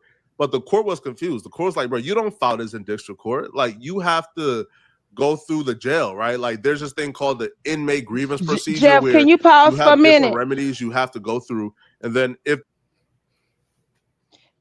Can y'all?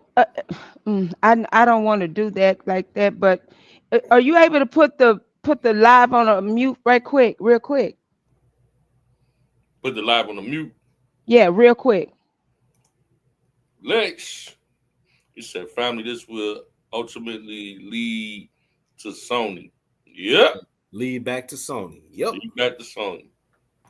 Yeah, I don't know what you mean by put it on the mute. Okay, well, just check the chat. The private chat. Go ahead on. Keep going. Okay, I see the private chat. Okay, I'm sending something. if the judge, like deny it all, and then you can appeal, and eventually you get the district court. You just don't go to district court. You have to go through, the Department of Corrections first. So Stein is like, hold on. No, I was told that I was kicked out of the inmate grievance procedure. I was told that I could no longer file. Now, the court is like, huh? That's not true. You haven't gone through nearly enough steps yet. He said, no, me and my cellie was in our cell, and we got a letter under our cell letting me know that I was kicked out. The court is like, huh? What letter? Oh, fast, man. What Tommy said right here, and Judge Martha Paco is appointed by Donald Trump, and that's who this is going before. Oh, Lord, want to do it, want to do it, want to do it, want to do Oh, it. man, that's a win-win. Bring it to court. So he brings this letter to court that was from one of the correctional officers. It was a name that the court don't recognize, but the letter was essentially telling him, hey, we know you filed a complaint against these correctional officers, but you have to withdraw it from the Department of Corrections and file it with the district court because you have ran out of remedies. You have been kicked out of the inmate grievance procedure, and you have. A Duke Cannon man knows that what he puts into his job is what he gets out of it, which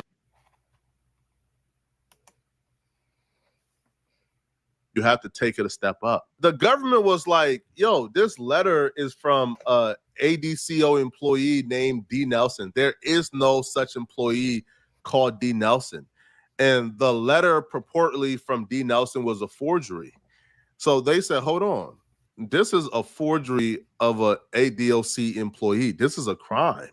So you let us know fast and hurry why we shouldn't charge you with contempt for providing us with this forged letter. And Stein is like, hold on. How did the chocolate? What up, sis? But yeah, so they made up a D. Nelson. Oh my God, like the government sloppy, man. They made up a false name with this to try to blame the forgery on or how they got, who's stealing the letters. This is crazy. How did I go from filing a complaint against correctional officers to now I'm being held in contempt for receiving a letter under my cell telling me that I can no longer file my complaint with the Department of Corrections? So they said, yeah, let us know fast and hurry why we shouldn't charge you for contempt. So Stein lawyer brought forth his cellmate who's seen somebody slide it under the cell. And they also brought forward a handwriting expert who testified and concluded that the question signature D. Nelson was not the true and natural handwriting of the author of the signature, and consequently, neither Stein nor any other individual could be conclusively identified as the author of the signature. At the very least, this would appear to be a hoax on Stein. It would appear to be that one of the correctional officers that he was filing a complaint on probably pulled a fast one on him. No big deal, right? No. Even though the handwriting expert testified that this isn't Stein's handwriting, this is not his signature, even though his cellmate testified, yo, this was slid under our door. I watched it get slid under the door. That still didn't matter, right? The judge still found Stein guilty. The district judge found Stein guilty of contempt under 18 U.S.C. and sentenced him to 6-month imprisonment to be served consecutive to his state prison term. The judge found that Stein knew or had reasons to know that the inmate response letter purportedly signed by D. Nelson, however he obtained it, was fraudulent and did not serve to exhaust. Welcome back, sis. APZ, welcome back. I'm fresh off the movie night. His administrative remedies. I ain't never heard of nothing. This is crazy. And ever since then, bro, Stein has been in jail since 1996. He doesn't get released until 2030. So he got about 4 years left, right? But ever since then, for the last 30 years, it's been nothing but complaint after complaint after complaint against the BOP correctional officers. And Stein would even write a grievance and sue them for trying to murder him. And I'll be real, when you hear the story of how they've been doing Stein in prison, this is insane. This is insane level of corruption. So they been the same dude that they tried to get to off Kells, they've been trying to off him. He been in there 30 years. What kind of crazy stuff is this? Is crazy.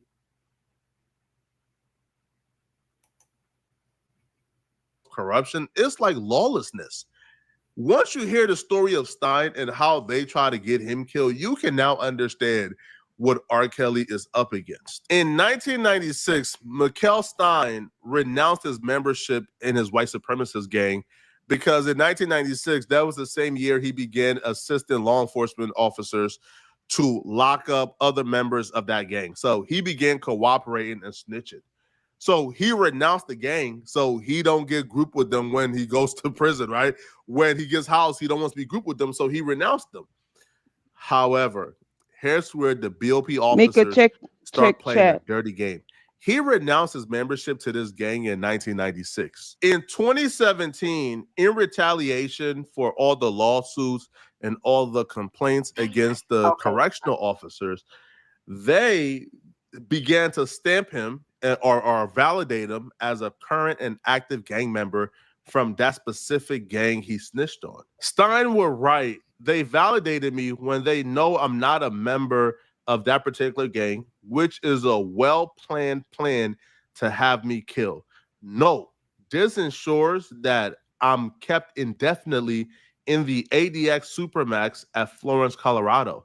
The court should note that plaintiff's security/classification score is a low medium, but as a validated current gangbanger, I'm kept in Supermax. He continues to write, plaintiff will be kept indefinitely at the Supermax until either he completes his federal sentence in 2030 or until plaintiff dies. The Supermax ADX is an atypical and significant departure to ordinary prison, especially when plaintiff is in a facility that fits his classification score of 21, a low medium FCI, of which the plaintiff will be placed in if not validated as current member of that particular gang, which allows plaintiff to work, take vocational trade training, to be out of his cell from 6 a.m. through 9 p.m., 7 days a week, contact visits, a bunch of perks. And he's claiming they're doing this because they don't want him to have those perks and they want him to suffer. Right now, he would also say, as a validated gangbanger, it retires that plaintiff remains indefinitely at the Supermax, which plaintiff remains in a cell approximately 8 to 10 feet that contains a shower, sink, toilet combination, cement stool, cement table, cement bed, which window faces a 25-foot wall blocking a view, all visited behind glass, meals taken and called. So he's saying, hold on, man. Like, how is this fair? I'm being kept in my cell for 156 hours out of 168 hours because they're keeping this validation on me when they know I renounced this gang in 96. Why in 2025 am I still being validated as a super high? J-Rock, you said that earlier. This dude, he ain't even an Aryan part No. of the Aryan Brotherhood no more. He renounced it back in the 90s. He Right. really been working with them people, so he can't be a part of the gang no more. Exactly. Mm-hmm. But So yeah, Aryan Brotherhood would have a whole lot of motivation to take him out. mm-hmm. Yeah, APZ, this basically about the situation with Kels, and these are the white supremacist dudes that the government was trying to get to take Kels out. It's crazy. You might have to rewind that we went through a lot of information, but to sum it up, this is what this about. The government is trying to off Kels because they got access to 13,000 papers and copies of information that they didn't have before, that's explaining everything. Over 60 government officials are part of this corruption that if this gets out, they looking at losing their job and going to jail.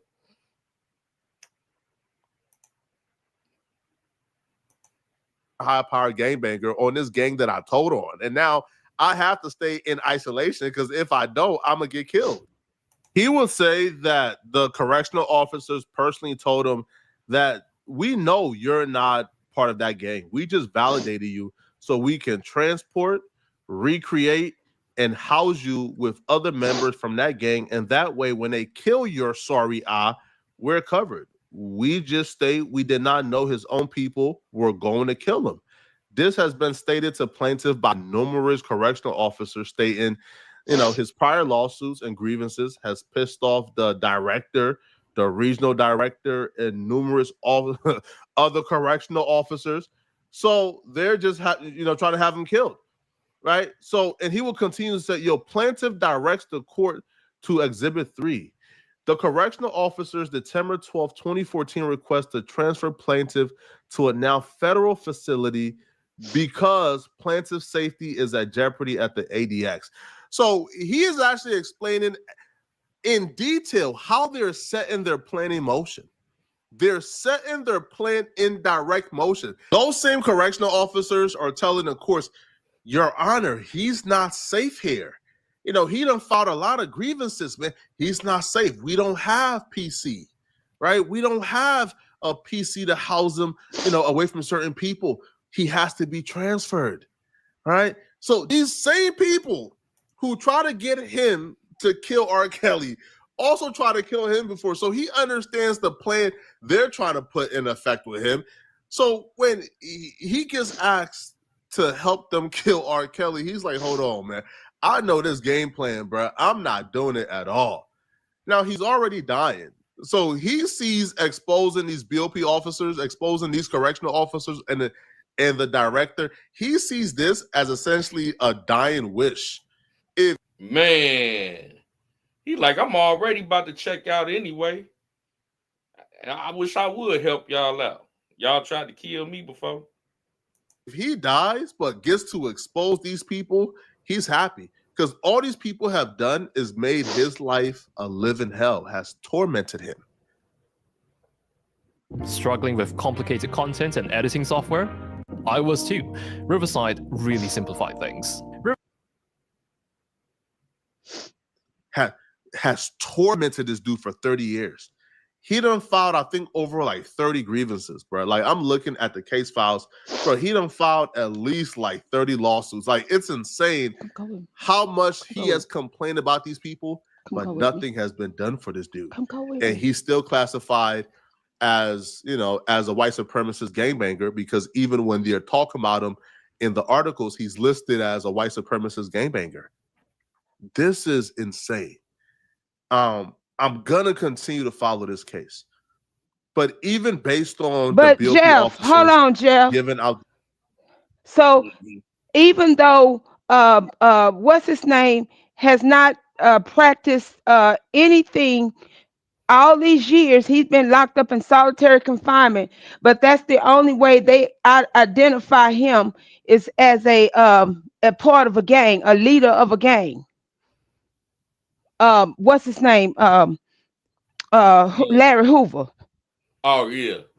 Mm-hmm. That's the only way y'all can identify him is a leader of a gang. That's it. And he done renounced it so many times. He done renounced it so many times. They just got to do that. And the first thing they said is, yeah, Trump, he knows how to, he can identify with these gangs. Mm-hmm. Yep. And that's the way they classify them, so they could put them in certain categories. Okay. Mm-hmm. You don't want to do what? That's another way to redline them. If you don't do what we say, then we gonna put you in a situation where they gonna harm you. So we got rocking the hard place. But see, they messed around with the right one because he like, man, I'm dying anyway, you know. So before I go over here and take this man life, y'all trying to get me off R. Kelly, man, y'all do what y'all gonna do. I don't care at this point. I don't care at this point because I'm dying anyway. I mean, the level of corruption, man. Whew. But we 4.5 hours in, man. We covered a lot tonight. It was the first time we've been live in a minute, so I figured we'd do an extended live. And it was a good one. It was a good one. Exactly what you did to extend it. Yeah, definitely. I appreciate everybody coming through. Anybody, y'all want to get some final words, and we gonna definitely come back and as this case unfolds. We got something real quick for y'all, real quick. Mika. I'm Pepper. Is Little Mexico undercover? Little Mexico looking at my mom. Go ahead. He's still up. Huh? Little Mexico finna watch the BET Award. That joker don't go. Okay, we just got a quick one for y'all. Why you going after my people? Why are you going after my people? We got to let them know what it is first, cause no, they'll figure it out. Let them figure it out. Oh, okay, I got you. So why you going after my people? What you mean going after your people? You heard me. I mean, I don't understand why y'all doing what you're doing. Well, what you mean going after your people and what we doing? Because you know, it seemed like y'all only going after the black people. We going out. You saying we just going after just the black people, not the white people, just the black people. Just the black people. Well, the black people are the ones I had acting a fool. How can you sit here and say that? I don't understand that. Well, I mean, I'm just saying. Hey, I just have to call it how I see it. You call it how you see it, but you ain't calling out the truth, because the truth is not lining up. What I'm saying ain't lining up. So are you a Democrat or you a Republican? I'm whatever you need me to be. Oh, okay. I see what it's going here. Well, yeah. I mean, I honestly don't know what to tell you, but I don't go the wrong way. I go the right way. So. Well, what's the right way? I don't understand. I don't understand what's the right way. So you trying to tell me the right way is Trump's way? That's the only way? Yeah, the right way is Trump's way for right now. So you saying the right way is Biden's way? I'm saying the right way is the black folks' way. We right. The black okay. Well, okay. The black people just right. Yes. Okay. Well, I mean, if that's how you feel, that's just how you feel. But I told you I ride for what's right, not what's black and what's white. But you still not giving me to a clear understanding how y'all feel like that what y'all got going on is the right way, because we have been voting this way for a long time, and then all of a sudden y'all think we supposed to change up. And that's the problem, because what kind of results you been getting? What all the time you been voting this way? We getting what we want. Oh, okay. Well, how's that working for you then? We getting food stamps. We getting Medicaid. Okay. And so the Medicaid and the food stamps was got you voting the way you vote. So that they have to give you food stamps and Medicaid. That's all they have to offer you for you to vote one way. Whatever they got to do, and making sure that we get what we need. That's all that matters to me. But all this here other stuff that y'all got going on with Trump, it ain't working out for me, because what Trump got going on, it's just too much. He's just doing too much. He's doing way too much, and it's affecting the black people. And we ain't hearing him say nothing about what he gonna do for us. Well, to be quite honest, I think. And why you laughing? Why you think it's funny? It ain't funny. This is serious business. Cause it's people like you that's funny. Because at the end of the day, he done did enough for black people. What black people gonna do for black people? We doing for each other. We doing for ourselves. You know what we doing for each other? What's that? We taking each other out. That's your opinion. That's your opinion. No. That's not my opinion. That's facts. That's no opinion. That's and where you getting your facts from? Where you getting your facts from? Just look it up. Just look it up. See, there you go. There you go. Talking about looking it up. So you trying to tell me I gotta read? Read. Because I can tell that's something you don't do. Because if you did, you wouldn't have to be asking me the questions. I don't understand. I don't understand. I just don't understand. Y'all playing these games, and y'all playing it in our face, and y'all think that we supposed to just bow down to whatever the hell y'all tell us to do. We ain't doing that no more. And tell Trump and whoever he got in his cabinet and you that we're done, and we're gonna do our own thing. Yeah, that's what I'm saying. To keep doing your own thing. And you see how it's been getting you for the last how many years? We making it. We making it.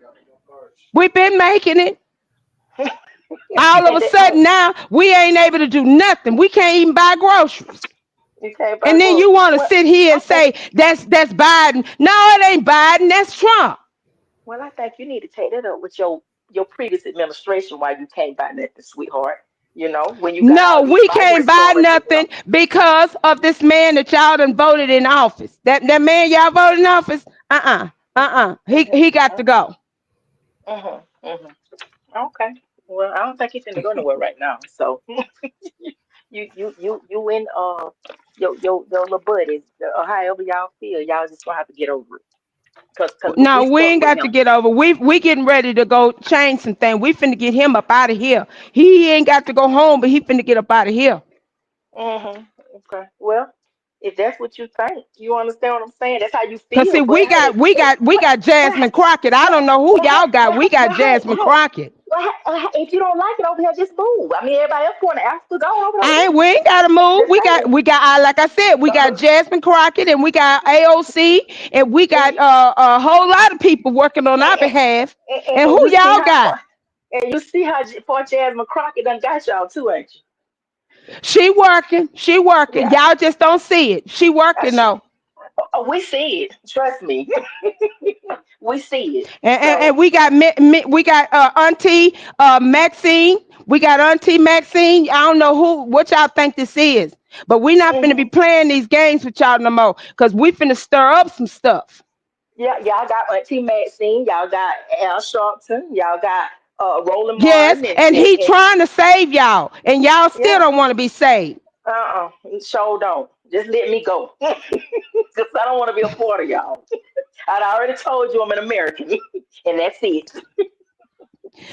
How do we sound, y'all? How does that sound? That's what we sound like, y'all. This is what we're trying to show y'all, what we sound like. Hey, man, y'all sound like the Democrats and the Republicans. Yeah, that's why, I ain't finna go back and forth with them. You think how you, I just tell you, just think how you want to think. I don't even have the energy. If y'all don't see what's going on right now in this world and all this stuff going on now, And here all y'all want to do, talking about R. Kelly. And y'all know R. Kelly did all this stuff. Y'all know he did. Y'all know he did it. And then y'all sitting up here playing these games and stuff. And y'all don't want to do the DEI.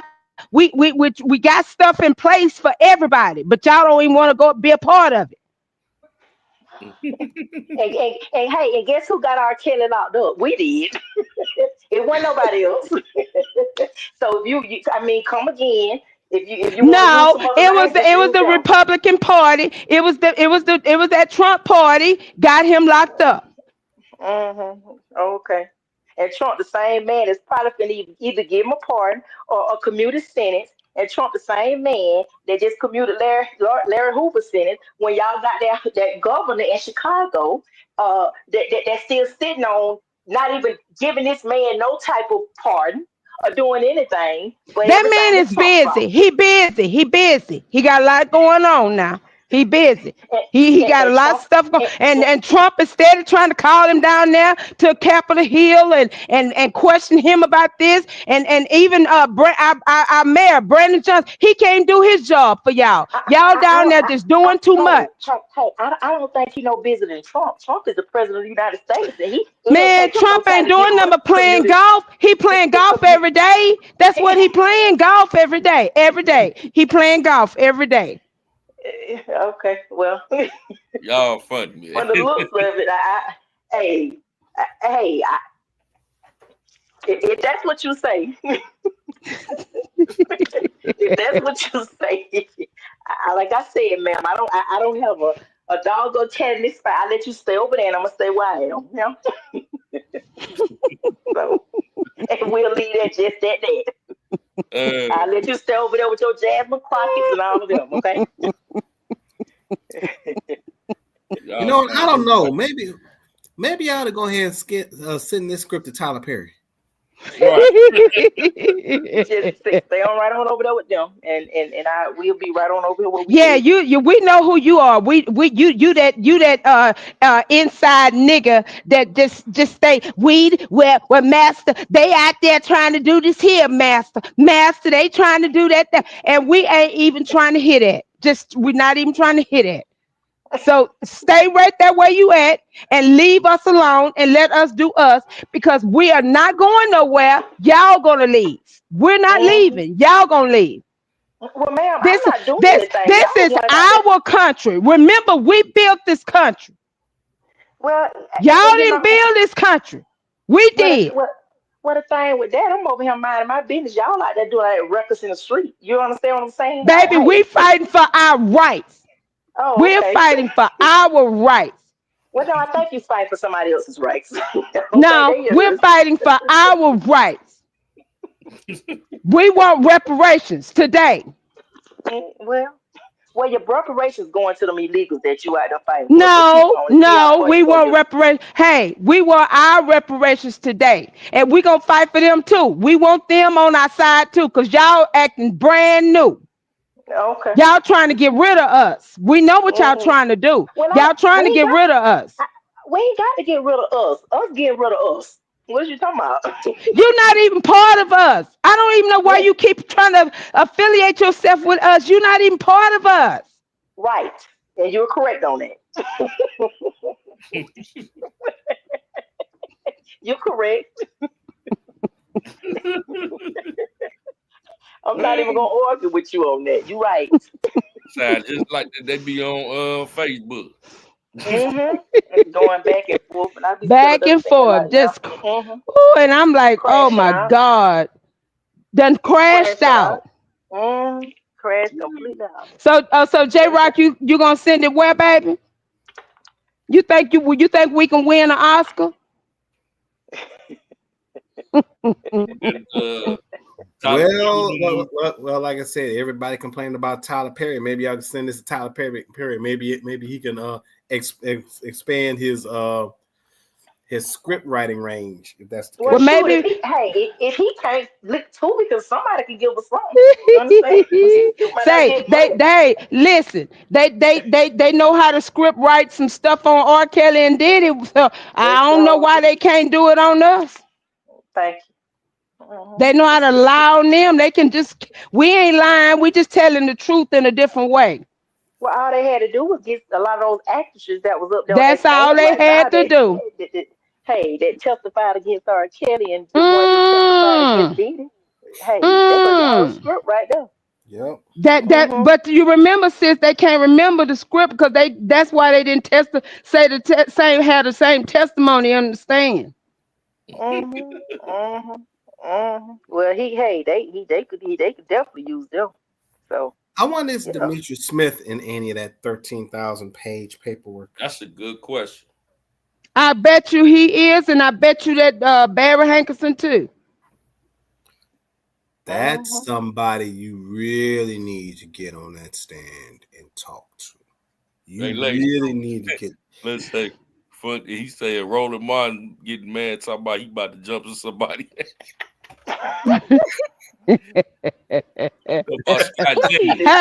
Hey, Roland Martin ain't gonna do nothing but whatever he gotta do behind them keys. Cause if he gotta come from behind them keys, help. Ain't nobody standing little pickle knees looking stuff over there. All he do is sit right there. What up, sis? You know how Roland said, you got to jump in his ass. You can't play with Scott Jennings. You gotta listen. Your leg show is pretty. Your leg show. Jamal Bryant over there. Your leg show is pretty. When is the last time any straight man that you know of gonna say anything pretty? Remember what you just said, straight man. You talking about a straight man now. That's what I say. A straight man said anything on a dude that's 6'5", 240 pounds. That's pretty. And you must use that shea butter. What? Oh Lord. What they do that in? You know he's zesty as hell. Oh Lord. Hey, listen, I'm like Rob now. I don't do dykes. Hey, y'all, since we were talking about booty do tonight, we got to talk about rolling a little booty do.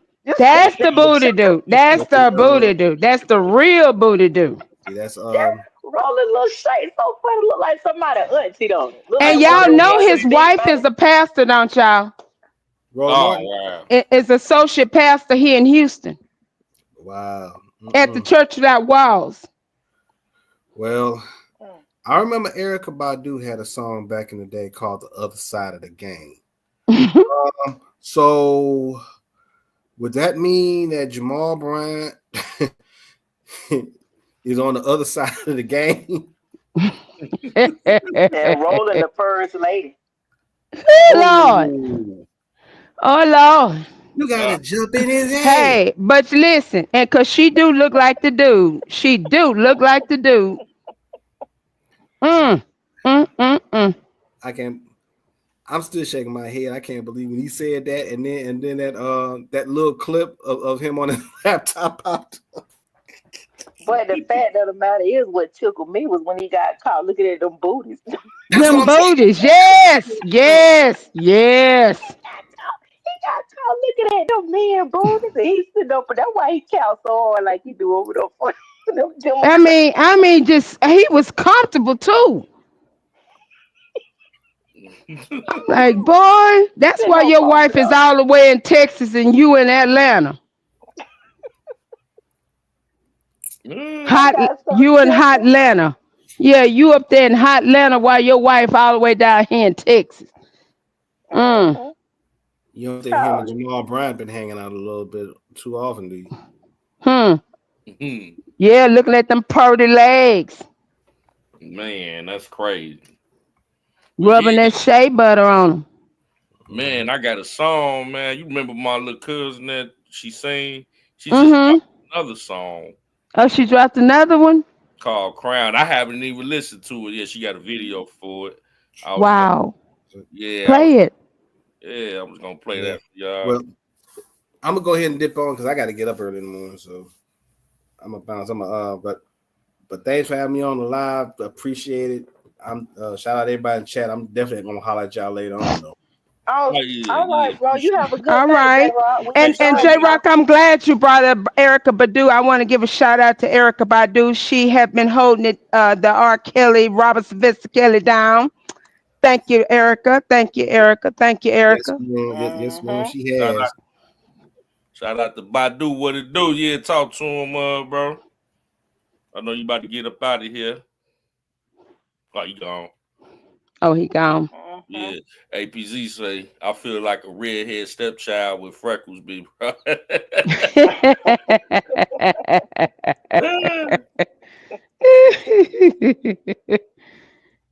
Oh, tell y'all that skit that we gave y'all, that ain't the real skit, because the real skit we had, oh baby, it was ooh honey. We have to get at them another time, boy. It was it wasn't ready for the TV. Y'all weren't ready for that tonight. Oh yeah, you still got had him out from Tom Holman. I wish Tom would come over and bother my baby. I be wanting to send the Tom about 3 in the morning though. He be popping their head. And then Roller get caught watching. He said, I don't know what you gonna do, cause you rolling with me. What Lisa said? Then Roller get caught watching, but he did. He did. Hey, and probably after he was when he got caught watching them butts, he probably had to lift it up and probably about to say, "It's raining, man." And then want to get up and try to preach to somebody. He probably called Al Sharpton. He did. Can you come lay hands on me? Can you come and lay? I need some prayers. He probably told him, "Now, sweetheart." No, I don't swing like that, Rolly. Hey, now, sweet cheeks. Now he probably said, "I'll be right there. Just hold on. You can't. I got a word for you. You got to jump in his ass."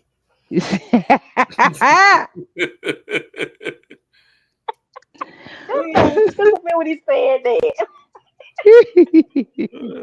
Well, Roller, you didn't jump in that man's behind. He sure didn't. He jumped behind that woman. He jumped behind that.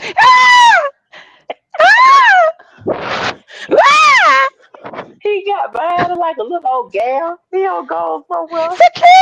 Security. Oh yeah, the man pressed him at that little. That dude say, "Dude, didn't I tell you don't F with Chicago? We don't play that." Hey, Lexus said, "Winky dinky dog." Yeah. Said, we don't play that. We from Chicago, nigga. He done got out there and cussed that man out behind them behind that keyboard. And he pulled up on him real quick. And can't nobody do it like what's his name? What's his name? Ed Jeff. What's his name? Foundation of Black. What's his name? Tariq Nasheed. Tariq Nasheed. Oh, he can. You talking about Rose? And then here come Vicky, them butter biscuit eating. She talking about Gail and Oprah, them butter biscuit. I can't stand them butter biscuits. I said, oh Lord, talk black to me. You better talk black to me. Talk black to me. She been hanging around Tariq though a little bit too long. She gonna doing a little bit too much now. Yeah. Tariq them to turn her out. She over animated now. Yeah. I don't even believe she talked to Miss Farrakhan no more, cause so she can't be talking to Miss Farrakhan. Not the way she talking now. Yeah, she wasn't like that at first. No, she sure wasn't. She was butting all the way up to the top. Now she's showing everything. She said, I'm out. She said, I'm free now. I'm back outside. Ready to spin the block. I forgot what this feels like. But yeah, this my little cousin, her artist name is Khalil, and this is her new song called Crown. It's, I heard little bits and pieces of it, but this my first time listening to it and viewing the full video. So let's check this out.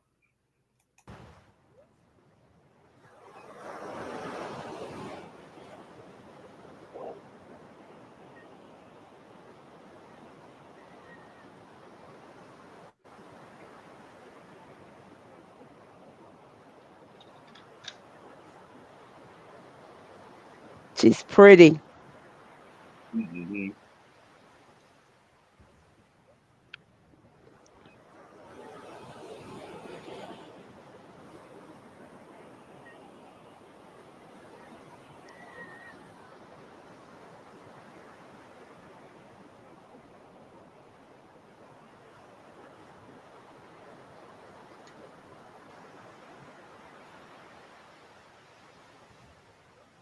Is that in the Chi?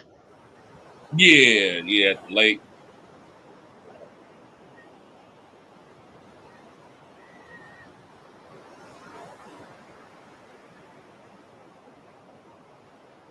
Over by Lincoln Park? No, it's Lincoln Park is like north. This is the south side. Okay. Mhm.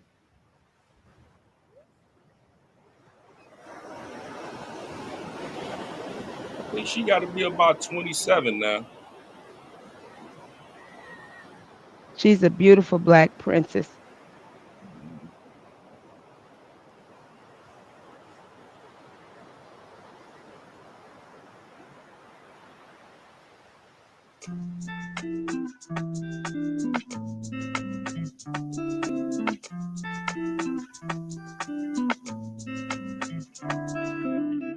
Slow down, put on your crown. We dance to the sweetest sound. Slow down, put on your crown. We dance to the sweetest sound. Something about serene, better than wants and needs. Peace is wherever I be. Honey, you're safe with me. Isn't it daunting how the world would tear you down? But love can build you up if you're brave enough to trust. Slow down, put on your crown. We dance to the sweetest sound. Slow down, put on your crown. We dance to the sweetest sound. No more loaning love. Forgive all the ones who hurt you. It's alright and it's okay. Lean in and trust. Honey, you're enough. Slow down, put on your crown. We dance to the sweetest sound. Slow down, put on your crown. We dance to the sweetest sound.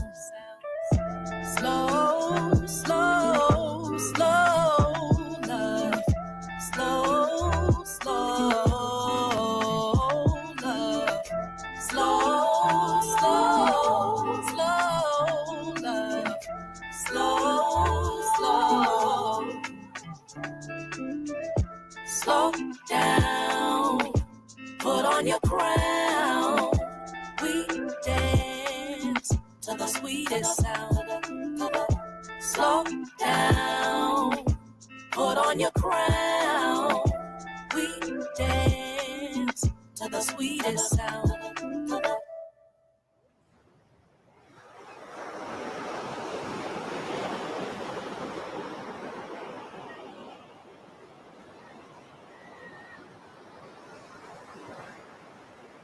Oh, that was nice, Joe. Oh yeah, that was my first time watching it That's myself. beautiful. She got a strong voice. She yeah, she has a strong voice. Her voice is really strong for her age. Yeah, she been singing for quite a while since she was a small child.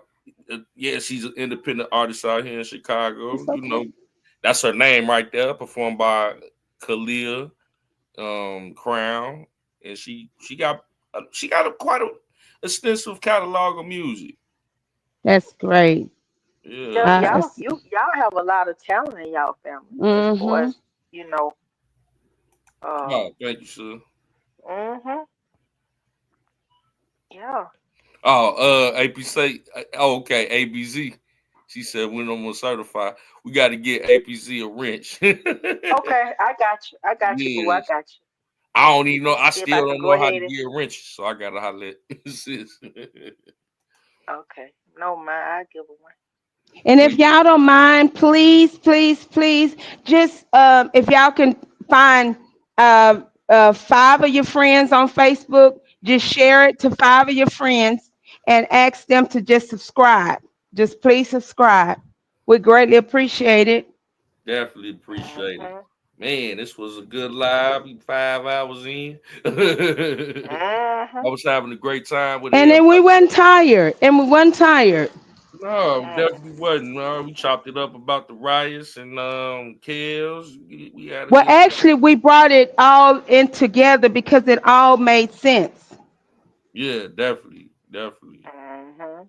But yeah, man, this voice is for the voiceless. We love y'all.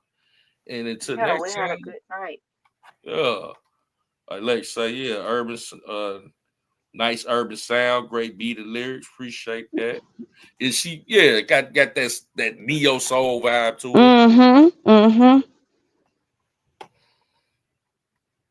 I think I could probably find her other song, and we could probably leave on that. Each one teach one. And we got to share. I mean, and if you don't understand or know anything about what's going on with the politics, just go find something, that's affecting you. If the economy is affecting you, go read, do your research on it. Don't take nobody's word. Go do your research on it. Yep. And even with the riots that's going on, don't take our word for what's going on. Go do your research on it.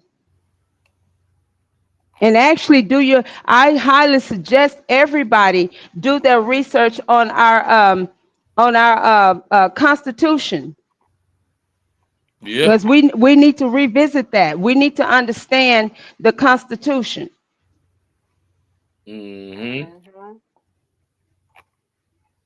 Because if they change let's say they changed something within the Constitution and we haven't really revisited and haven't fully know what the Constitution is, how will we know if they changed it or not? Exactly. That's why it's imperative that we have to make sure that we go back and do our due diligence of reading up on these things. That's just because we had to understand it and know when we was in school. We need to know it now, more so now,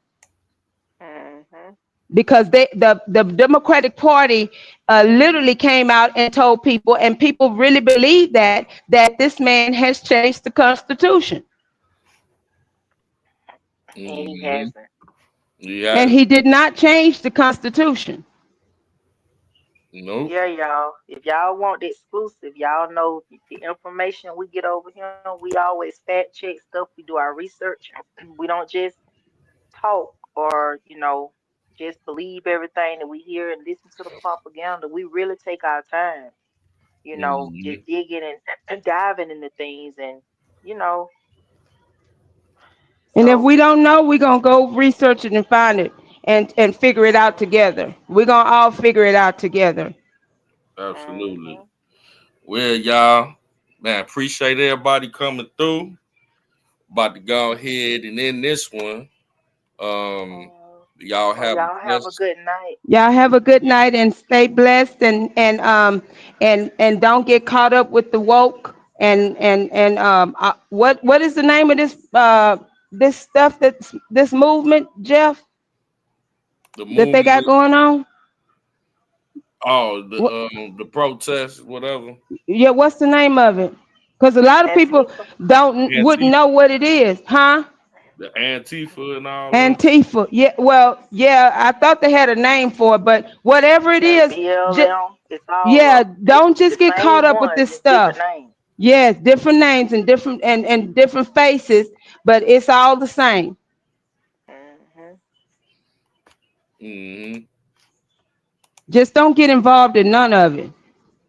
Oh, what's that? What's that, sis? APZ, what question you got?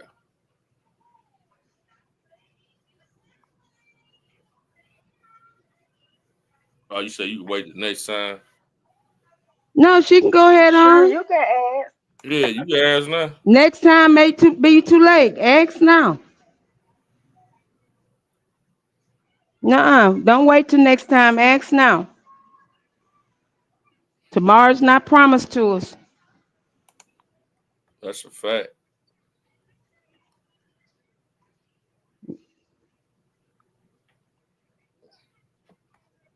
I don't know. She's still there. She prototyping. Yeah. She probably typing. Yeah. Lex, how you doing? Lex, what y'all got going on out there in Dallas? Yeah, they out there cutting up out there. Y'all ain't got the real boots on the ground. Y'all got some old craziness going on out there in Dallas and San Antonio. Well, Houston too. Oh, they out there in Houston too? Yeah, they're in Houston too. From my understanding, they supposed to hit all the major cities by tomorrow. Mm-hmm. Yeah, this weekend they supposed to have 1,500 protests. What you say? Yes, I am. Yeah, so far everything he ran on, he doing. Now as far the main reason I voted for him was the economy and to secure the border. The border is being secured. He's doing mass deportation. The economy is gonna take about another year to a year and a half to fully feel the effects of it. But so far, I'm starting to notice some changes. So I know it's gonna be a process to getting back to where we were. But so far, what he's doing is what he ran on his campaign on. So I'm satisfied with what he's doing. He maintaining his campaign promises. Well, he's doing what we ask him to. What we ask of him, as as far as the people that voted for him, the things that we needed to see within within America in the United States. He's doing exactly what we ask of him. Yeah. Not only that, too, what people got to understand too. I know a lot of people are not happy with a lot of the cutbacks and things like within as far as the federal jobs and stuff. But what you have to realize is a lot of this stuff you got to keep in mind. Trump is a businessman, so he's literally, in order to shape this country up to get it back running effectively so everybody can flourish, it's gonna have to be some changes made. And I think that's what people are not understanding, because he's shaking up some things. It's no different than a company that's buying out of, just say for instance, somebody come. I know I've worked for a company before, and we were bought out by another company. Well, you got to keep in mind, like a lot of the times when companies are bought out, and they typically with Trump, you see he's bringing his own administration and certain people that he's appointed.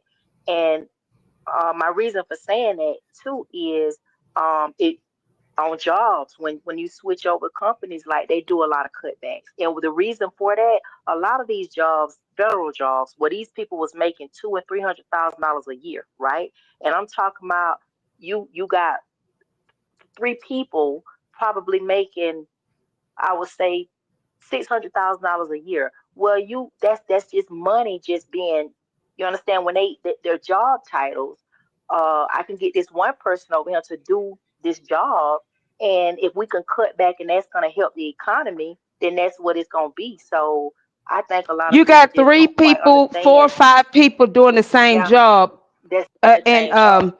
and I'm gonna use for example an accounting. Okay, you got somebody doing receiving, you got somebody doing data entry, and when somebody can be doing it all, you paying one person to do this, one person, and they strategically doing that because this is how they can run amok on the American people, to make it appear that you really need all of these people when you really don't need all of these people. And so in order to cut, you gotta cut where it's needed. And he cut where it was needed, and where it wasn't beneficial for the American people. Because when you got people that's just solely for got money going toward unaliving babies or whatever, or paying another country to unalive babies or castrate babies. We don't need that. Why are we paying other countries to do things that's not going to be beneficial for us? And that's another thing too that Trump that he's doing. Even down to him cutting back in different things. A lot of those people too got service packages. He didn't just Yes. cut them loose. Like a lot of them were taken care of for probably about a year and was able to get their their retirement pension, whatever you may call it, and keep their insurance. But it's no And they different than out for any other like a company. year, and they service package don't start till their job is over, but they're not working at the company, but they have been removed from the company, so they're out for like a year, and then their service package don't start until they've completed everything. Well, till their time has been completed. But they're not working. They don't have to do any work. Yeah, those packages that they got, for a year, they'll be able to find something else. It's just Well, it ain't no different than a lot of people don't understand. Even like Georgia's an Ed Will state. So if a judge, they don't talk about that. Like you have a lot of companies that would just get rid of you just because they don't need you, and you can't. I mean, there's states that's at will. So Trump, by him being the president of the United States, you have to look at it as at will. And I know it's probably stinging a little bit with people, but people got to also understand like what this man is really trying to do, and how it's gonna really be beneficial to our country. I do believe that. Now, when Biden was in office, believe it or not, you still had people that had retired had to come out of retirement and go back to work because everything was so high. Your light bill, your gas bill, your water bill, your insurance, everything was so high. So now it's kind of settled out, it's kind of weighed itself out. So now these people can kind of see their way through. Yes, you have people that have lost their jobs, but like I said regarding Enron, if I'm an admin and I'm making 6 figures and I know I ain't got no business making 6 figures, I'm not going to fault Enron. I'm faulting you for not putting back, because everything good got to come to an end, because you're not supposed to be making that kind of money. But if you spending all of your money and don't have anything saved or put back, that's nobody's fault but yours. Yeah, I agree, Lex. It would be nice if we could shake up this crooked government. And No, we don't want it shook up. We want this government. We want it abolished and overhauled and started over. But yeah, you know because what, y'all? this them But you know, judges, it's them corrupt judges that Obama and them appointed that's slowing everything down. Oh, baby, he's not oh, cutting he not. anything. He's not cut. Don't listen to nobody telling you that. No, ma'am. He said Oh no, that. nah. They would not be cutting no funding from disability or anything. Yeah, So nah. That's Am I saying, ma'am? Is this a ma'am or yeah. That's Okay. Please, sweetie, don't believe that. Do not believe that. That man, he's got a heart. I'm telling you, the man got a heart. Yeah. No, what he's cutting is for people that are able-bodied, that been on it forever, that can work, and But just living off the government. just living off. And he ain't even cutting He ain't him. even really cutting them. Because He ain't even really cutting them. he's not cutting that, because if you got a kid, where he's saying if your kid is 7 years old or older, then you could work. You know what I'm saying? And still get your benefits, still get your SNAP, still get your. But you ain't got to, as long as you work 20 hours. Yeah, 20 hours. So he's not really cutting nothing. He just want people to contribute to. And if you're disabled, you're gonna get all of your benefits and some. Yeah. And what he wants is for you to get more benefits. Yeah. If anything, you're gonna get more benefits. But you got to keep in mind too, like that's what's wrong with a lot of our. I'm not being funny, but a lot of our people, the government has made us so lazy. And what I'm saying is, we're receiving all the benefits, and that's how they're able to get the vote every 4 years, because they, instead of them setting up programs to allow families and young people, you got people that's been on HUD for 20 and 30 years. And what I'm saying is, okay, that's okay. But my thing is, what type of programs do you have out there that can help? Okay, after 2 years, we're gonna help you. They do have programs. But what I'm saying is, give you a certain amount of money to give you a down payment on a house, and then you own your own. But again, they've made it so comfortable. So now you got people not realizing how spoiled, you understand what I'm saying? People really are, and they so spoiled. Now they kicking and screaming because they think, and what Trump is, it's like, and I agree with him. If people can work. You understand what I'm saying? And the government help you a little bit, but you got people that just been relying on the government for years. And like these 30, Catholic churches getting all of this funding, and they help a few people here and there with the light bill or the gas bill or pay rent. But then what are you doing with the remainder of that money? Because after so many people, they cut it off. Oh, we can't help you no more. And then go ahead on.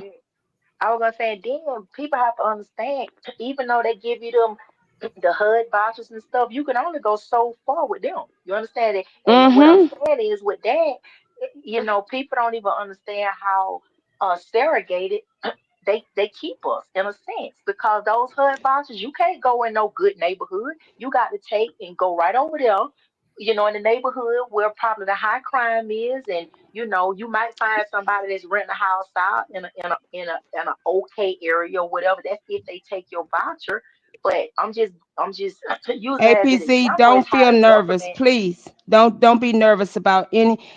If I'm telling you now, you are in good hands with Allstate, and I'm saying that with hands down.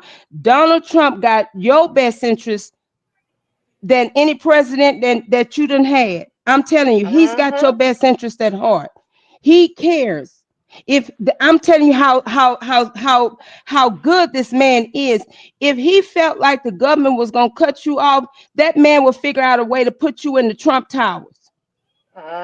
He's got a big heart, regardless of what the propaganda they say about this man. Trump has the biggest heart that there is, because for a long time that man wasn't even getting presidential pay. He wasn't getting. And he's still not. and Yeah, you I still don't think ain't he's still getting presidential pay. So what he's doing for the American people, he's not benefiting at all from it. So when you have people around here saying, "Oh, he just here to make the rich," that man got enough money to last his great grandchildren. He don't need the money. That's what people fail to And realize. Like, that's he's what the doing this. government wanted. They wanted his money so they could get him like they got R. Kelly, poor, broken, hungry, which is what they're trying to do to Diddy. Mm-hmm. Mm-hmm. Yeah. Yeah. So Yeah. don't let that. He Oh, go really ahead. just trying to make sure people that are in that situation that can't work get the most money. Cut off the people that can work. We're not cut them off, but hey, we're gonna give you so much. Well, he cutting off them illegals because they've been getting. That's why you can't get nothing. Get these raises that you deserve is because they've been giving everything to these illegals. Yeah, now them illegals, they getting cut off everything and getting deported. And they need to be. They should have been already. And we can't. And the reason why you're not gonna see anything right now because we still got so many illegals still here getting benefits. Mm-hmm.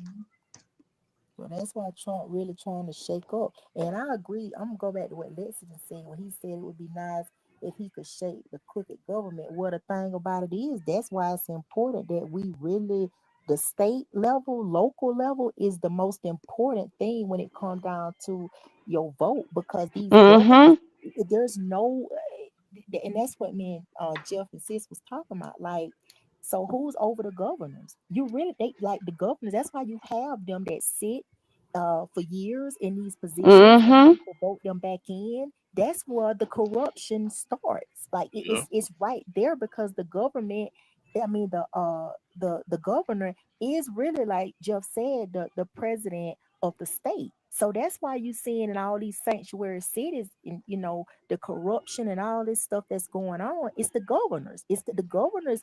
They basically run everything. They run everything. And it's like really trying and they to running amok. That's why Trump, it's hard for him to get a lot of laws passed and get a lot of different things passed because you have they starting to weaponize things on the state level now. And these politicians that's in office, they vote against everything that he do. So that's why, as we can see with these riots and stuff going on, you got Newsom pitching a fit because he feel like this is my state. I can do what I want to do. And again, that's what's happening in a lot of these other states where these governors that's corrupt and the mayors and everything. So that's where we have to really start because Trump, local government is very important. They got a lot. They got more power than people realize. They do. They got way more power, and we don't even think about that. We be thinking about, because I know I used to think, oh, the president.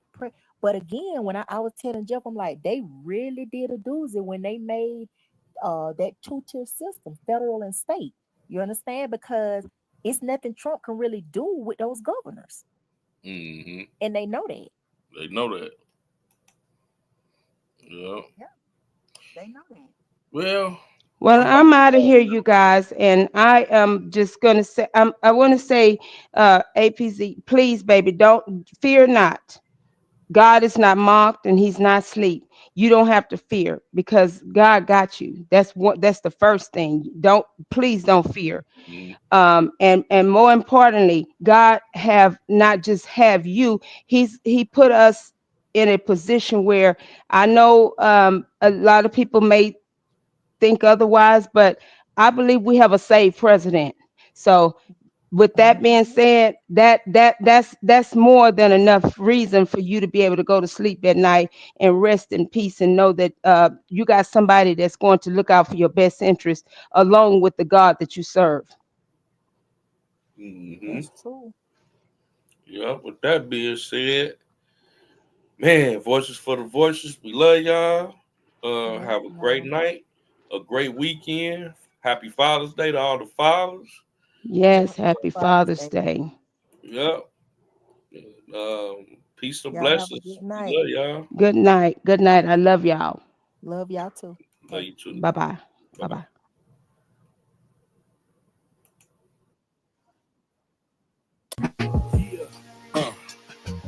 Yeah. It's the voices for the voiceless. Different points of view and different choices. We the voices for the voiceless. We speak. Voices for the voiceless. Yeah. Yeah. It's the voices for the voiceless. Different points of view and different choices. We the voices for the voiceless. We speak. Voices for the voiceless. Yeah. Yeah. It's the voices for the voiceless. Different points of view and different choices.